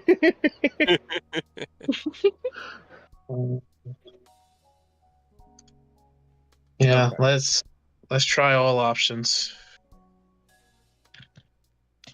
And that's the thing that if you want to try all options, like you said, that the dragon man's sword thing, that seemed pretty powerful, and that I'm sure if we talked to him, he would be willing to let us borrow it. Namur is he's pretty rigid. If memory serves correctly, he's had items from his hoard stolen before, so he is very close-clawed about his items. But this is important, and we wouldn't be stealing it. We would be asking. This is true. What I miss. We came up with some new ideas and possibly getting the sword. Uh, The spell magic, the barrier. While playing while Mid-plane plane shift. shifting towards What? Hold on. I don't even know if that would work. Well, only one way to find out. It's true. I don't It even is know true. how high level the thing is. That's why I would expend my highest spell slot. And you also have that 19 in your back pocket to apply with your. Exactly. So don't hurt to try. What's the worst that can happen? Nick goes back in 2 pieces. Alright, Well, what's your time to get Aureus backup? Well, you are here at Erebor. At least he's conveniently close by.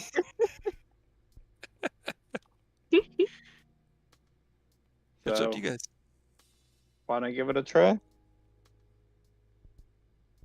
Do we want to try all of us? And I mean, I guess it didn't hurt last time. It just I feel like it's best to try all of us. Otherwise, if half of us are there and the other half aren't, and there's no way to get back between, we're kind of yeah, I guess so. Just Okay, please well, don't fireball us again, Mia. Yeah, I'll I'm try begging not you. to explode. And maybe we don't do it inside this time, I guess. Let's take it somewhere where, if worst comes to worst, and we do explode, it's just like some gravel or an empty field, maybe that's got a little bit of fire. Just a little bit of fire. It's probably really unlikely that it'll happen again, and if it does, that it'll be the explosion again, because that's You like exploded 2 twice now in D100s. like 3 days. No. Just so that you have some reference, because you exploded in the Underdark. Right? But now I only have like a 1 in 20 chance to explode. You really want to take Well, a chance? to set something off, and then like a 2 in 100 chance to explode. Now we're talking it up. Now it's almost guaranteed to happen. All right, so you guys making another run at this? Want to try dispelling it? Yep. Okay. As you head out to the training field, which is literally designed to kind of field these kinds of explosive magics, being about 60 feet in diameter with training dummies set up. You have plenty of room where if Mia explodes, nothing would be hurt. Taking out the Fey charm, you begin to hold it in front of you and focus on it for your plane shift spell. Nicholas, you're holding your dispel magic? Spell magic at 7th level, and I'm focusing on like that feeling of like the barrier feedback. Okay. I will hold one as well at 5th level, just in case. Okay, both of you guys make me intelligence checks as the staff hits the ground. The waves of magic come out from around you and create the dome sphere above you that then cracks and shatters away. And as it does, you begin to feel out into the ether for a barrier. Nicholas, with a natural 20, there is no barrier. As you reach and grab for the destination of the Feywild in anticipation of dispelling something, you realize that there isn't a barrier. There are 21 concurrently existing Feywilds, all looped and wrapped around each other in a tight cord that is kind of like vibrating through the multiverse. As you take it in, you reach into one of those threads and you see a vision. Because with the natural 20, I'm going to give you something. Unfortunately, your dispel magic doesn't allow you guys in, and you guys, it's still not enough. But what you do see, you reach in with your mind and you see not a familiar face to you, but one that has been described. A young changeling person, mostly humanoid with a little bit of elven features. White hair with the black streak off to one side, tied back into almost like a ponytail bun behind their head. And they are holding their finger out towards a group of people and speaking loudly and like enunciating. You can't make out the words, but it seems very charging into battle. Like a leader psyching up the troops. Roll me a perception check too. I don't like this.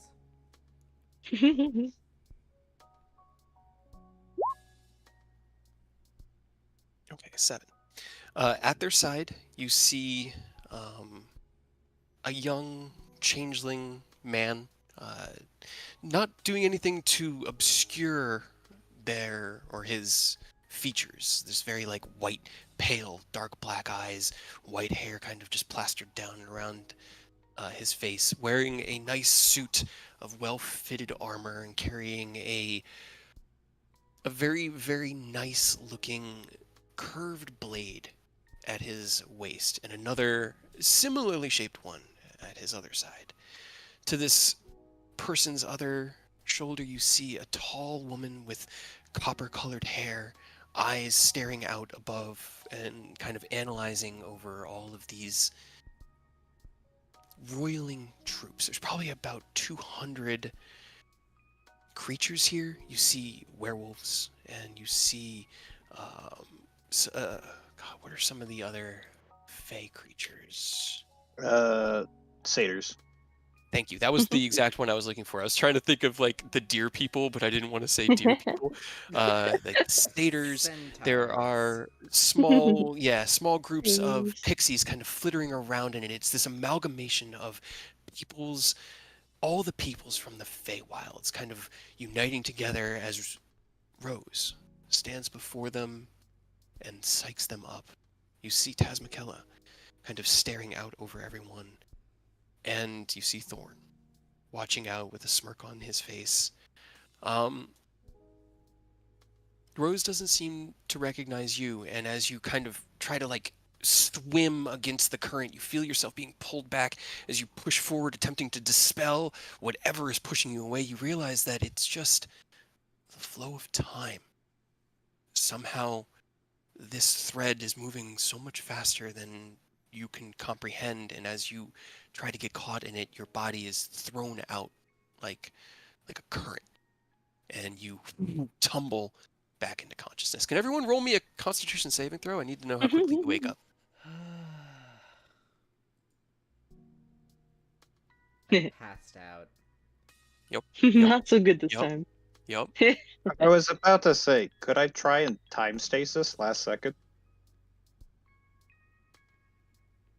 What does time stasis do?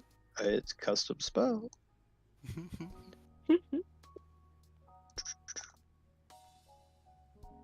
Lop. Target must make an instant. So I'd be trying to get Rose just so see if I could like somehow stop part of the time from moving. Oh, I should probably did what's the level of the spell was 6th level. It's a 6th level.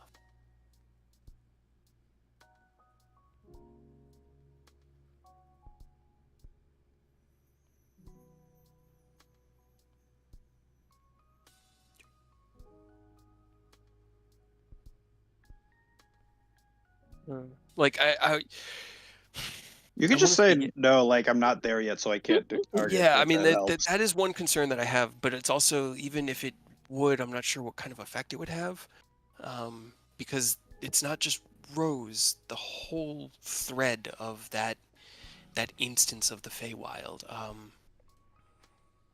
it's like Could I target something that would like a branch or something? well, so it's less like I'm trying to find a way to explain it without just giving away the goose, you know. It's like it's like an entire day is being crammed into an hour, essentially. So you could stop Rose or a branch for that relative hour within that time, but because the whole of it is moving, Nicholas would still be cast back. So you could do it, or you could try to do it. So I'm not trying. I guess the plan or the purpose of it is just to like identify, hey, something is trying to get in. Okay. Roll Because me like if a branch like somehow just wasn't like moving properly or is like stuck while like the wind's blowing, but this one branch is just staying still no matter what. got it. Okay. Roll Just me an something to intelligence check. like be a weird identification. Yeah, yeah. In this moment where you're pushing against the current, you've released your dispel magic because you know that it won't. Damn. And in that moment, you try to cast out Let me use my 14 on that. the 14 for 21. Yes. Okay. Okay. I had 20 in mind again because I love 20s. Okay. As you reach out with your spell, casting your time stasis, you feel it connect. Do you want to do it to Rose or a branch? I want to hurt Rose. You don't want to? I don't want to hurt Rose, so I'm probably gonna choose like some object that should be moving. Okay. That is maybe not gonna affect Rose in any way. Okay. Maybe her That's- weapon or like someone's weapons. They're like, why is my sword like stuck? Okay. Roll me another perception check in this last moment, and then this is the last check, and then you'll all be pulled back. Okay. 8. The best option is one of the swords at Thorn's waist, and as you reach out, let's see if they succeed. Okay. Target. Okay, the last thing you see is the ripples of your magic across this space, kind of merging with this thread and then into it, passing over, and the sword itself becomes locked as though it were held in place by an immovable rod. Before you feel your body or your soul, as it actually is, go and pulled back into the material plane. Ken, can you give me a con save? I also need to do that. And Nick, yes. Ken, you wake up still kind of tumbling. As you come to consciousness, you wake up, and then this immediate feeling of falling, and then bang, you hit the ground one more time, and you realize you must have bounced at least once and woke up halfway through, like, the arc. You look around, and roughly the same thing happened this time to you guys as it did last time. It seemed like the plane shift spell itself ejected you from that central space and sent you kind of flying about 5 or 10 feet back. There was no corresponding fireball though, so there's that. There's that. But you kind of look down and your hands are just a little shaky and your soul just feels a little like off, like it's not fitting quite right. Takes about a minute before your party wakes up, but they eventually do come back to consciousness. How many versions did you say there was running? 21. 21. Yeah. They've turned the Feywild into a Gordian knot. Kind of, they did, yeah. He's a time dragon, isn't he? You fought a time dragon? Yeah. Man.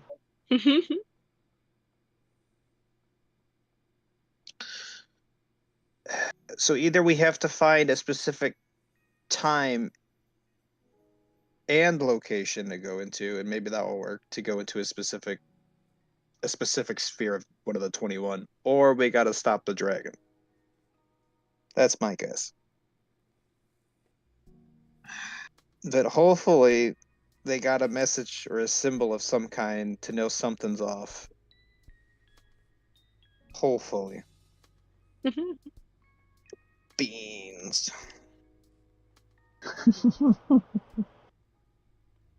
Yeah. Fuck. I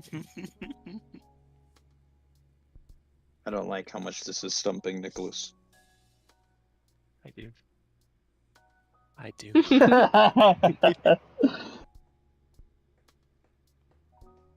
But I'm gonna be honest, I don't think the wish spell's gonna help. Because we wouldn't really know what to wish for. Mm-hmm. And even if we were like to wish to be in a specific instance of the time or the Feywild, I don't know how that would play on us. Maybe we'd be just moving really slow in it, or some other negative effect. Hmm. Yeah, I think wish would be too volatile. Now that we kind of have an idea what's going on. So it's not a barrier. It's just there's different Feywilds at different points in time. Great. And I'm assuming it's Severin. Why? God damn it. Leave the Severin to fuck everything up. Again.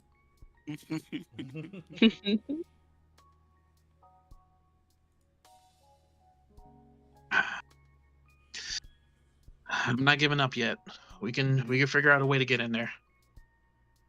Oh, I think we'd have to stop him in general.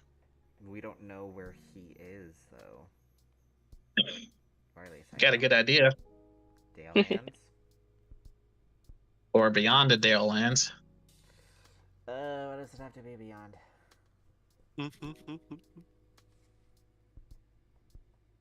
But I would assume that keeping 21 separate planes of the Feywild up is taking a tremendous amount of concentration and energy from him.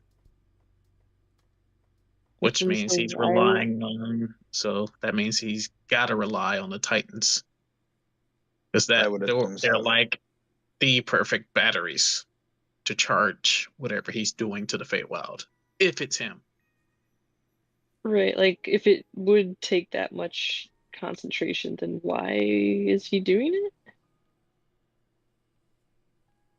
I guess Maybe he found out, needs something in the Feywild? or he must have found out somehow that Rose and Tasmakella went into the Feywild and wanted to keep us separated from them as long as possible. Could also Which be in that turn Rose has cut the mask. He probably that wants, too. the mask available to him. What? Wait, now hold up. We The 1 in destroyed 5 two of them. yeah, but Rose took We- the white one to the Feywild. Oh, god damn it, you're right. Fuck. Black and green. Dude, I keep really good notes on the masks. Black and green have been sundered. Red and blue are with their respective masters, and white is with its respective leader right now. Okay. And who knows how much longer that will last. This just feels like the start of a new season. Like just setting up all the things that you guys are gonna have to deal with this season.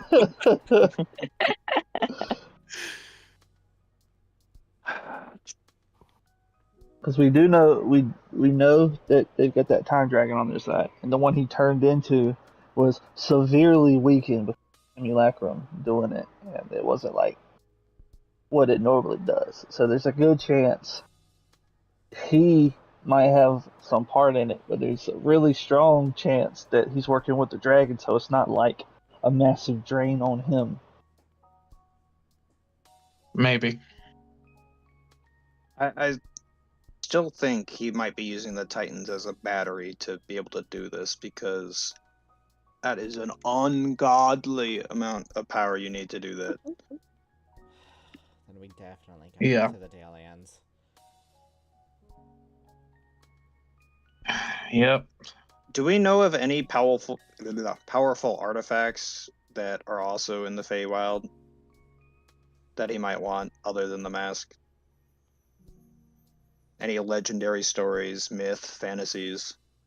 The only artifacts that you really know he's seeking after are the relics of Tiamat, which are similar to the Bahamut ones you carry. So far, those that you have found have been here within the material plane, but it could be that something has found its way into a adjacent plane. You're not sure. There's kinds of stories.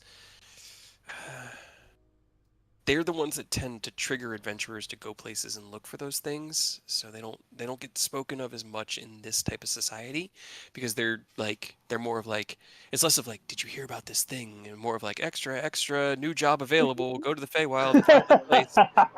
You know, so you're not sure.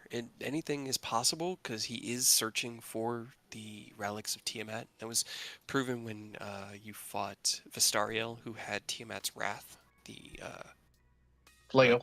flail. Yep. Hmm. I wanted to say Morningstar, but I knew that was wrong. It was the flail, which you also destroyed. I mean, if there was, why wouldn't he just go get it? And what benefit? He might To not fucking know with where it time. is. He might know it's on the Feywild, but he might not know where in the Feywild, and he might be using Rose to try and find it. Because if Rose is trying to fight a battle, and we know Rose is power hungry to some extent, for good or ill, she might also be in search of it, and he's just like watching her and using her like a scout for him without her knowing. Yeah. Why But fuck with that's a time, lot of then? theories and all the other stuff. We won't actually know until we get there. I love hearing the theories, man. I'm just sitting here smiling. All right, so we know for sure we got to get to the Feywild, but whether it's a direct or indirect approach is the question. Is there a god of time? Good question. I'm sure. I think you sent a list of all the deities in Yeah, our. I'm pulling up my deity list right now. Doesn't look like I put one in. No. Damn. I was gonna say, Yeah. if there's a god of time, I could talk to a Modron like, hey, can you tell the god of time that someone's fucking with time, and to have him like tell him to fuck off? Tell him to stop. Sir, can you stop? Interesting. Okay.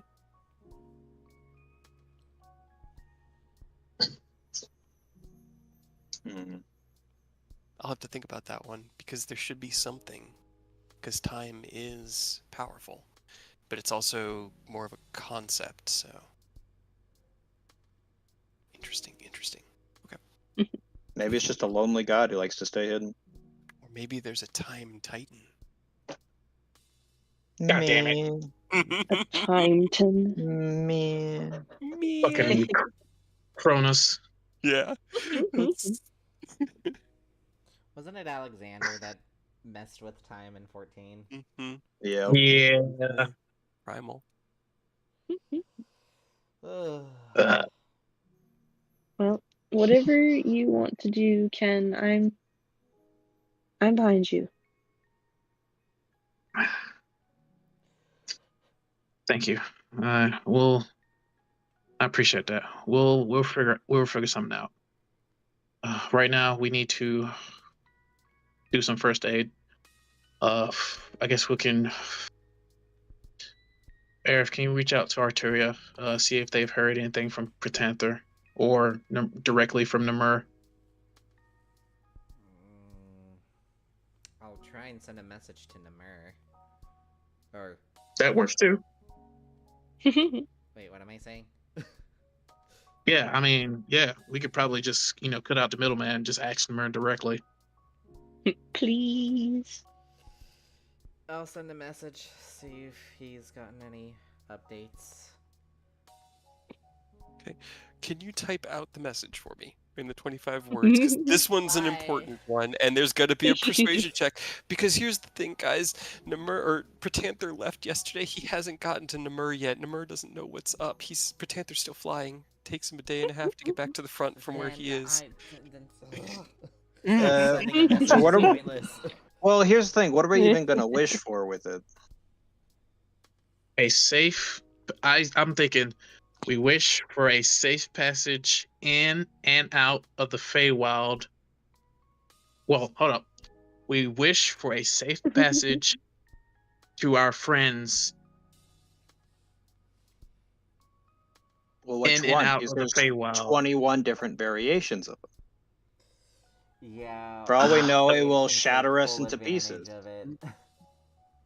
Hey, I'm not gonna kill you guys on a failed wish. You I could have definitely weaken ideas. us. I have ideas, okay? I have a thought in mind as to what might happen. It's very contingent upon how you phrase it, but I don't think it'd be something you would hate. I don't I think think we you'd should like it. What use- if we I- use wish to stop the time effect, and then we just plane shift? So That rather than would trying to probably- jump to the right thing, we stop it from being separate things. That, yeah, I think that'd be the easiest way through.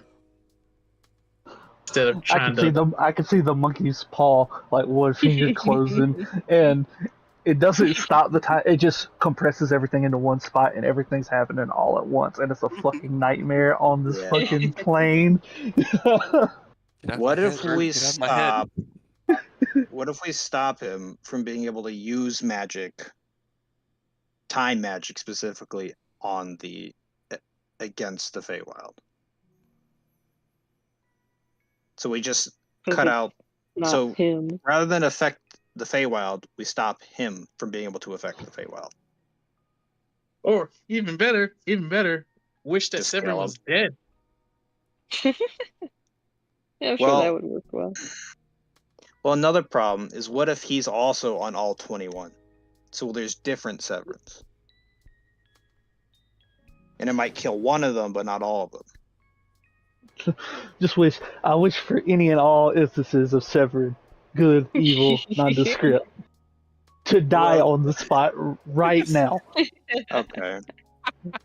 But technically, it's in a different time zone, though. So they could be in the future, or in the past. And we say we want him to kill right now. Well, technically, Yeah, that version of the that's Feywild's why in the you past. say every instance. Right now is this moment when we make the wish, they die. But all instances of Severin encompasses everything.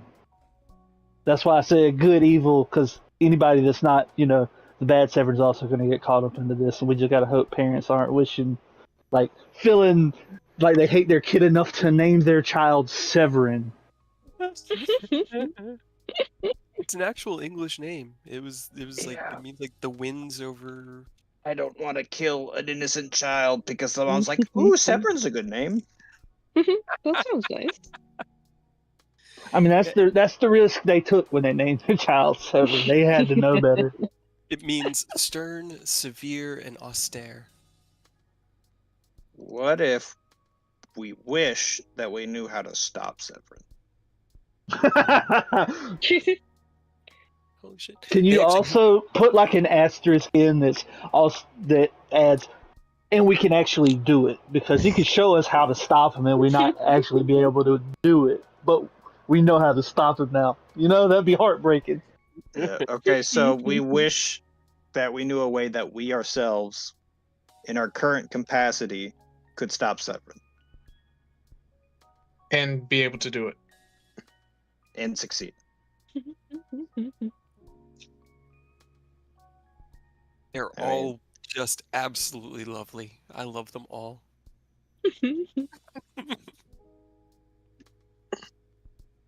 But we have to probably clarify what stop means. He's like, "Oh yeah, you couldn't keep him in place for like 5 minutes." We gotta come up with like an airtight fucking binding contract with our wish. And even then, the wish might fail.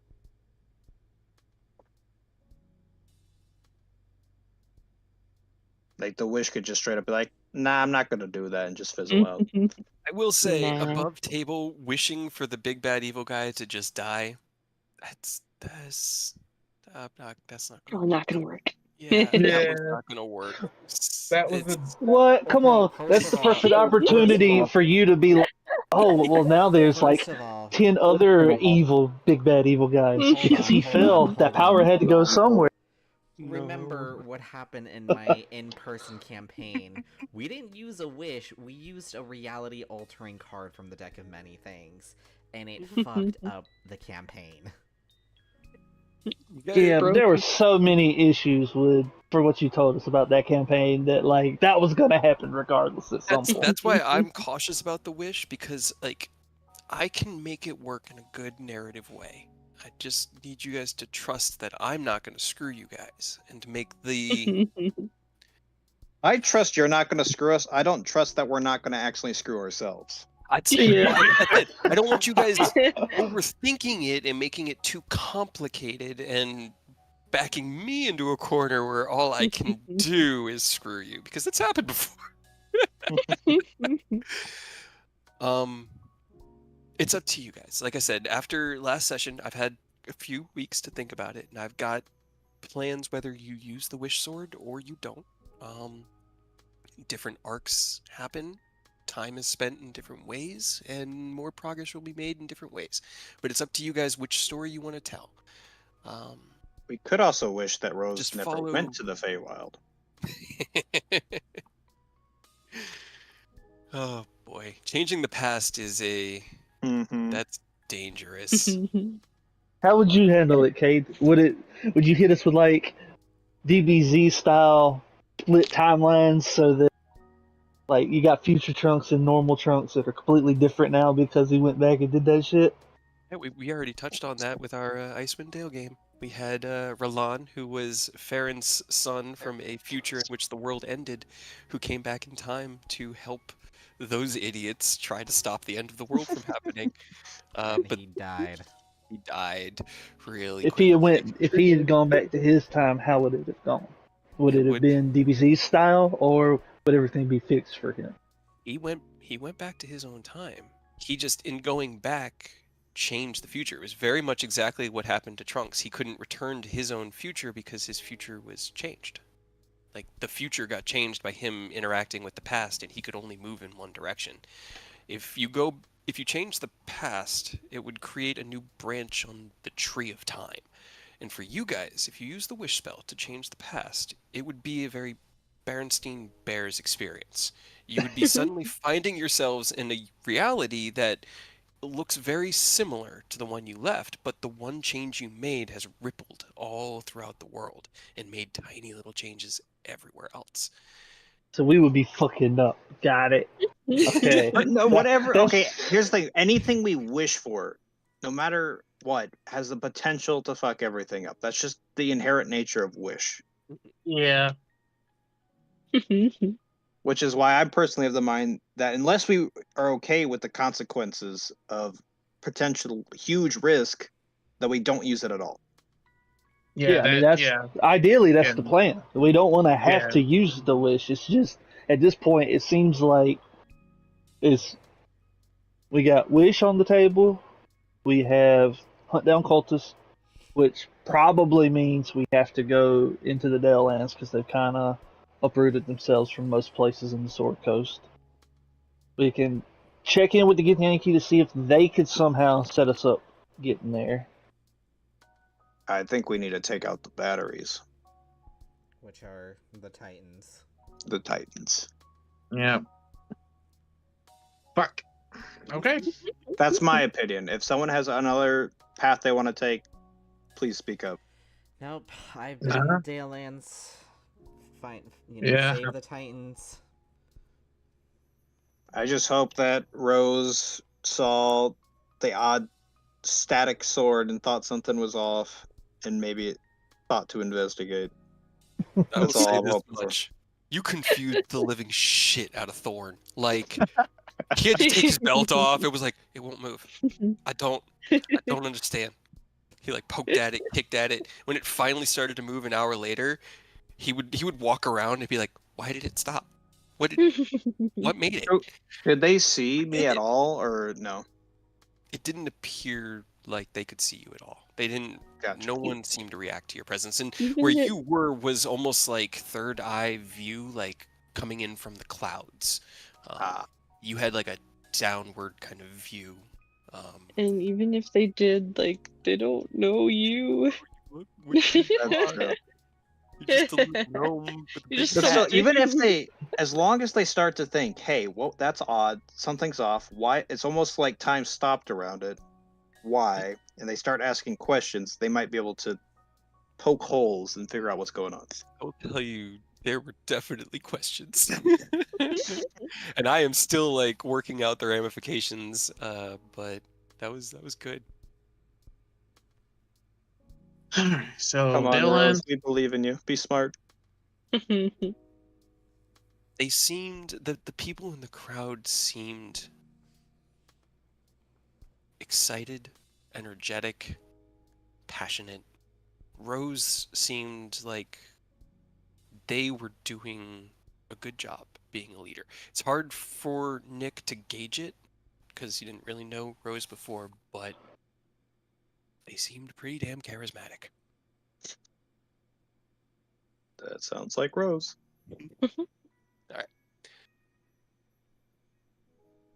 You guys All want to call it here? Go for another half an hour? Get on the road? What's the consensus?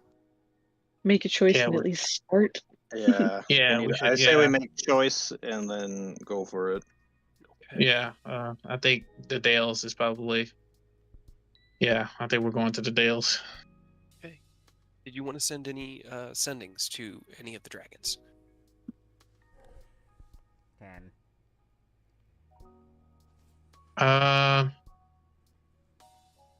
Nah. I mean, I kind of already told him to just, be careful.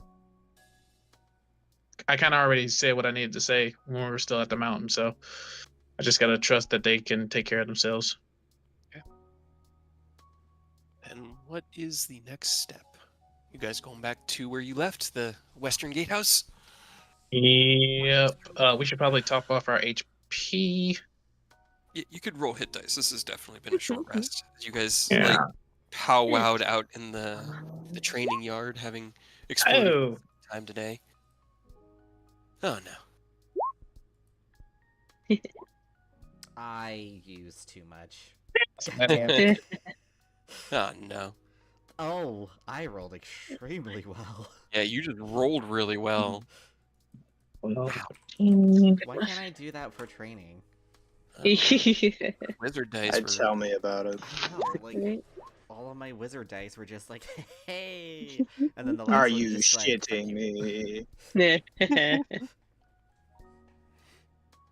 Alright, and then I gotta ask, do we still have a teleport spell? Because I know there's been some higher level magic cast today. Yes, I have it. I And wasn't sure. We have the rock from the gate, so. Mm-hmm. Yes, but I have my 7th level still. I Are haven't there actually any used other spells. creatures that can mess with time in any way? I mean, didn't we learn that the Archphase can do shit with time? In the Feywild. In Okay. Feywild. Any other creatures on the material plane that, or some other plane other than the Feywild that could mess with time? High level wizards? Maybe. Wizards with Like a unique creatures? knack I don't for know. Well, time creatures. So the idea is, okay, if maybe we don't know how to deal with time, we can find someone who knows how they could. It's pretty much like outsourcing for. That's all I'm saying. Is there someone who would know more than us? Is pretty much what I'm getting at. You know, like powerful wizards as Nicholas, maybe some. Bust out the You Rolodex. know anybody? Do I Yeah, right. know any other mages who were more familiar with time magic than me? Roll me a d20. Let's ask the dice. Wait, are we actually using chronergy magic? Or is chronergy magic actually being used? It has. I been mean, used I in the just used past. time stasis. And Nicholas has some chronergy magic. It has been used in the past, but it's a very dangerous and hard to master type of magic. It requires an understanding of what time really is, and how to stop it. Unfortunately, the masters that you knew in the past have long since passed away. No one that you knew of would still be around, but some of their writings might still exist in some of the more like restricted areas in Waterdeep, or maybe even the Wizard's Tower that you guys, Zonthal's Tower, that you guys had found Sid in, those places were where wizards kept all of their more dangerous research to keep. Unfortunately, to say it like this, people like Aerith who just go to the library to try to find it from copying that information, they want to keep it to their own. So you could start searching for some of that lost knowledge. We don't really have the time for it. Yeah, What it's a little long you have, process. as far as you know, you're probably the strongest chronergy mage around, and Aerith is quickly learning as he expands his own knowledge and kind of refigures out how chronergy and graviturgy work together and respect each other. Yeah. Could we just do a massive gravity pull to stop time? Theoretically, it would work if you condensed enough gravity into one single point. Time, if you did it fast enough that it didn't immediately affect everything else and hit instantaneously, it would essentially freeze time in a larger bubble. It's more or less what you do when you use time stasis, but you're more locking the individual molecules from decaying and moving, and it's more of a like it's Yeah. more of an enchantment or a transmutation than it is like a massive field effect. Yeah, and even if I had that, I probably wouldn't be strong enough to use it against 21 different planes. Nope. Shit's crazy, yo. There's stuff going on. Can I say? Well, theory's all good and well, but I think the best option is still fight the Titans. All right. Well, as you finish up your Then short let's go. rest, anything else you wanted to do before you teleport back into the deep, dark underground?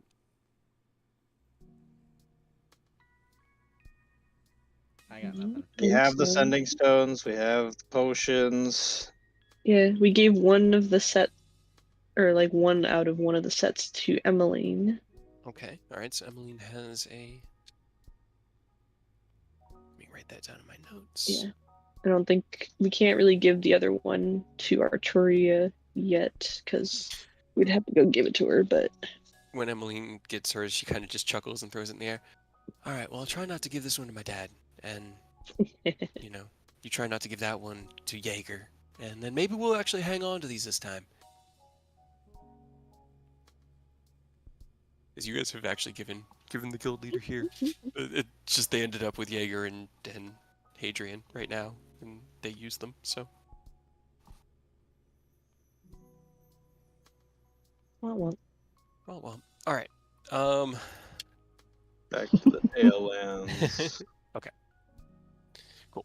You finish up your short rest. Take the small or the heavy brick that you got from the gatehouse in the Underdark in hand, and Mia, you cast your teleportation spell, focusing back on that same structure deep beneath the earth and far, far away. And as you all kind of feel that sucking sensation of being pulled into a single point. Oh no. Oh no. I closed my list. I don't know what. Yeah, I still don't have it open. Oh, lordy. So Fine. fine. 77, which is Cast polymorph on 34. yourself. I love that one. Yeah, I'm gonna do that one. Okay. Do you want to roll a wisdom save, or do you just want to fail it intentionally for fun? Yes. I mean, unless I roll really well, I don't think I can beat my own DC. Nope. Okay. So as you feel that sensation kind of pull your stomachs in together, just into a single point, you then expand back out into the familiar space that you had left just about a day and a half ago. Maggie's not here anymore. Put him on GM layer. Bye, Maggie. Bye, Maggie. You look over to see Mia quickly into the shape of a sheep and goes, "Meh, meh."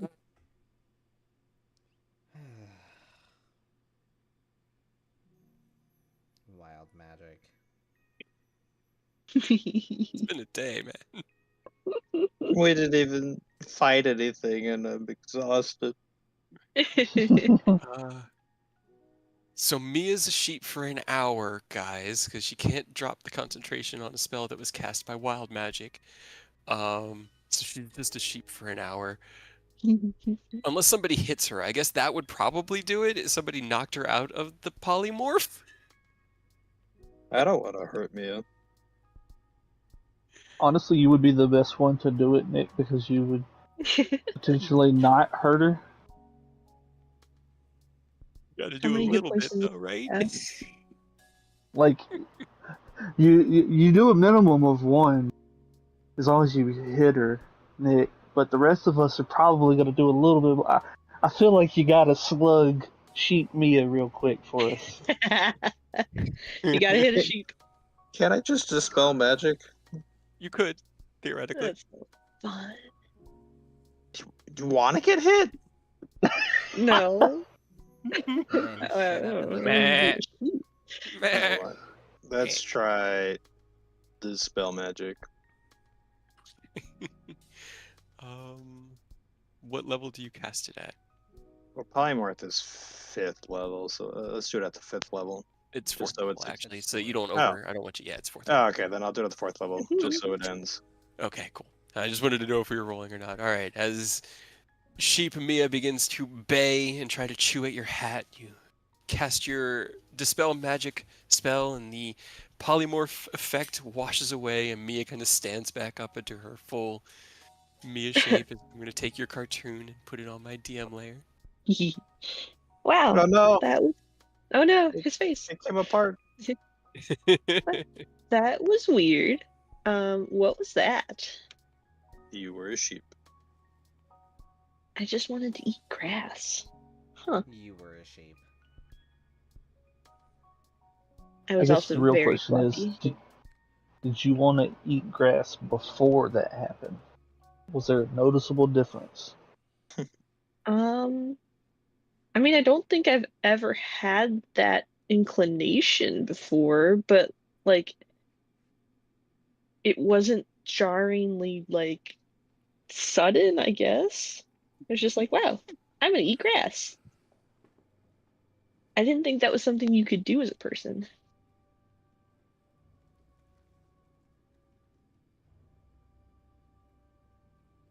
Alright, what now? There isn't even any grass here for me to eat. That's sad. Yeah, well, grass is not good for you, so don't do it regardless. Hmm. I know. I still have all these tokens out here. Okay, so everyone ready?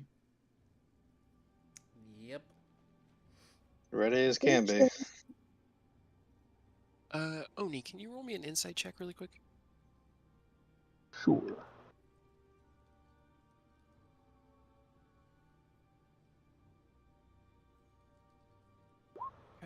As you guys kind of situate yourselves and start heading towards the exit down here, you find your vision drawn back behind you, and you kind of like look off into the distance of the Underdark, and you can't see the edge of the stalagmite anymore. As you look out to the north past this entrance of or to this gatehouse, you can't really see much of anything. It's just darkness, and it gives this very foreboding feeling, like it's tangible, physical darkness kind of pressing in towards you from that direction.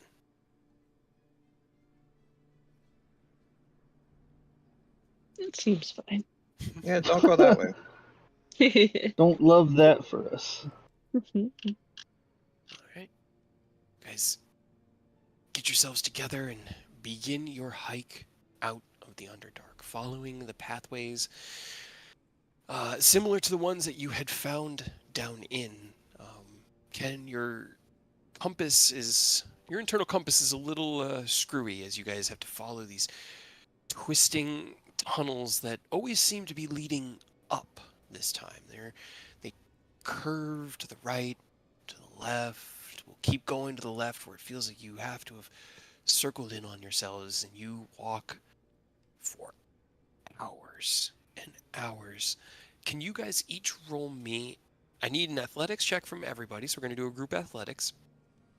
And then I also need one person to roll me a d8. Can Like I do that. acrobatics?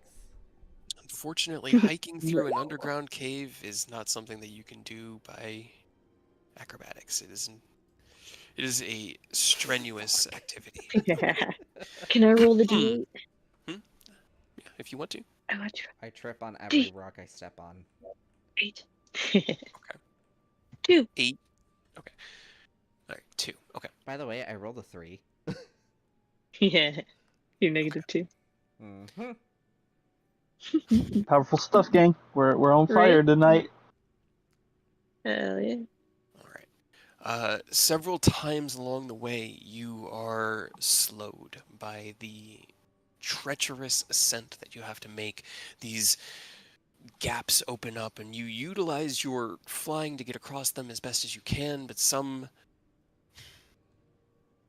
areas are so narrow that you have to climb. You come across one end in the path that you've been following for probably about an hour and a half at this point, and it is just a straight ascent wall. You kind of like walk up to it and look up, and you can see where the wall ascends into the ceiling, into a gap that's only about 2 feet by maybe a foot height. The wall is porous and rocky and is fine for climbing, but the ascent itself is going to be very narrow, so it will have to require you guys to climb. I don't want to go in there. Sending probably Oni and Ken up first. You guys can secure lines and make your way up, but it does take quite a bit of time. And you find yourselves getting tired before you've made it really beyond the range of these kind of glowing mushrooms that have been popping up here and there. This I'm trying to do this like narratively quickly, but at the same time give the description. These underdark mushrooms that have been growing in this tunnel that you've been passing. That was the athletics checks. 2s. Okay. As you finally make it through that narrow space, having to control Mia through it and utilize the ropes to help each of you up. Aerith, there's a few times climbing it where you stumble and slip and kind of have to like grasp to the wall and push yourself against the back wall and like hold yourself tight there and keep climbing. It's about 400 or 500 feet that you're climbing straight up through this tight space. And the only time that you can remember climbing this difficult of an ascent, Aerith, would be when you did Taz's test. You eventually empty or Emerge. God, what emerge? Thank you. My brain is turning into pudding. I just have like a narrative point that I want to get to tonight, and I need to get there. You emerge into a more open space. The ceiling above you, beyond your sight, but you can see like where your dark vision ends, and beyond that, little pinpricks of glowing light, maybe like stars in the darkness above you. And as you kind of creep through this wider underground chasm, can everybody roll me a perception check? Perception. Perception. Okay. That's better. Okay. Finally, light. Okay. Right? All right. As you guys are slowly creeping through the tunnel, trying to keep your voices low, you know what lives in these tunnels, and you don't want to deal with anything more than you have to. I know this about you guys. Keeping your voices low, you begin to feel a rumbling. For 3 of you, the rumbling feels omnipresent, and Aerith, you reach for your broom. Oni, you kind of kick yourself into the air as you feel the ground beneath your feet start to tremble. For Ken and Nicholas, though, you hear the source of the rumbling isn't from below you, it's coming from above you. And as you look up, you start to see these large stones dislodged from the ceiling and falling down towards you. Can everybody roll me a dexterity saving throw? And Ken and Nicholas, you have advantage. Do How I have big is disadvantage? the boulder? Hey. There are about half a dozen kind of falling, dislodged stalagmites, maybe 6 feet long and 4 feet in diameter at their widest point. I don't need disadvantage. I rolled terribly. Where is it?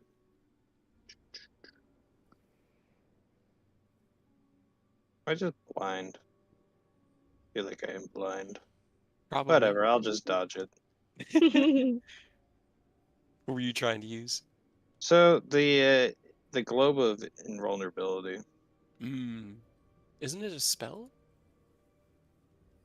Yes, It's a fairly high level spell too. yes.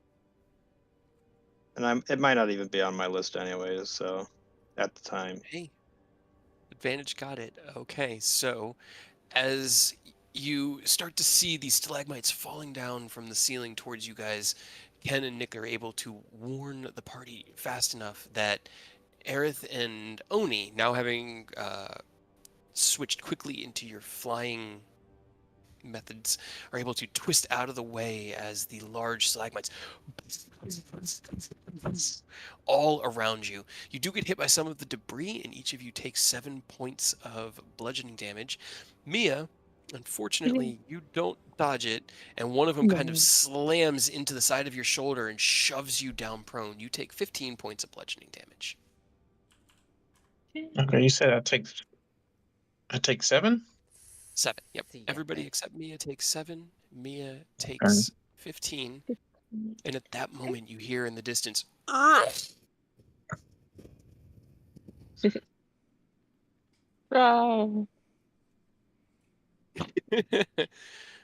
thank you, and Discord. as 2 massive shapes fall down from the darkness above, long, round, purple. That's where we're going to end tonight's game. God damn it.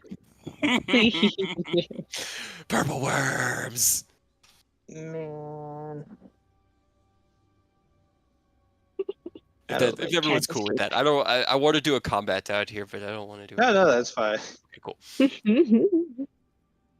Fucking worms. I just don't like the worms because I got hit once and I almost died.